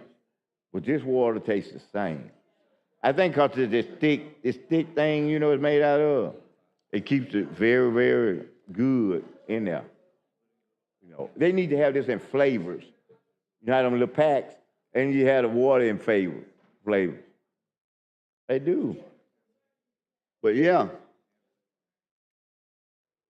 You know what's going to happen when you pass this bill, don't you? We're just one little tiny step closer. No, but when you pass, you know what's gonna happen though. Tell me. I won't see you until we get ready to sign it down, because you ain't gonna have no reason to sit right there. Oh, no, I got And I lots get of- lonely. I really will. Some folks I get lonely about not seeing. Some I do and some I don't. You're one of them. Looks like you'll see me again because I'm next up. Oh, you next up. Oh. Yeah, so- Oh, I see why you trying to kick the can down the road. You got 2 cans to kick. Oh, Yeah, okay. Let me look and see. Let me see what this one is. 2 more bills. Let me see if I can find the calendar I had. And then you probably can tell, you know, since we sitting there talking, just you and me, and you can tell me about that bill. Crimes and offense. Now, this is 88, expungement. Where's that 88? I got that other calendar. I got the old calendar. When I grow up, I want to be like you. Overnight, you can get it changed. I'm still trying to get my bill on the calendar. And you get, not only get it over there, you get, that's why I say I want to be like you. I ain't criticize. I want to be like you. That's all I'm saying. I do. You said 80, 88. The next one is 88. Right. I got it right here. It's not on the calendar, but I got it right here. So, I'm ready for 88 when we get to that. How much more time I got over there? Okay. I'm gonna ask you in about 3 minutes, so at 5, I'm gonna shift over to my colleague over there in about 3 minutes. But getting back to this a little bit, since he sat down, I'll go to this. When he comes, now, sponsor come back up, I got to go back to that. Let's see.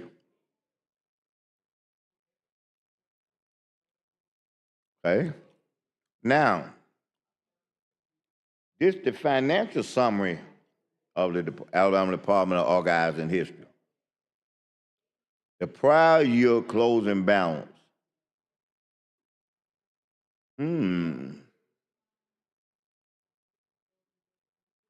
Look at them. They're good stewards with the little money. Prior year closing balance, $3 million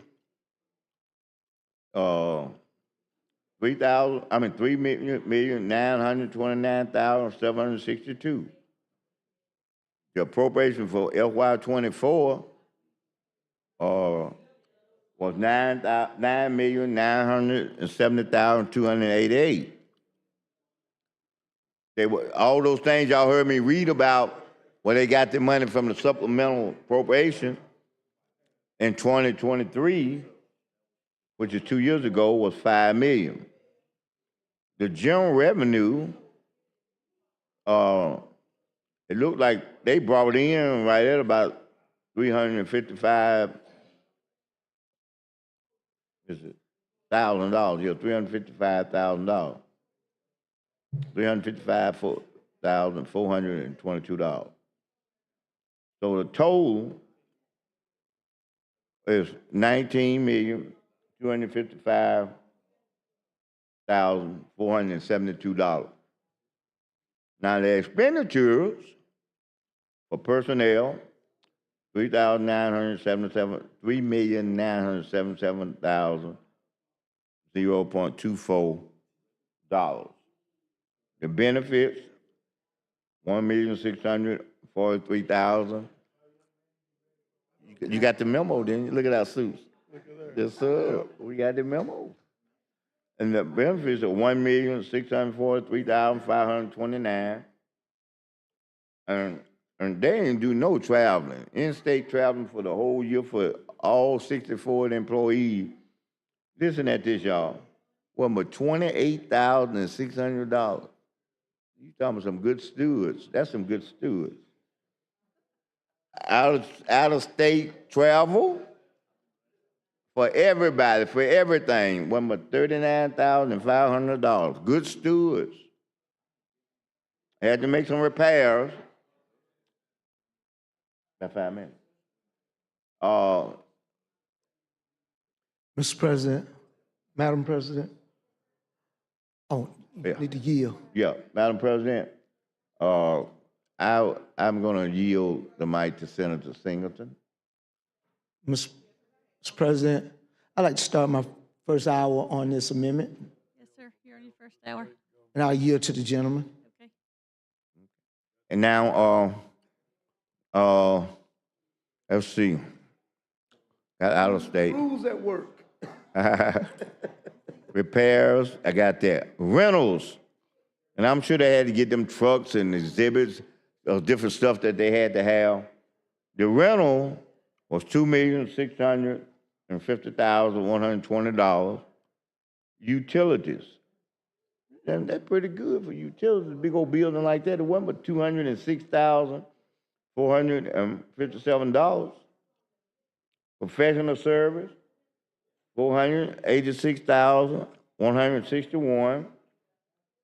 Supplies, $372,785. Transportation operations, $7,820. Spent nothing. Grants, $138,677. Capital outlay, property purchase, $1,494,586. Equipment, $219,530. Museum improvements, and that's what we talked about earlier in that report. Was $5,274,500. Now,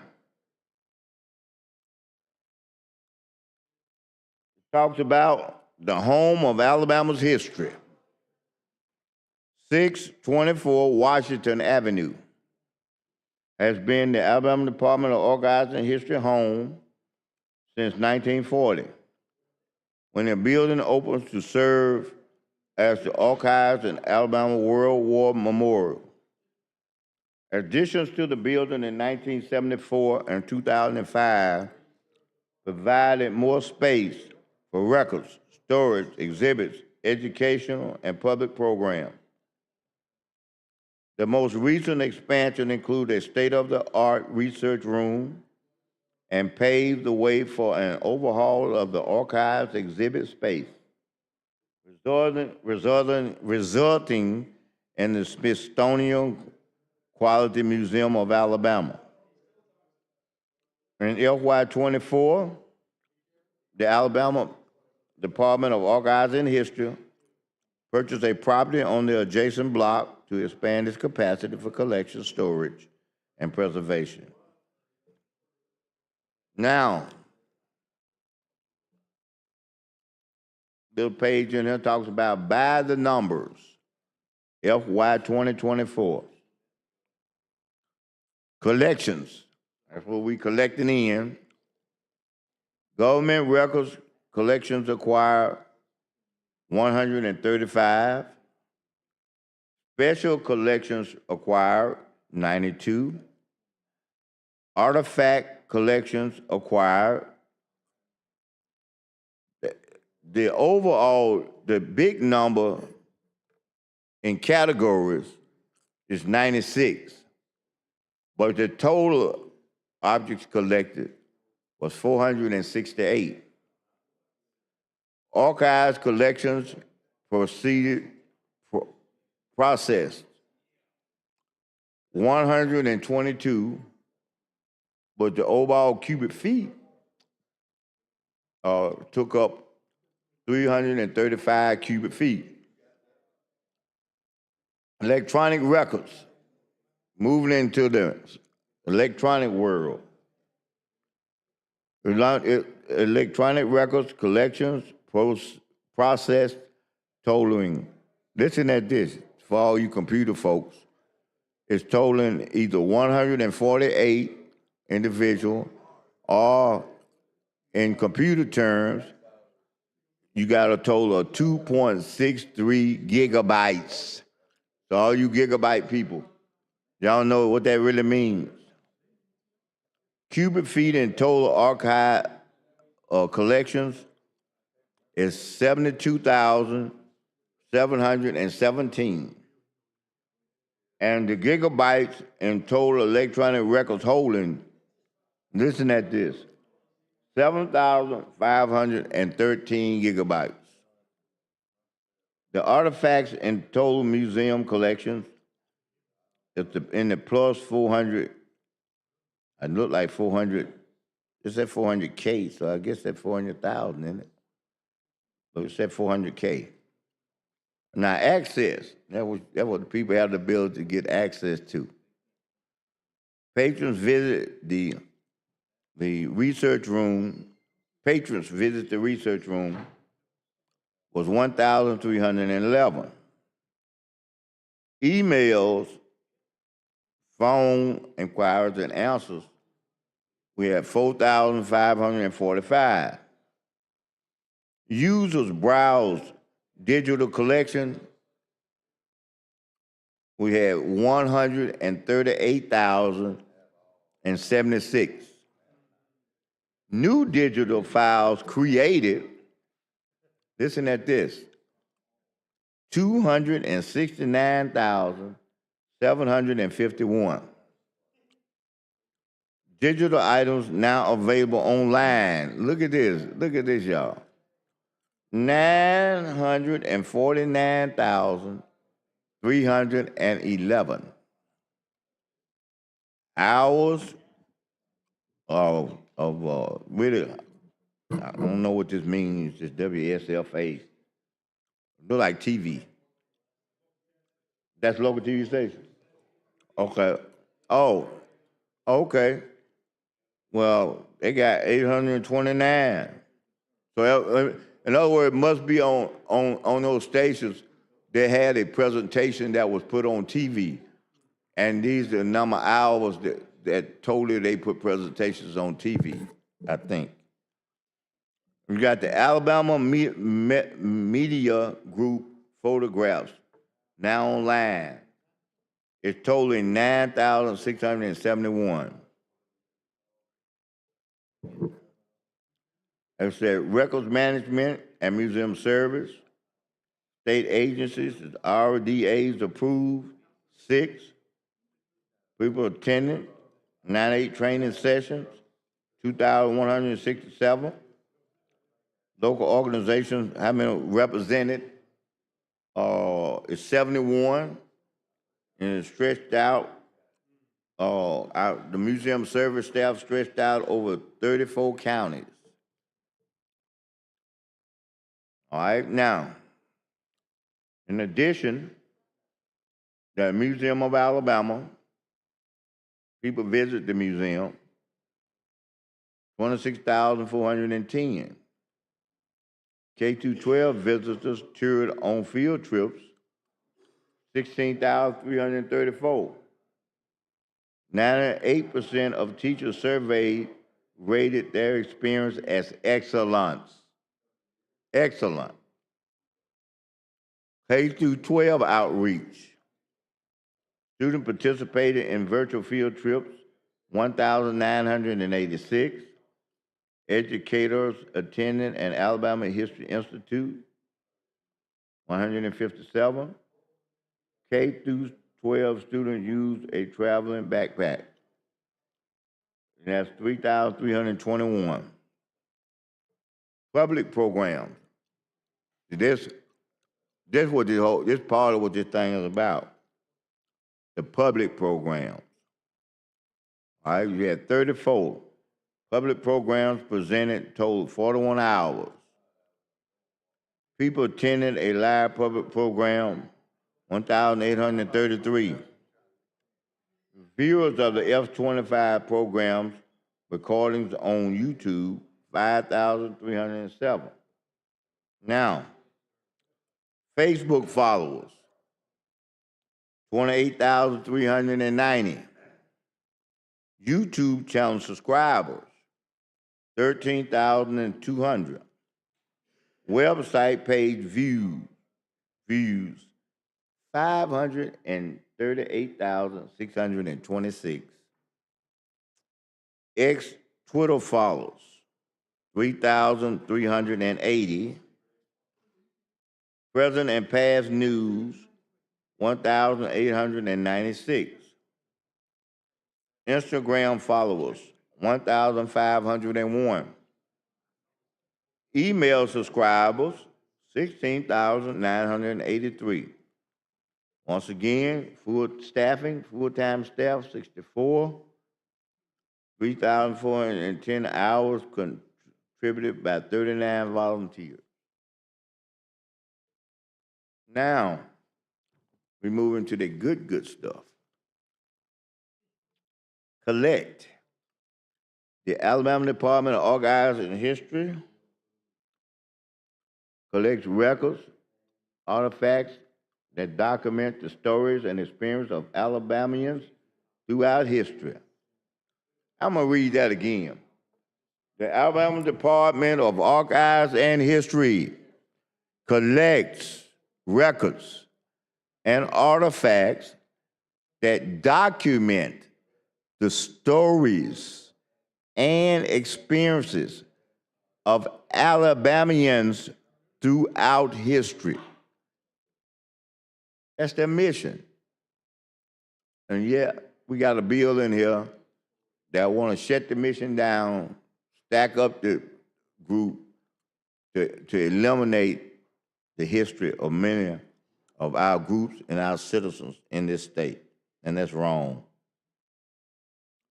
These materials become part of the ADH's permanent collections and belongs to all the citizens of our state.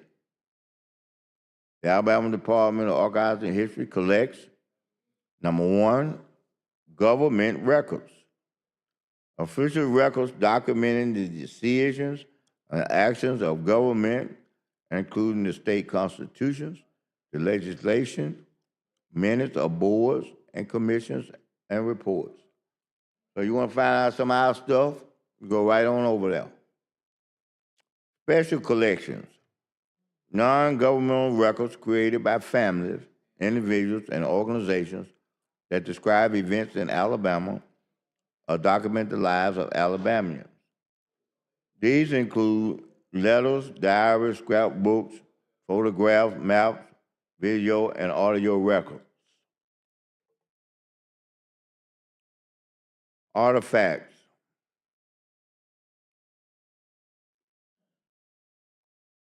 A wide range of these of three-dimensional objects documenting Alabama people and places. From, what is it? Look like from quilts and uniform to portraits and political. I don't know what the last word is. Emperor,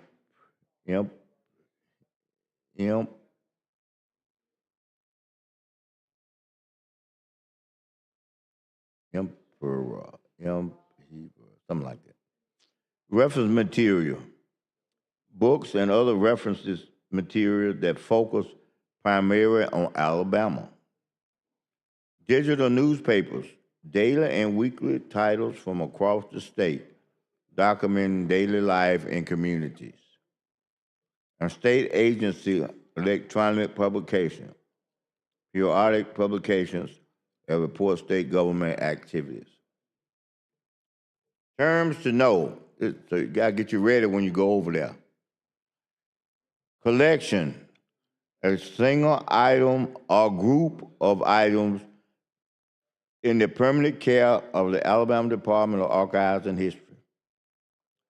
Accession, I think it's accession, to accept legal ownership of materials for addition to the permanent collection. Okay? Now, collection, accessioned in F-24. Government records and paper. 53, the volume 263 cubic feet. Government records electronic, 82, 412 gigabytes. Special collections paper, 85, 80 cubic feet. Special Collections Electronic, 7, 1.83 gigabytes. Artifacts, 36, 468 objects. Total collections, 323. Other material acquired, digital newspapers, 2,899 issues. State agency publications, 671 documents, 2.01 gigabytes. Books and other materials, 120 items.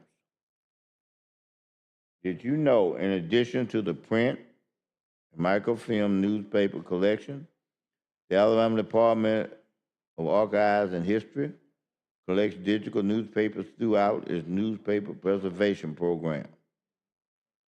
Okay? Now, F-2024 New Museum and Archive Collections highlights. Got a few little highlights up in here. Let's see what they're saying.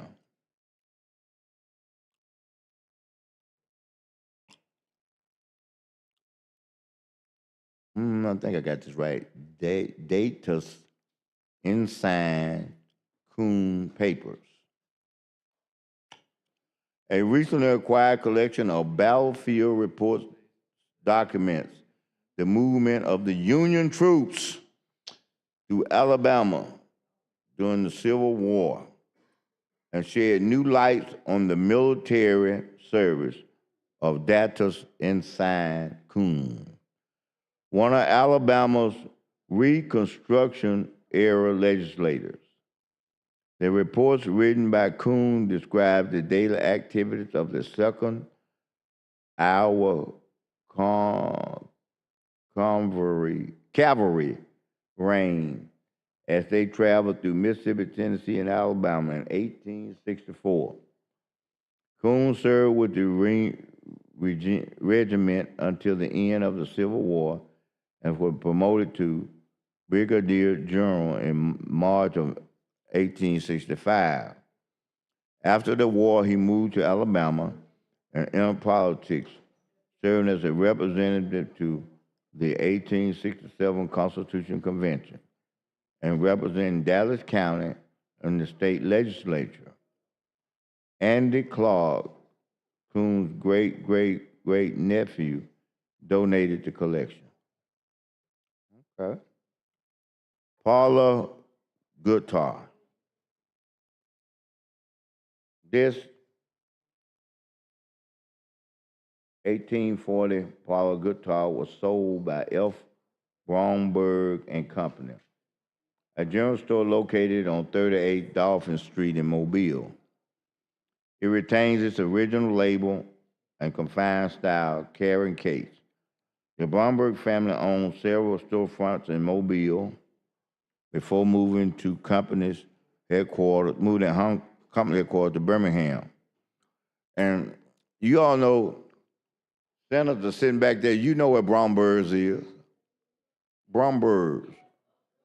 In fact, is at the end of the, one of their facilities is at the end of the block with my law firm is in.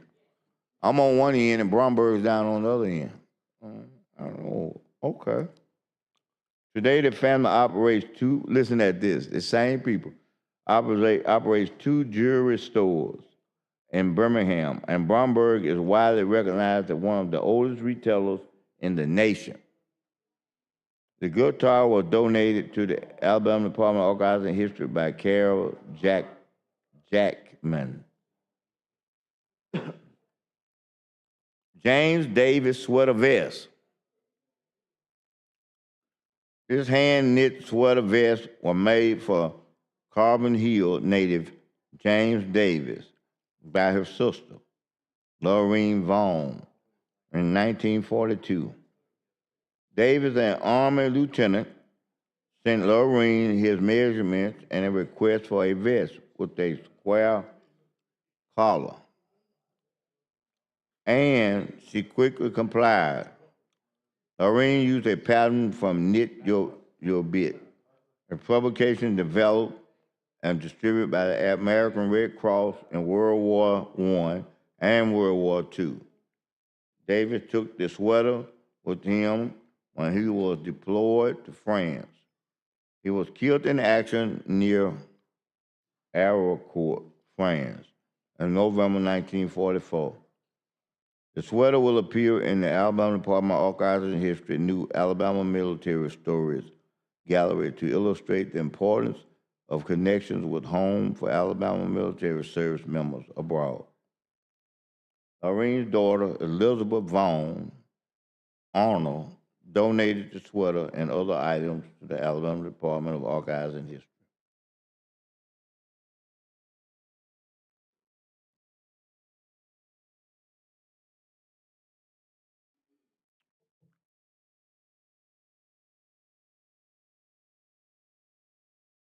Alabama Department of Finance and Transmittal.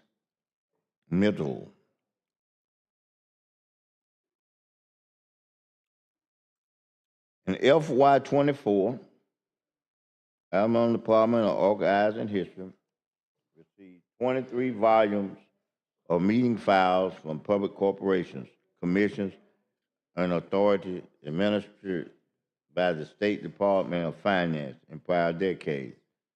Beautifully bound 1960 to 69 minutes from the Alabama Highway Authority, shown here are examples of the volumes and the transmittal. These and other meeting files document how and why the state of Alabama funded critical infrastructure development such as interstate construction and mental health facilities renovation during the 1960s. Staff also transmitted born digital administrative files from the Department of Finance as part of its annual RDA implementation report submission process. Now, terms you need to remember: temporary and permanent records.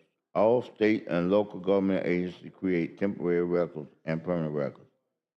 Transmittal, the official transfer of the custody of permanent records from an agency to the Alabama Department of Archives and History. Permanent collection.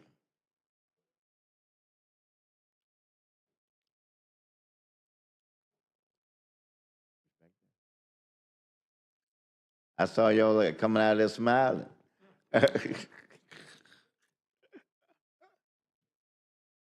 All right. Now, we got a Chaplain Scott Kenneth collection. Members of the, is he?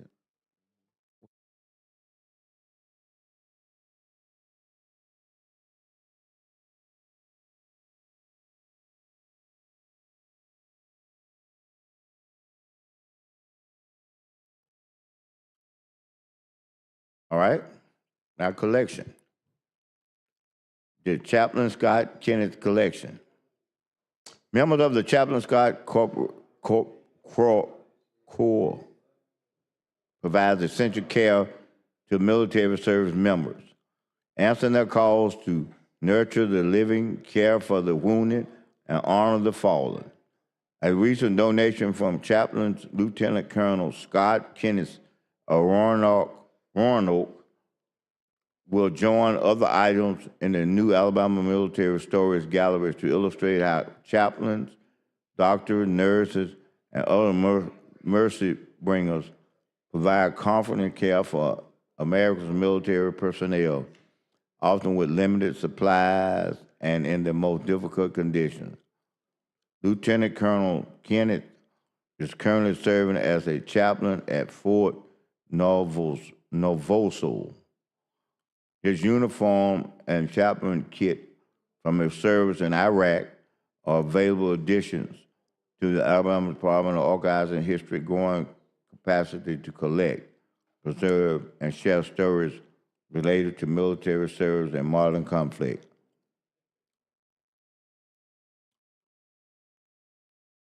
it looked like Bryce and Searcy Hospital collection.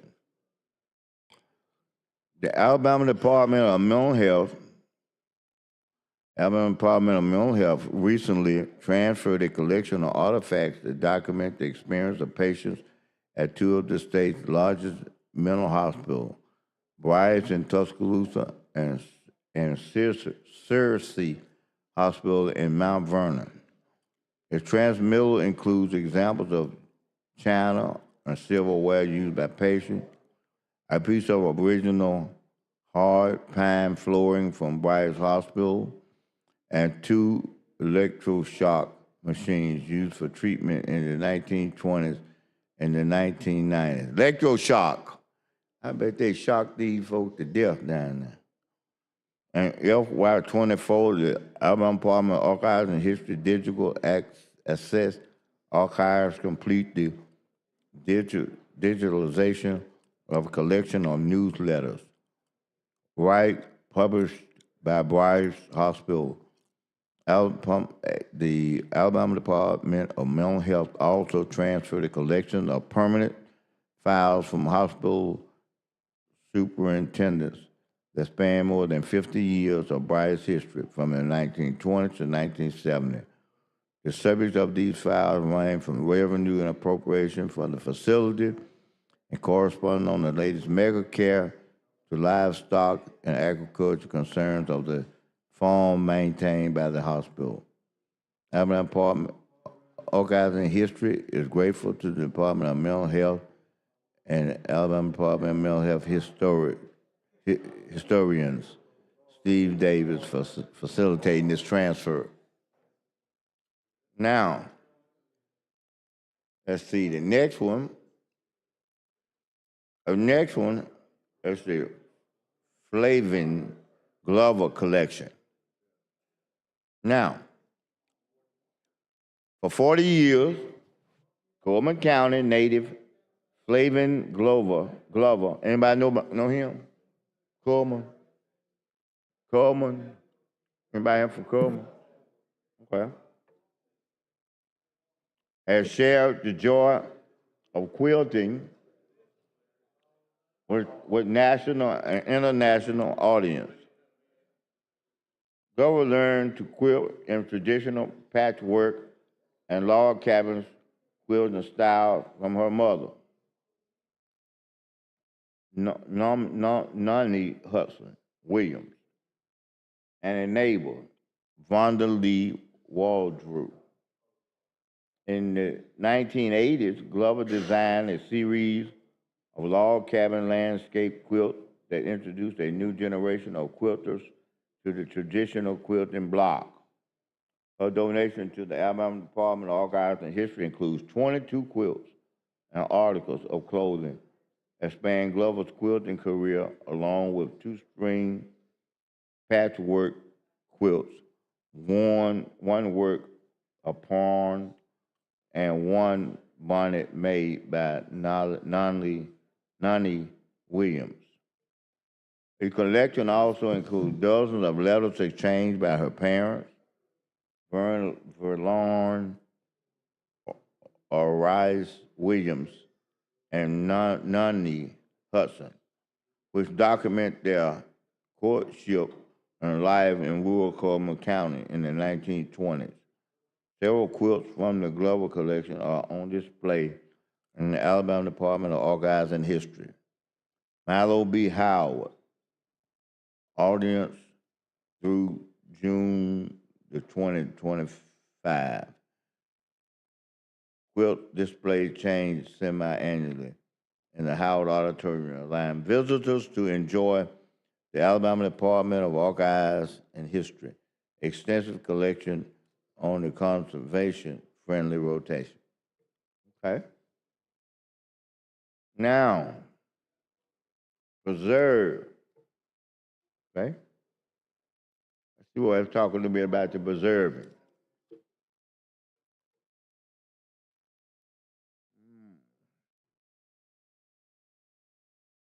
Looks good.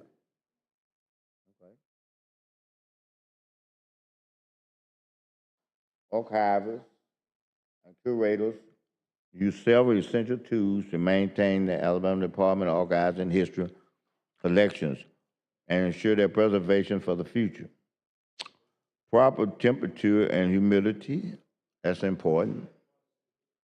Proper light levels, acid-free boxes and folders, controlled access to storage areas, fire protection, and regular monitoring. FY24 conversation highlights Governor Robin Burns Lindsay portrait. This unframed portrait of Alabama's 22nd governor was in poor condition with heavy soiling, punctures, and areas of paint loss. Outsourced conservation treatment addressed the damage, prepared it for an appropriate 19th century frame, which also received cleaning and repair.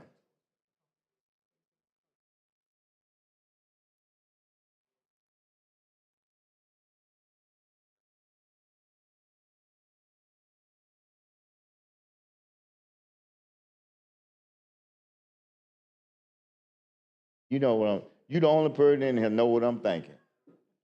You, the chair, is the only person in here at this moment know what I'm thinking, don't you? We're going to keep it between us. You know what I'm thinking.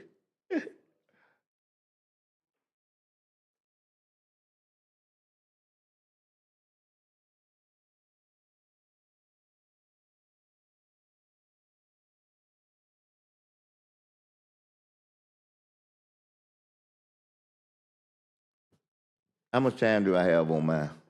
Is this mine, ain't it? Or is it this Singleton? Okay, all right. I'm gonna, you said 28 minutes? Okay. Madam President, if it's appropriate, if it's not, then I'll take upon an order on it. But I wanna, can I yield to him? It's my time I'm on. Oh, it's my time, yeah. I'm thinking I'm on the other senator's time. Yeah, I want to yield to him without losing my time and my place. I want to yield to Senator Singh. No, am I? I think I'm on mine, man. I'm on mine. I'm on Singleton. I'm on Singleton. Okay, and then that's on the amendment, but I got another hour on that amendment. Is that right? No, you get 2 hours. And I only did one. Yeah, my understanding was we adopted the amendment. Senator Orr brought this amendment, and then you started your hour, correct? This is a different amendment from earlier. Mr. President, my recollection is we adopted the first amendment, the committee amendment. And I proposed this one. Senator Smitherman talked the better part of an hour. Then Senator Singleton came up, took the mic, then yielded back to Senator Smitherman, and that's where we are right now. Got it. Okay. On this second amendment, this floor amendment. So go back to my point. He yielded to me.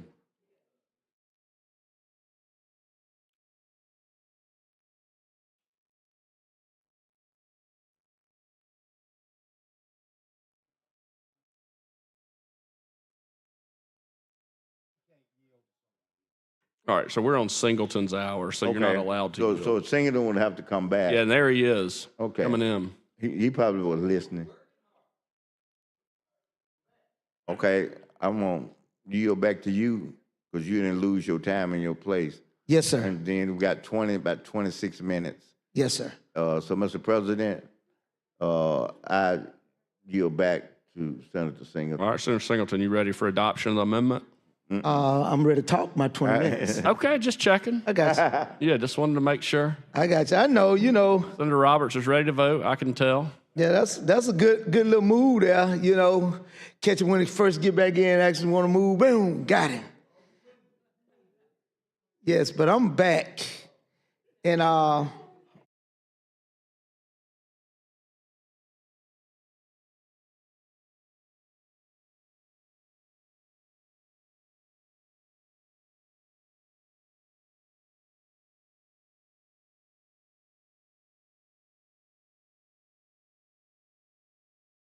yes, sir. Anyway, we're on this great bill dealing with disabilities and making sure that families have access when they're out with their loved ones to whom sometimes are bottled up in the house because of the embarrassment and the inability to be able to get out in public and be able to have changing tables. Even for adults that are in homes and feeling that they can. And I think this is an awesome move that we're doing here to provide those assets for people with disabilities to be able to share in public life with everyone else. This is one of those things that was one of those protected, as I said earlier today, it's a protected class of people, which seems to go against what we call DEI in terms of those protected classes. And so I'm glad that we are able to move forward and to have a little bit of humanity about ourselves and give people what is needed. And so with that, we're gonna continue to work on this. And we like the amendments. This is a good amendment, basically saying that schools and public universities very much does not have to comply to these particular rules unless it is in those public spaces like gymnasium where the general public may come and then therefore have them to be able to come to games, and now they can bring those other siblings to game to watch their children. Because there are some parents who don't go and watch their children when they have a child at home with disabilities. They may have other kids who are out playing sports, and because they don't have these changing tables or things of that nature, so that child never gets out to go and see their siblings play sports. And the one thing about kids with special needs, there is some pure, unconditional love that's there. And for those persons to whom have to share in the responsibility of their caretaking, it's an awesome responsibility to care for someone with a disability. And that I know firsthand because I've had that in my family. And recently, she deceased just back here during the Christmas holidays. And it's a great loss to my family because that unconditional love that she gave, it still lingers in my heart right now, and it hurts on a daily basis to have lost her. And so, we never had these kind of problems in terms of having to use some changing tables or anything like that, but just the fact that she was a child with intellectual disabilities, and she was the love of our family, and we did everything that we could do for her in her lifetime to make her comfortable and happy. And so I do understand these families, and I know my aunt, who's her mother, has been a caregiver and had to give up a lot of her life for her child, and that's just what a mother does in terms of her sacrifice and the thing that she had to do to make sure that her child was comfortable. And so we applaud the senator for bringing this bill to continue to protect those out there who cannot protect themselves and those who have a voice. And when those mothers came to testify before the committee just last week, it was awesome, it was touching. And I saw them out in the audience and having their children with them. This wasn't just a prop. This is their life. This is what they have to do every day. This is the rib that they have, and they have to carry that rib around. They can't have lives like most of us and get out, run on vacations when we want to go on vacation and do the things that we want to go through, and we individually do that. Those mothers and families have to think about that child to whom has that intellectual or physical disability, that they have to make sure that they bring them along, and they just can't jump up and run and go everywhere and do the things that normal Americans and normal Alabamians do. And so my hat goes off to the caretakers of children and adults that are suffering from physical and intellectual disabilities. And so we have to continue to do everything in our society to make it as comfortable, because they deserve life like anyone else. They are all children of God, and whom have been blessed in this earth, and they can teach us a whole lot with what they do. I have a good friend of mine that has a child that's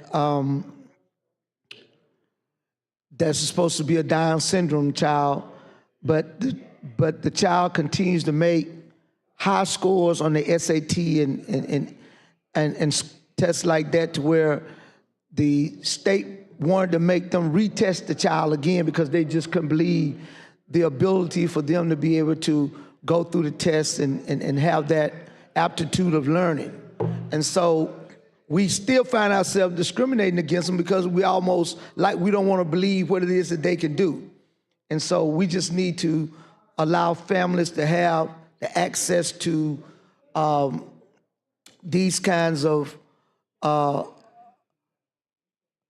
lifts that are going to be out there in the public. And I know it's going to take a while for us to develop that across the state. It's going to take a while for us to put it in business and get private companies on board to make sure that we can get that done in our public buildings, in our public places where people are going. It's going to take a while, but at least we're on the right road and we're going down the right road. And to some families, it might not help them right now, but for those who are advocating, I want to thank you for your advocacy, for the work you're doing around this issue and other issues about children with disabilities. That is strong. It takes a strong person with a strong heart to continue to give those sacrifices of their lives to be able to take care of people with those disabilities. So I want to thank the sponsor for bringing this bill. I think it's a great bill, but it just got tangled in an old web that we're weaving right now. And we're going to get it out. And we'll make sure that that these families get what they need. We'll get it on down to the House, let the House pass it, get it on the governor's desk, and see, can we find a little money in the budget somewhere to start doing some work with them immediately. And this is going to be a great day in Alabama. This will probably be one of the most rewarding bills that we can get out of here in this particular session. You know, I know everybody else want to come in and think that it was important to ban people out of our state. I know it's important for us to talk about crime and criminal justice, but yet and still we make ways for the criminal to be able to get a gun without them even having to have a permit or anything. And, you know, we want labor in our state, but yet and still we want to put people out of our state. And in that vein, then we're going to have to buckle down as Alabamians if we feel like we can be out on this island by ourselves, and then let's just be out on this island by ourselves. We need help from other folks coming into our state and bringing other diverse ideas and that may not be common with ours, but that doesn't mean that they're not good ideas. Just because it may come in a different language that speaks in a different tongue doesn't mean that they're any different from who we are. And so we have to continue to have some humanity about ourselves and stop showing out who well, I really love when people show who they are. And that's fine. And I was about to say something different. But this is where we are in this state. This is where we are in this nation. You know, I don't know why we don't hear from our party. We got UAB that's being threatened to be hurt with dollars that are coming in that's going to be cut from their budget.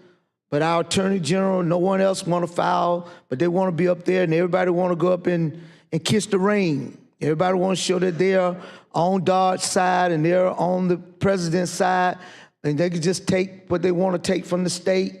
You know, like we're only concerned about Space Command. What about all those other things that comes into our state? What about UAB being one of the premier research hospitals in the United States, and yet and still we're standing on the sideline and allowing money to be cut from them, but yet and still, when it's time to fill in those gaps in the budget, then we're gonna say we don't have the money to do so. We don't need to let any of our hospitals do without any money that's coming in. We should be standing up to this president and this South African-born citizen who's in the White House, in the Oval Office, who has taken over the Oval Office, who acts like he's the president, and Americans are not even mad. But yet and still we want to tell somebody of Hispanic descent or to get out of our country. But we got a South African who's standing in the president's Oval Office who gives the German Hitler sign across his chest whenever he get ready. But if black guys in the NBA says something about Jews or something about Israel, then they have to apologize for it. But yet and still we let a South African born, who's supposed to be the richest man in the world, supposedly, come in because, I guess, of his money. Y'all scared you're gonna get primaried, and don't nobody want to speak up. Everybody act like they all right with Elon Musk is standing up in the Oval Office. I never thought that I would see Americans allow this to happen. I never thought I would see something like this happen in this country, to where we would be so fear of one man, that nobody wants to speak about it. Nobody even, I don't even hear whispers around here about what is going on, even when the cuts are coming down. Y'all act like it's all right. Act like it's all right. But because you know what? When we talked about DEI, the biggest benefactor of DEI were white women across the nation. You got all of these federal workers are now finna be out of jobs. You know, you got people being out of job, people probably at UAB, they cut Social Security and they target the Birmingham office. People are being out of job right here in this state. And we want to brag about our unemployment rate here. We need workers, but nobody want to open their mouth and talk about this administration and what they're doing to America. Price of eggs hadn't gone down. You swear once he got in, the price of eggs was going to go down. We thought the loaf of bread is going up. You're talking about tariffs coming in, which is going to run everything else up. By the time we put these lifts in, it depends on where they have to be shipped from. We're talking about $5,000 a day. By the time the tariffs hit it, it may be about $20,000 to put one of these lifts in.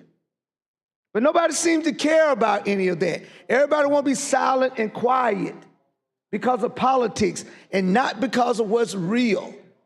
You know, and we're allowing a South African born to be in the Oval Office daily and just call shots, take over me. He and his little son, he holding a press conference from the Oval Office, and the so-called president sitting there while the little boy telling him, whispering, you ain't no president.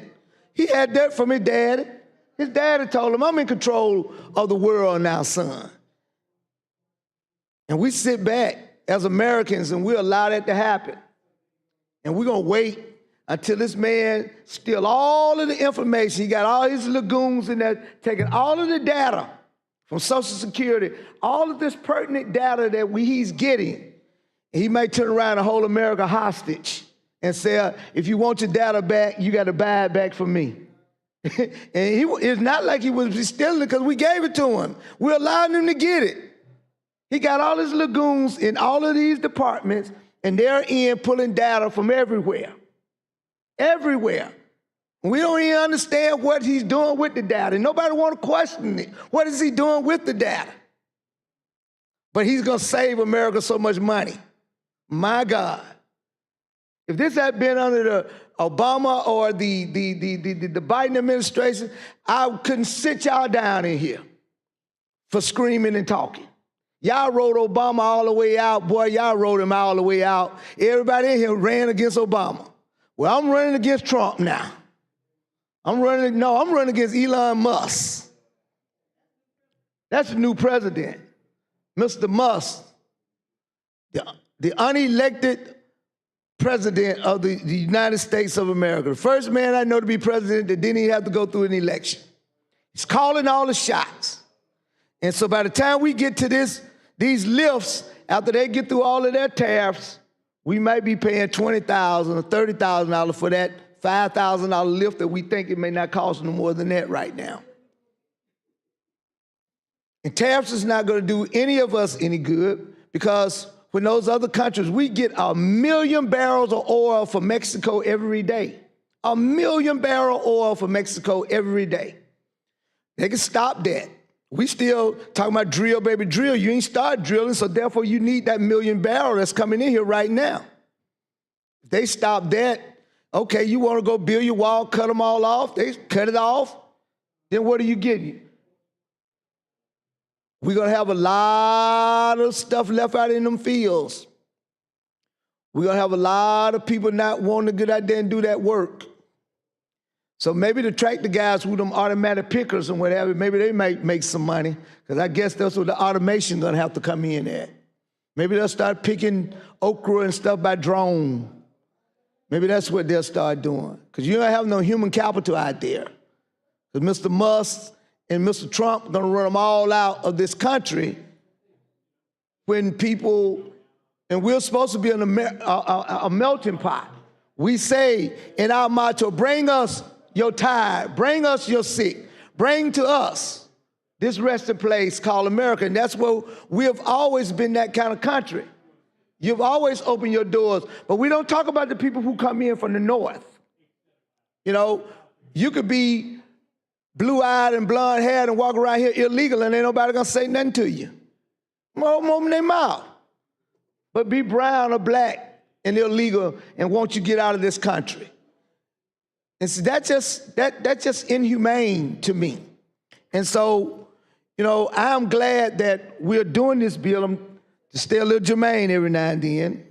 But I wish that somebody from the state of Alabama, I'm listening to my colleagues who always bragging to Mr. Trump, but nobody want to talk about UAB finna get cut millions of dollars out of their budgets that we may at this legislature try to have to make up because of someone want to cut it out. You know, there are many of agencies, and we depend on federal dollars in this state more than any other state in this nation. We probably number 2, number 3 in the nation that depends on federal dollars, and we act like, you know, we got a new savior, but they're coming in and they're cutting everything, and yet and still nobody want to open their mouth. The Attorney General don't say nothing. The governor hadn't said nothing. The lieutenant governor hadn't said anything.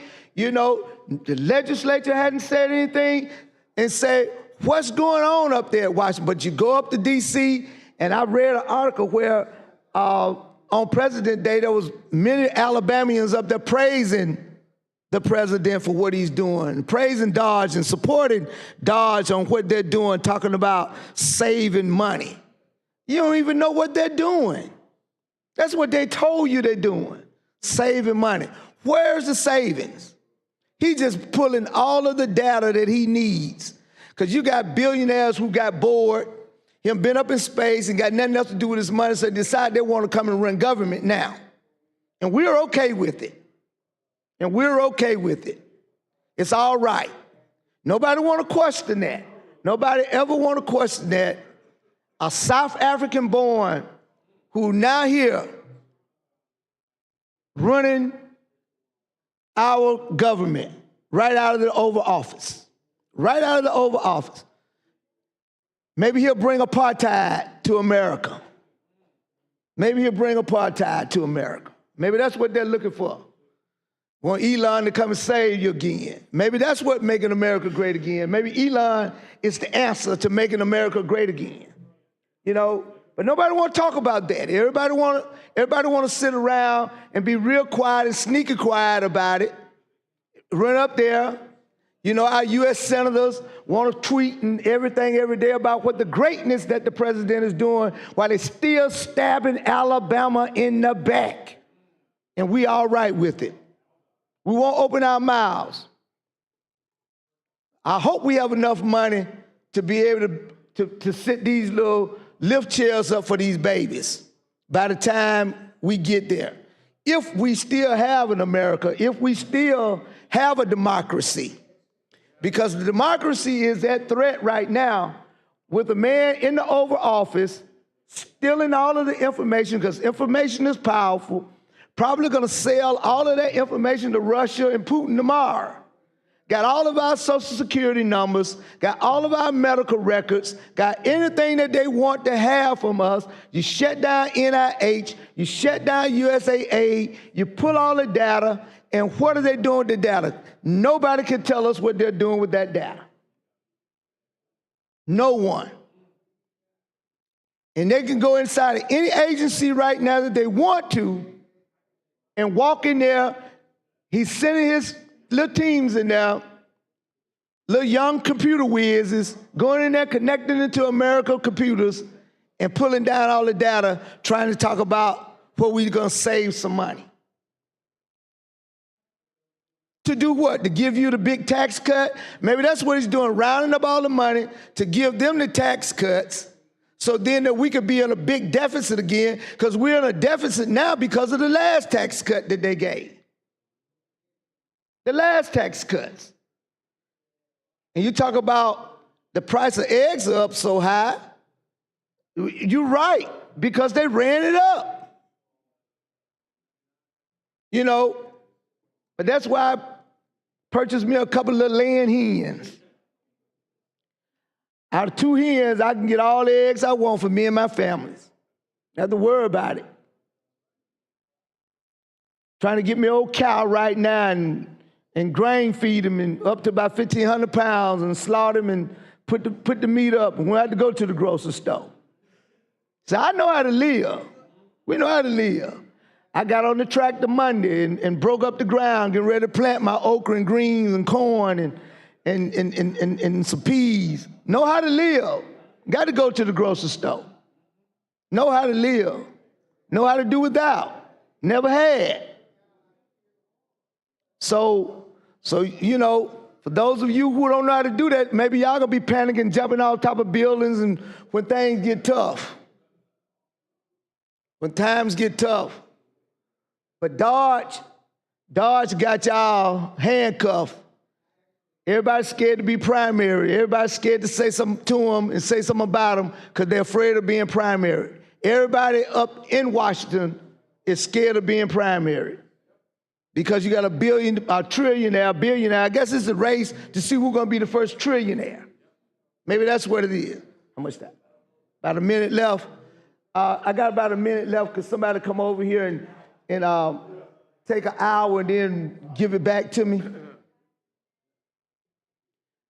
So,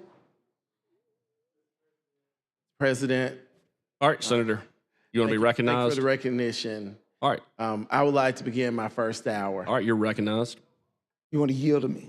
And I yield to the gentleman from Hale County. Without losing your time and place. my time and place. All right. Thank you, sir. And so here we are, and we don't really have to be on these kind of slowdowns in this body. When you put these bad bills like this that try to hurt people in the mean spirit of it, it brings it out. We allow immigration to go on through. We gave you criminal justice, but then you want to come back and throw this in our face. So there has to be a time where we're going to put the brakes on it now. I know it's a Thursday. Nobody want to be here on Thursday afternoon. I don't like being here on a Thursday afternoon. I call it tail light Thursday. But maybe we need to see some headlights going up the road with the tail lights tonight or in the morning. You know, but it's a shame that we as American citizens and Alabamians, we're going to sit around and they're going to take from our state and nobody going to open their mouth. 22 other attorney generals across the state filed actions against the administration. And all 22 of those states, there was an injunction to halt them from being able to remove any kind of federal grants coming out of those states.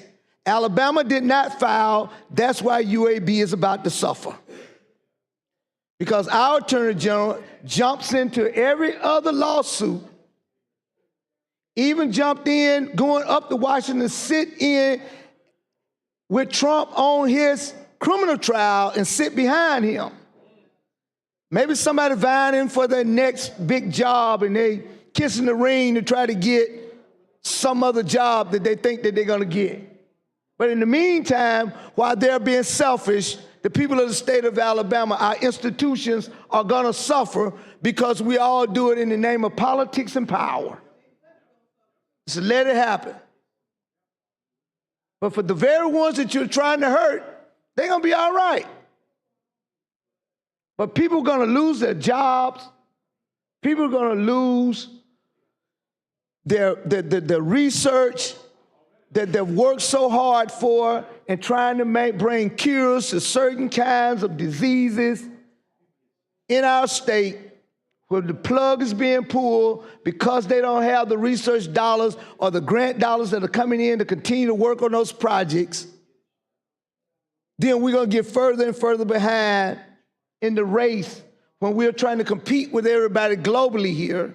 And we keep talking about being competitively globally, but yet and still, we're gonna allow the South African and the elected guy who's up there as the president take from Alabama while our Alabama senators kiss the ring every day. Nobody, our House members, kiss the ring every day. Everybody up there is afraid to say anything against this president. Why? Because he's gonna primary him. And nobody wanna be primaried. But if you're out in your districts and you're working, and you're doing what you're supposed to do, you don't worry about a good race. Let them bring it on. Because if you're standing up for what's right, you'll do what's right. Whether you win or lose, you're doing what's right. But people want positions for power and prestige to say that I am that person. Don't do the work in their communities, don't do the work in their districts until time to run. And then you get scared when somebody else want to run against you. But you need to be standing up for your constituency base. But they're afraid of the South African and they're afraid of the current administration. It's a sad day in America. I guess black folk had to save America again from themselves. You run everybody else out, we ain't going nowhere. We ain't going nowhere. We ain't going nowhere. I know they would love to take us out, but we ain't going nowhere. That's why this Archives and History Bill just makes no sense. Talking about a board. Let these people do what they do over there. Simply because somebody came over and showed a film that the board had nothing to do with what they were doing. Yet and still, nobody talks about all the other things that goes on in this state against people. And so we want to make sure that these children are taken care of in this particular bill. And you know something? or I was supposed to be moving on with the amendment and then coming back to the bill. I got you coming. I said I was going to move on with that amendment and then come on with the bill, but I'll come back to it in a minute. I know. But at the end of the day, because we're not trying to hold this bill up, it's just time for us at this point. Let me see what comes up after this. Expungement. Okay, that would be good. Talk about giving people an opportunity to have another shot at life. All right, but anyway, but what we need to do is just stand up and be men and women and be Alabamians and be strong, because Alabama is strong in its diversity. I don't know why people are trying to get rid of diversity. New word come up, we jump on whatever national. We jump up on whatever is national, whatever we think that is right. And people will get out here and brag. And everybody kissing up to the president.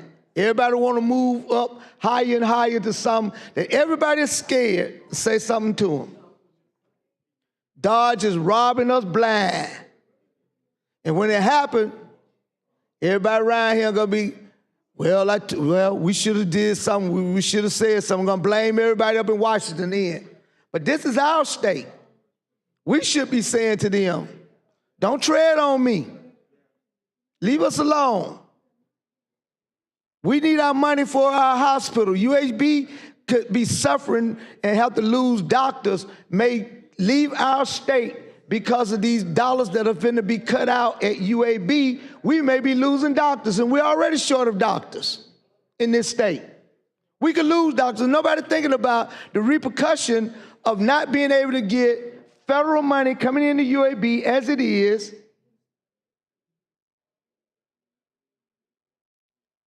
We can lose doctors. We can lose other medical personnel right here in the state of Alabama. But nobody talks about that. Everybody's quiet on that. Maybe they're going to work it out in Washington. Maybe they're trying to individually get in there and have those conversations and say, hey, you can still do what you're doing, but we in Alabama, we with you, Mr. President. We're one of those states that are with you 100%. And he's still jugging that knife in our gut. This ain't what we voted for, but this is what you got. This is what you got. You might not like Kamala, but there wouldn't have been nobody else up in the Oval Office holding press. I've never seen that in the history of America as long as I've been living, the 62 years that I've been living, that someone else outside of the president hold a press conference in the West Wing. Never seen it before. And just totally unofficial, just standing up with his son all on his neck. Just totally unofficial. President just sitting there, just looking like he lost. While this cat rambles on and speaks for the president from the Oval Office. I never thought I'd see that a day in my life. That's crazy. That is crazy.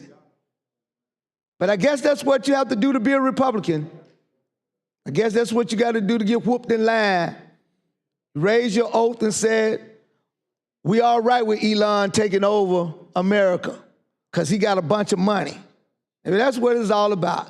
Elon's money. Everybody's scared of Elon's money because everybody money hungry. There's nothing about how are we going to continue to sustain this state moving forward. We've been doing great. We have great ideas. They announced a new intermodal a dock here in Montgomery today that's going to be bringing in, containers all across, from across the world, right here in Montgomery, Alabama. That's global. That is global. We can't be running folks out of our state if we're going to have global kind of businesses coming to us. You look around, who's employing us? Hyundai, which is a foreign company. Mercedes, which is a foreign company. Honda, which is a foreign company. Okay? All of that. We're not doing it here in Alabama. There are American companies that are coming here to do what we need to do. And you want to still run people out. You know, this is what bothers me about it. That's when it started looking, while it may not be racist, but that's when it started looking racist. People may have a great heart and good intent, or just following the leader about what they said in Washington, what we should be doing, and that's what they should be doing. I just have a problem that if one of these little children who need these lifts could be brown and have a different tone of skin, they might not be able to use the lift. If we allow some of these members in here to tell us what they're doing, but yet and still, we stand here and we're supposed to be so American, we're supposed to be so patriotic that we are so better than anybody else that we allow a South African to come and just take over America, and it's all right with y'all. You go against Obama talking about his birthright, that he wasn't American, he was from Africa. You didn't even want him in the White House.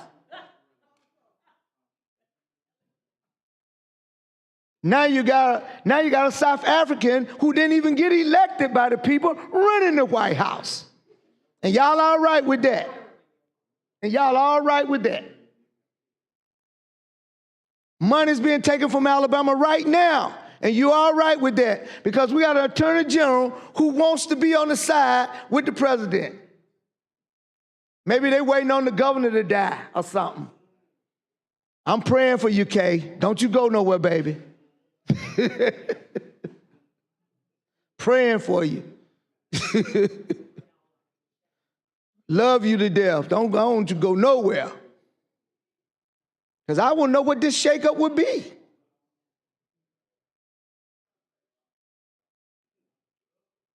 I'm just saying, I know some people praying that she do. Praying she don't. I love her.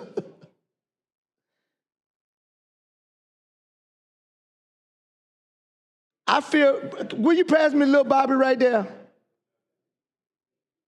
Thank you. Now, me and little Bobby, I have to look out for the future of little Bobby. I'm a sunset, but little Bobby's a sunrise. I'm on my way out. But if I don't take care of little Bobby, today, there might not be no America dream for little Bobby because of the color of his skin. Not the content of his character, but because of the color of his skin. And that's what we're doing to people who want to push him out of our state and not even know anything about these people. They could be geniuses. They could be brilliant-minded doctors who could solve cancer tomorrow. But we don't want them because of the color of their skin. But Elon Musk could lead this nation into another war tomorrow, and we're going to be all right. And we'll be all right.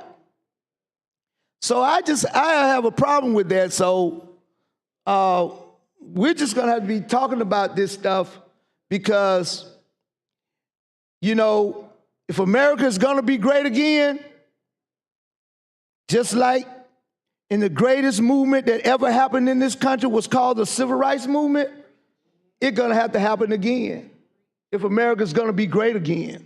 Because my counterparts are scared to talk to those who are about to take us out. Maybe it's going to take voices like mine. Maybe I shouldn't be blaming y'all because I have a voice also. That's why I'm starting today. telling you what I feel about what's going on in Washington when you all are sitting around me and you can't even have private conversation. I haven't heard not one conversation around here about what is going on in Washington. Every time I look up on TikTok or ClickClock or whatever it is, everybody praising the president, praising Elon Musk, talking about what he's doing to bring in the deficit. When the big tax breaks were the one who ran the deficit up as high as it is. While he take his little toys and fly off somewhere into space. While little Bobby right here got to find a job and try to get a job, and he's steadily putting people out of work. Families are hurting. Shipping jobs to Russia, or wherever they're going to put them. Oh, no, they're going to go to Gaza Strip and build some condominiums in the Gaza Strip with American money.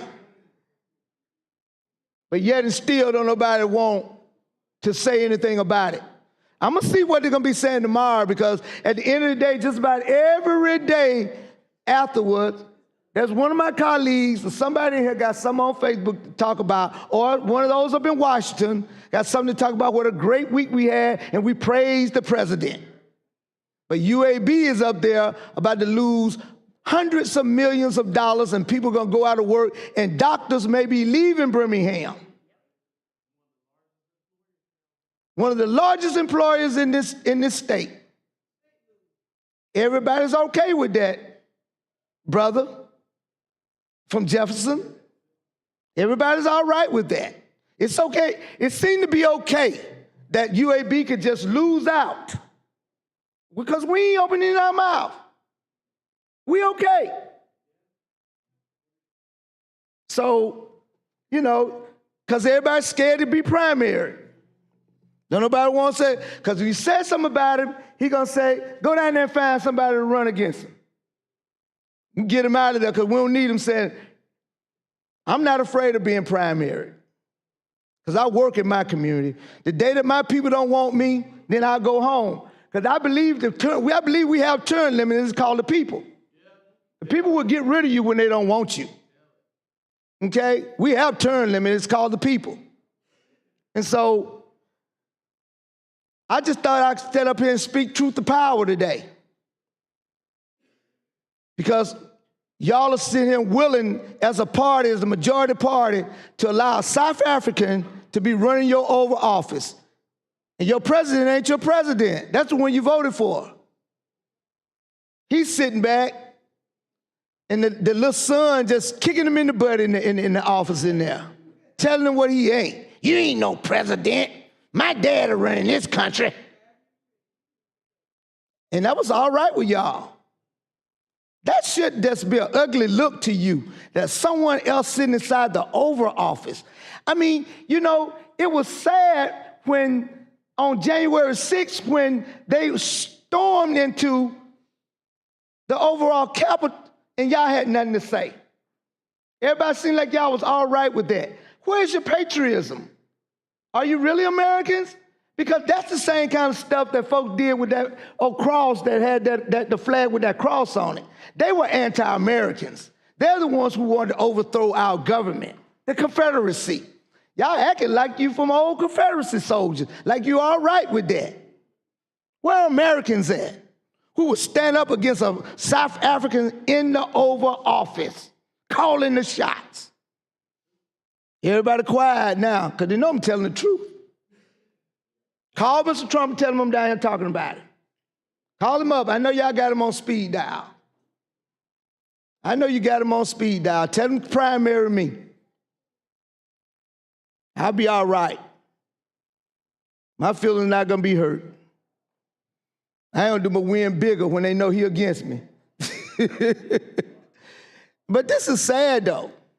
Tariff is going to come. All the election, the Democrats didn't talk to American people properly. They didn't talk to them right. Trump talked to the people properly. You just didn't have a good message to the folk. And the price of eggs are going up. It was hitting people in their pocket. The price of eggs is still the same price the day he got elected. And that went higher. hadn't seen them come down yet. So, you know, I too love America, said Langston Hughes. I too love America. And I know my people have fought and died for the right to be Americans, to make this country a better nation, making sure that people with these disabilities can be respected, making sure that people who come into this country had rights and liberty in the pursuit of happiness because of the fight that we fought in America, inside of America, making sure that this country was a great nation. Make her live up to her creed that all men are supposed to be created equal. And even the man who said that owned slaves. But yet still sleeping with his little slave girl out in the outhouse, making black babies. Mr. Jefferson. And so you didn't get to be here by yourself. You know, we did the work. We toiled. We plied the fields. Then when we demanded pay, you got rid of us and you went out and you got you some people coming across the border from the South. They can do it cheaper. They are better workers. They'll do it, and they ain't asking for a whole lot of money. And now they got sense and start asking for more money. Now you want to put them out of the country. Who's the next group? Because your children ain't going out there in them fields. Too privileged. Too privileged. At the end of the day, and you know, it's sad to be standing here in 2025 to even be talking about race, to even be talking about these kind of things, but we still got people who want to be the new Jim Crow. Maybe this is James Squire Esquire, James Crow Esquire, the new guy on the block. When we were free as slaves under the 13th Amendment, the South came up with what they call the Black Codes, which said that if you did not have gainful employment, then made men sign contracts that they would be put back on those plantations and go back to work. That's how they were able to get black folk back on the plantation, because they had nowhere to go, had no land to go on. They had been slaves, and now you're free. Put them off. Now you got to be able to work, because we don't want men being around and not working. Now you put them back. And that started in incarcerations. You locked up many of men, then you put them on the railroad and made them work until you started bringing in the Chinese and put them on the railroad also and made them work. We built railroads, miles and hundreds of miles of free labor. As soon as the labor not to be free, then you want somebody else to come in and work it for you. But long as labor was free, you was all right, holding us in bondage.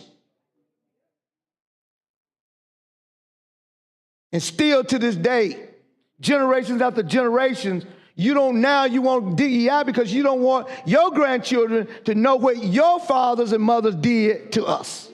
You don't want them to have to read it because you're embarrassed about it. You don't want us to be telling your kids or holding them accountable, but yet and still, well, they had nothing to do with it, but they're still reaping the benefits from generations of dollars flowing down from that slave blood label. And yet and still, there are families of the slave still just as poor. So I'm just tired, as Fannie Lou said. I'm sick and tired of being sick and tired. While I watch these patriotic Americans here who sit around and feel like they're more American than anybody else, but yet and still, again, allow a South African, and I'm gonna keep saying that, to sit in the Oval Office and do more than the president. He gets to hold interviews in the South, he'd get the whole press conferences in the Oval Office, in the West Wing. I've never been in the West Wing. Born and raised here. But a South African born can get in the West Wing and call the shots. I guess there could be, who's really running America? Repeat after me. Mr. Elon Musk. Oh, this is a funny thing now. And everybody act like it's all right. They know it ain't all right, but they're afraid to say anything. Afraid to say anything. Afraid to be men in America. Elected officials, because don't nobody want to be primary. I see you got full now, boy, still chewing. I'm ready to rock and roll. Got a little rest too. Oh boy. And took me. Hey, I didn't complain or anything when I was out here, but about 2 days ago I really messed up my Achilles. Mm-hmm. And you know when it's messed up because the only tear that I've ever had any place in my body was my other Achilles. Achilles, right. And so I've gone through an Achilles, and you know, but you're so you saw me kind of easing, you know, well. Just keep having birthdays. Something else gonna happen. All I need is 2, then I'm all right. Gotcha. Okay, so I got my 2 Advils. There you go. Oh, and they just kicked in. They kicked in. So I don't even feel nothing in the Achilles, and I just got through. Thankful to been able to get some nourishment. Oh, got a little dessert too? And the thing that solidified it, I talked to my real boss. Oh, you good now then. Oh yeah, I talked to the real boss. I got you. Just a few minutes ago. Yeah. So what the folks said in that commercial, Red Roof Inn, they gonna leave the light on for me. Just leave the light on. Yeah, leave the light on. I for got me. you, babe. Whenever I get there, they'll leave the light on. Thank you. Yeah, so I ain't gonna lock the screen, so I don't have to worry about knocking on the door. No, none of that. I Gotcha. just get on in there. There you go. There you go. Yeah, but I was that's why you gone. I don't know if you were listening. You know, we still talking about this bill, which we know is an excellent bill for children with disability. You talking about the one we on now? Yes. Oh, that's a good bill. And that's a good bill. We know that how hard we fought for the Civil Rights Act and the Voting Rights Act. Under the Civil Rights Act, it basically allowed for those protections. Yeah. For people not to be discriminated against. That's correct. And this was one of the protected class. People with disabilities, it's a protected class. Yes. Okay? So here we are just making sure that we raise the level of that protected class of people. That's correct. To making sure that this is what we do. But the people who fought to get that law in place was us. We know. So we the one who making America great. And that's why I like to take the slogan from them and let you know that America was made great by those who fought for America. Exactly. Who fought within to make these policies and laws to where there was some diversity in this country as we grew. With all the inventions that African America made to this country, we don't control not the royalties off of one. Not at all. Not at all. Not at all. We don't. We don't. They just stole them from us and gave the credit to everybody else. That's a true statement. Yes. That's true. We can own patents. Mm-hmm. Because they didn't want us to have somebody else come along and do it, and they were able to get the patent. We weren't able to get the patent. Correct. You're right. You're absolutely right. All because of the skin that we're in. But you know, the thing that concerns me, and if let me put it this way, and that's what we're even talking about here with handicapped people. Mm-hmm. That's what we was talking about over here with them archives. Mm-hmm. We talking about the same principle. And so I'm just gonna say it a little different, but the same thing, and it's this. If we could receive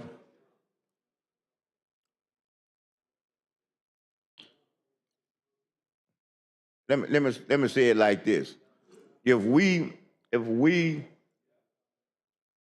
are just measured by the standards of this country, we're going to be all right. And you say, what you mean? We very seldom, and if you think that I'm joking, I ain't talking about everybody. I ain't talking about everybody in here. But just watch what I'm going to say to you. You can be in a meeting, a committee meeting, and there are some people that what you doing is wrong until you prove to me it's right. Then what you doing is right until it's proven that it's wrong. You don't get the benefit of the doubt. Just the average, straight up benefit of the doubt. If you got that. So when you don't get the benefit of the doubt, you are discriminated from the beginning before you even get started. You got to prove what you call every time you do something, you have to prove yourself. At some point, it ought to be just, even if it's a test. Okay? How many times you've heard me say this across the board to people? People that I've had any kind of encounter, even with my colleagues in here. This is the first thing I said when we having one. I said, you don't have to prove anything to me, because this is my little phrase. You've been road tested. We already gone through one test. You don't have to reprove to me every time we do something. But we do. Every time. I can have 30 years experience. You still got to prove to me. You know, that's the problems. You know, that's at some point, we got to turn that kind of attitude loose. And that's the same thing with these handicapped people. We have to be willing, just like the sponsor said when he got up there, he said, we should be compassionate and we should be able to do what we need to do to help them because they can't help themselves. That's what the sponsor really said in essence when he was talking about it. Right, it's a good bill. Yes, and I concur and agree with that. If we can ever get past that, then all you got to do is judge me on my work. If I'm willing to work, if I'm willing to do quality of work, and just based on what kind of person I am, the content of my character, what kind of person I am. That's all. If we could just be judged only on that, without a pre-prejudice already up there, now you got to prove to me that the prejudice ain't right and I shouldn't be.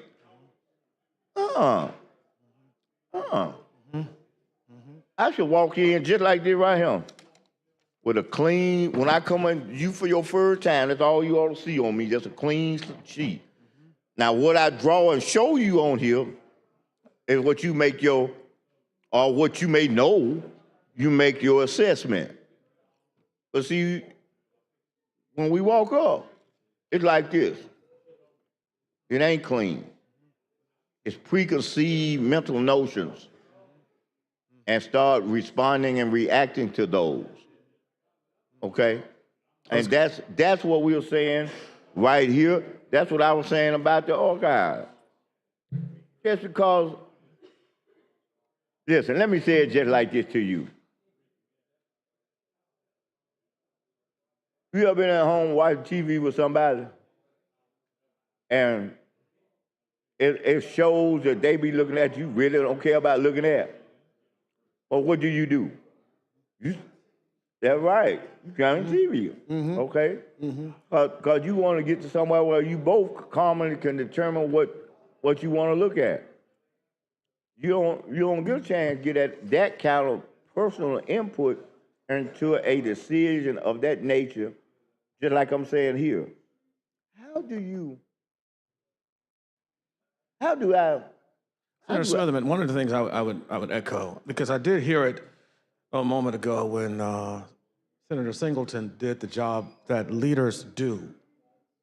And we come to realize is that we have a whole lot of people holding positions of leadership, but they're not leaders. That's true. That's true.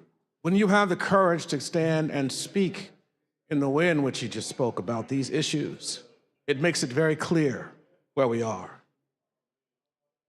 Here's what I will say. I am sick and tired of us coming into this chamber when we have an opportunity to do the things that the people have sent us here to do. And the only thing we can seem to do is be divisive, legislating our likes and dislikes, legislating prejudices, all these types of things that does not make us better. And the worst thing to do is to do it claiming that you're doing it in the name of Calvary. This idea of not connecting the fact that there is a distinction that we make between the religion of the Jesus of Galilee and Constantine. It is just wrong of us to come to the conclusion that somehow or the other, it's okay for you to wear this cross, but you don't want to bear it. To always find ourselves coming in, having to deal with situations that for the most part seeks to do the very thing that Senator Smitherman said, that I said, that my mother, who's 83, said, I thought we'd already fought these battles. I didn't come here for this. I came here to provide solutions for a community that's waiting for us to stand up, do the things we must do. And if we think that we are living in normal times, that is not the case. That's true. We can walk around here all we want, assuming that somehow or the other, these things just can be glossed over. True. What we'll find ourselves doing is much like King George was still ruling when Rip Van Winkle went to sleep. Some of us remember Washington Irving's piece. Well, one of the things that ends up happening is when Brother Rip woke up, the sign that was on the tree was not King George any longer. Well, it was George Washington. Mm-hmm. Because we slept through a revolution. Right. You can't keep putting folks out of work. Yep, you're right. You're right. People who have mortgages, people who have children, people who have things they have to do. We're watching every time in the news hour all the people around this country who are seeing things taken from them. Say if you want to that any of us who are speaking are on a roll now. Well, let me tell you what it is. Let me tell you what that role is. That role is the fact that at this moment in the life of this country, we're witnessing some things that for the most part will lead to our undoing. And if we are content, and I don't think we are, to simply sit by and watch things happen without a reaction, Senator Smitherman, well, we got another thing coming. That's right. You're right. I'll end with this because I started with it almost from day one in a committee meeting. Here's what I will say. All of what you've heard and all of what we have heard, not only from Senator Smitherman, but Senator Singleton speaking these words in these moments that are probably unpopular to most in this chamber, but I will say this, you will not be able to leave this place saying you did not hear it. Amen. You will not be able to leave this place saying that you are no longer accountable for it. I personally believe that I have a charge to keep and a God to glorify. And the idea of us being able to stand in a moment like this that may be at times impregnably dark, but I do believe that in the midst of the darkness, there is prophetic witness. Yes. And that people will stand up, people will decide that as long as there's an opportunity to be in pursuit of happiness, yes, and that there is a way forward, they will absolutely speak up. And then we will be, as we should be, held accountable for what we did not do. Yes. Because that word is true when it says every man and woman is called of God to do his or her very best and to make some unique and distinctive contribution which only we can make. We can't even die until it's fulfilled. Amen.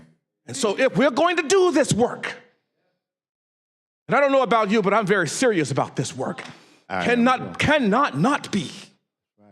Because I just had an opportunity along with Senator Barfoot when we spoke to these babies in 4th grade. We cannot afford to continue to mortgage our children to destruction. Amen.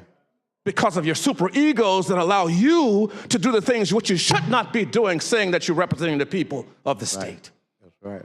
Petty grievances, petulant behavior from grown folk. Well, I didn't see it with the babies in 4th grade. And so I say to my friends, when I walk up to you, and most of you know it, I don't simply ask about your child, I know your child's name. Why? Because your children matter to me. Amen. This is the village we have. Right. Nobody's attempting to stand and preach to you. What I am saying is, we must be held accountable for what we do here. And we may not get it right all the time because we're not going to. But we should very well make it our intention to always do the best we can, right, so that we are not mortgaging our babies to some kind of destruction that we had an opportunity to speak into, because again, these are not normal times. No, they're not. But they are times that can make us the best of who we can be. Right. So this is a good bill, Senator Smitherman. It is. It is. It is. You know, Senator, I just want to mention, Senator, that a point that he made in there that I picked up also, and I like to say this, you know, I really do, because it's the truth. I said that in 1964, in the 60s, when we had to address all these issues, it was one thing for certain that happened. And you know what that is? There were plenty of people, in this case, in our body, the name that I would reference to is majority. It wasn't just us standing up there by ourselves in those marches and in those fights. It was a fight, a struggle between good people and bad people. And in the good people, it was black people, it was white people, okay? Together was standing to resist the very thing that we talking about right now. That's why in 1901, I read out of here, 01, okay, the 40s. This is years of our Constitution. Yes, that then the majority of people decided that we would have this, all those things I read in the archives that will be presented, and this is something I just want to say this. This is something that the board itself, the board its own self developed diversity. The board. Yeah. I'm making a point. And when I look on this board, out of what? 4, 5, 10, 15, 16, 17. 1, 2, 3 in a vacancy. You have 3 African Americans in a vacancy. So what that tells you, Senator? That tells you that the majority of people who made this decision and who has been moving forward in this decision, they didn't look like us. Right. I'm making a point. Right. I mean, because these people are among those people that we were talking about that was marked for right and wrong. Correct. Not black and white. Correct. Right and wrong. Right and wrong. You're right. And it ain't nothing right about trying to kick our heritage under the curve. That's right. There's nothing right. There's nothing right. And that's why during the whole period that I've been in this body, the whole period, this is the first time that I've seen the effort to do what's trying to be done. And I've been here a long time. I have never seen it.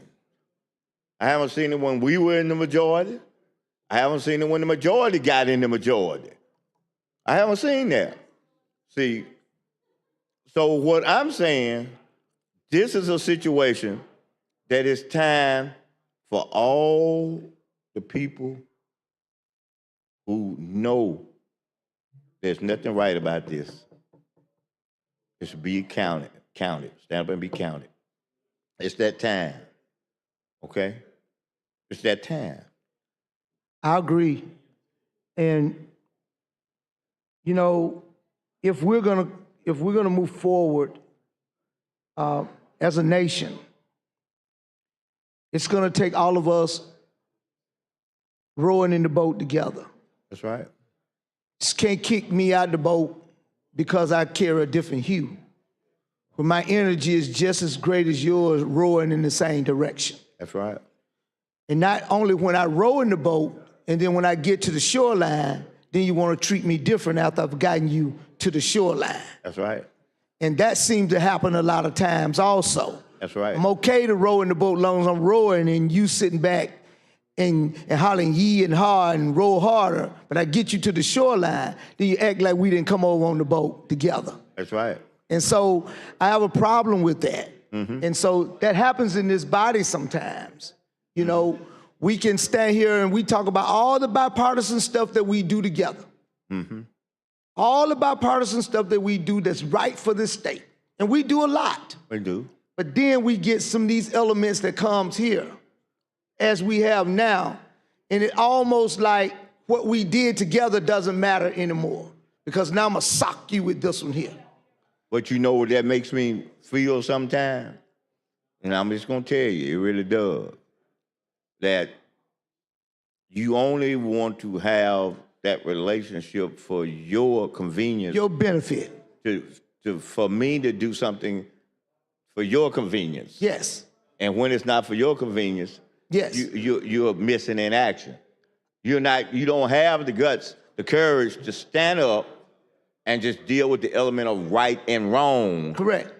Is that for some way you've got to dodge, or you've got to do it on the sly, or you got to do, and that's not what it's all about. Right. You got to have the courage. And instead of that's about, it's like, let's just tell the truth like that with some of our bills. Some of us got some great bills in the hopper. Oh yeah. But because they're not carrying them, we won't get them out or vote against them. Well, I couldn't. I would just look. Bills that are good for the state. I'm sitting here wondering, just like you saying. I'm sitting down. We got major problems. Major problems on my end up there with crime. With crime. Right. Okay. And we got a whole bunch of things that other people have that's just sitting there. I'm sitting there with the bill I'm not fussing, we just talking. Correct. I'm sitting there for a bill that's gonna help deal with all this fighting, all this whatever bullying, and all of this whatsoever, the conflict bill. It's just still sitting there. It's sitting there. It's just sitting there. And it's sitting there, and I mean, I'm just saying, that's a good bill. Because I find myself, as a minority leader, out doing these panels a lot. The one thing I always come about how well y'all work together. Mm-hmm. And we do. Yeah. But for the benefit of who? That's right. At the detriment of who? That's right. Okay? But because we're trying to work together to get through the process because we believe in what we see as this state. Those bills that are good for this state, we are voting 100% with them. Mm-hmm. This is a great bill. Yeah. But if you had had this bill probably still wouldn't have even came out of committee yet. No, it wouldn't have. I had a conversation about this earlier, a couple of days, what you just talking about. Even one of us had this good bill, probably would not have been out of committee yet. Right. That's right. But they want us to work with them. They're irritated when we stand up here at the mic, and I don't care. I really don't. That's why I like it. For that group who get irritated, they can go home. I don't care. Because I never get a vote from that group anyway, hardly, on nothing I have. And I know the group. Everybody in here know who the group is. Let's just tell it like it is. They talk about me and you when we up here on this mic. I hear the conversations. I don't care. I'm going to continue to do what I do.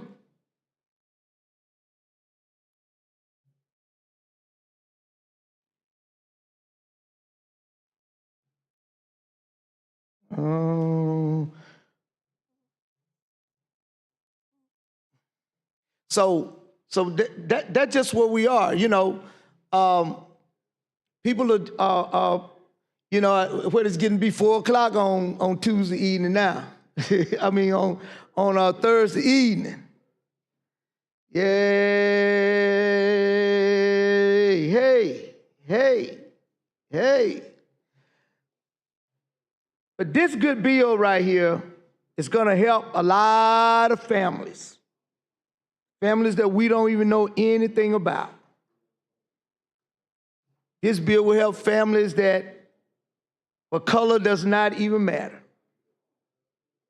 Because people with disabilities sometimes don't even understand the concept of color. They just want to live and be comfortable. And I just want to say to the sponsor again, I'm glad they gave you the bill. Well, I'm glad you came up with the concept then. Well, I'm glad she came to you. Yeah. Because I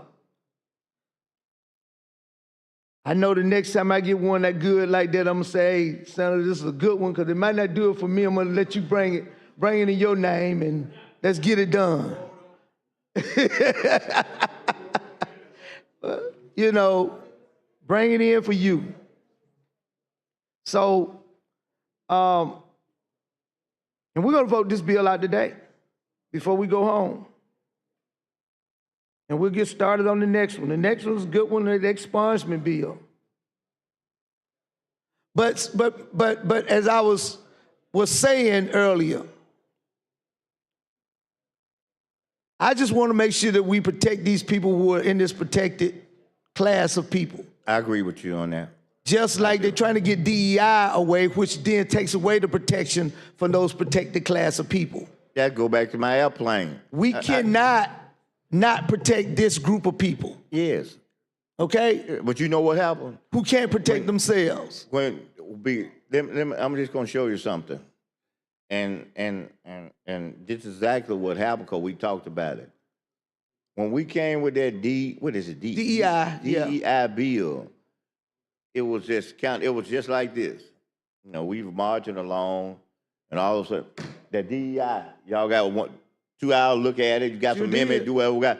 If we could have sat down, no matter whether we liked it or not, and had a chance to address all these categories that it was, like the handicapped people, that it was going to take out, we could have dealt with that. Yep.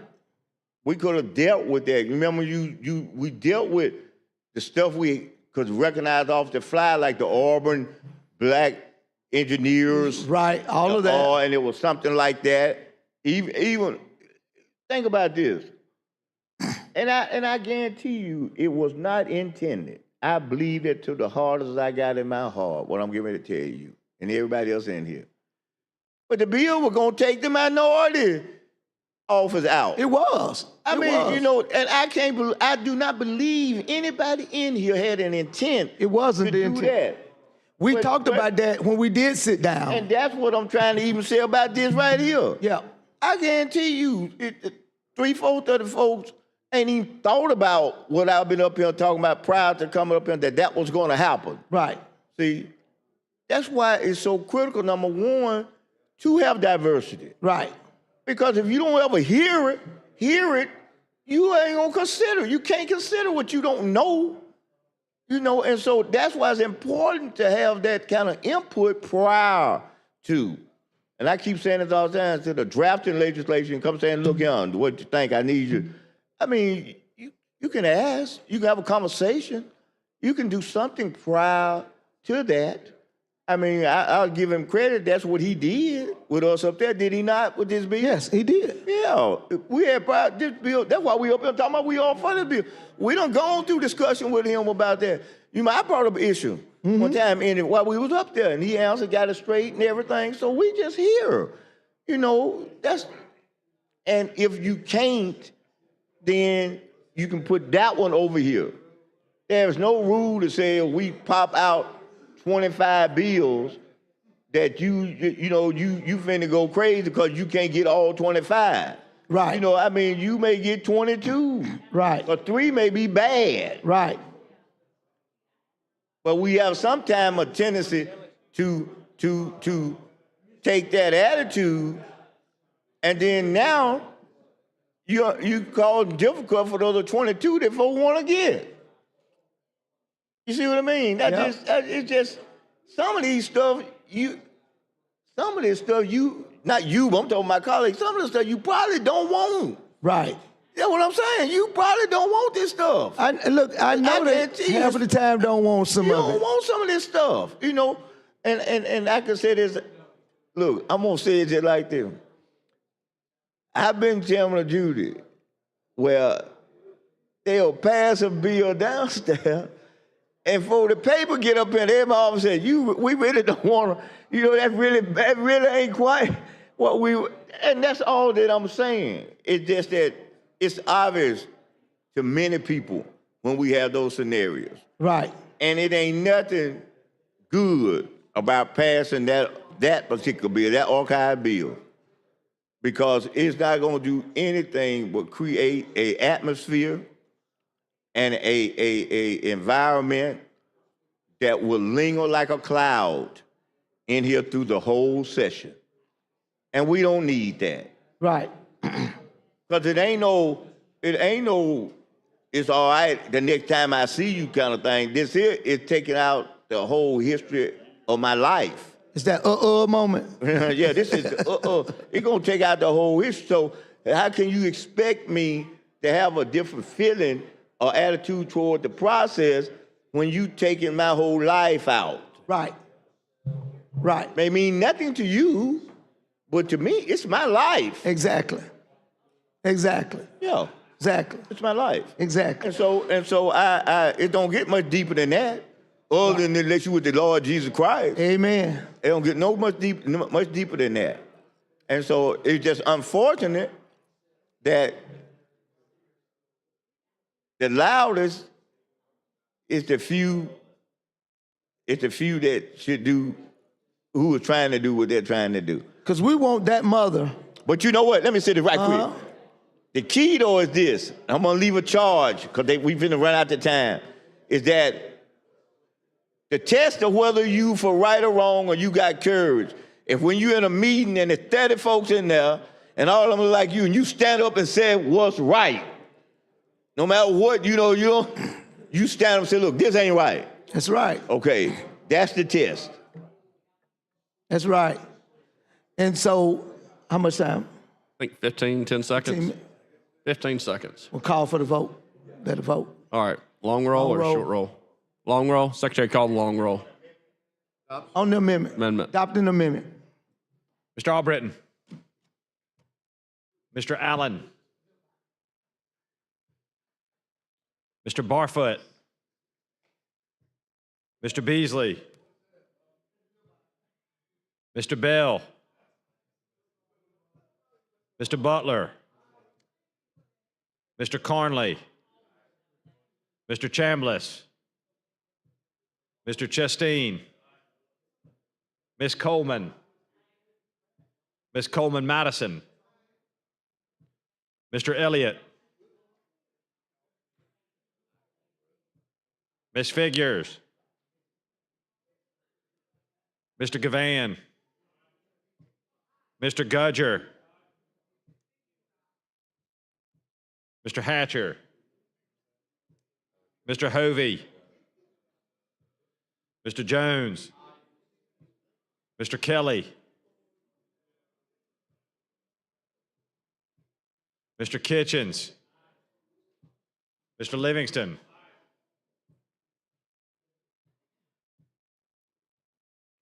Mr. Melson. Mr. Orr. Mr. Price. Mr. Roberts. Mr. Sessions. Mr. Shellnut. Mr. Singleton. Mr. Smitherman. Mr. Stewart. Mr. Stutz. Mr. Wagner. Ms. Weaver. Mr. Williams.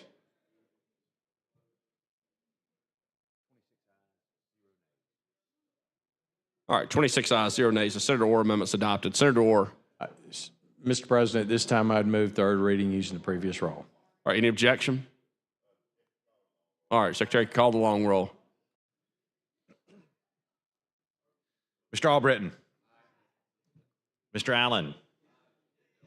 Mr. Barfoot. Mr. Beasley. Mr. Bell. Mr. Butler. Mr. Carnley. Mr. Chambliss. Mr. Chasteen. Ms. Coleman. Ms. Coleman Madison. Mr. Elliott. Ms. Figures. Mr. Gavan. Mr. Gudger. Mr. Hatcher. Mr. Hovey. Mr. Jones.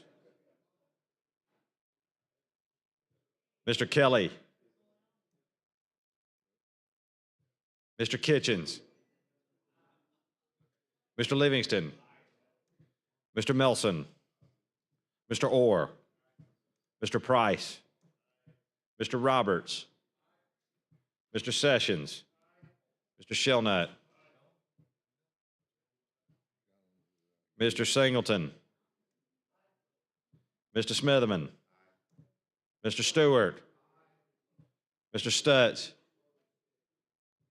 Mr. Wagner. Ms. Weaver. Mr. Williams.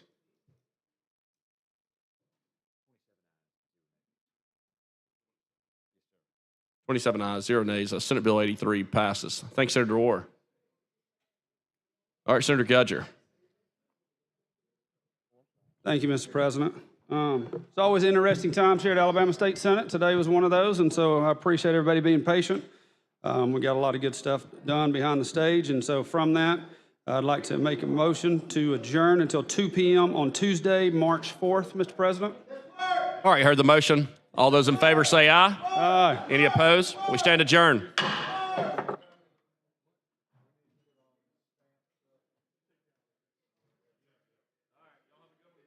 All right, you too. Thank you. What's up?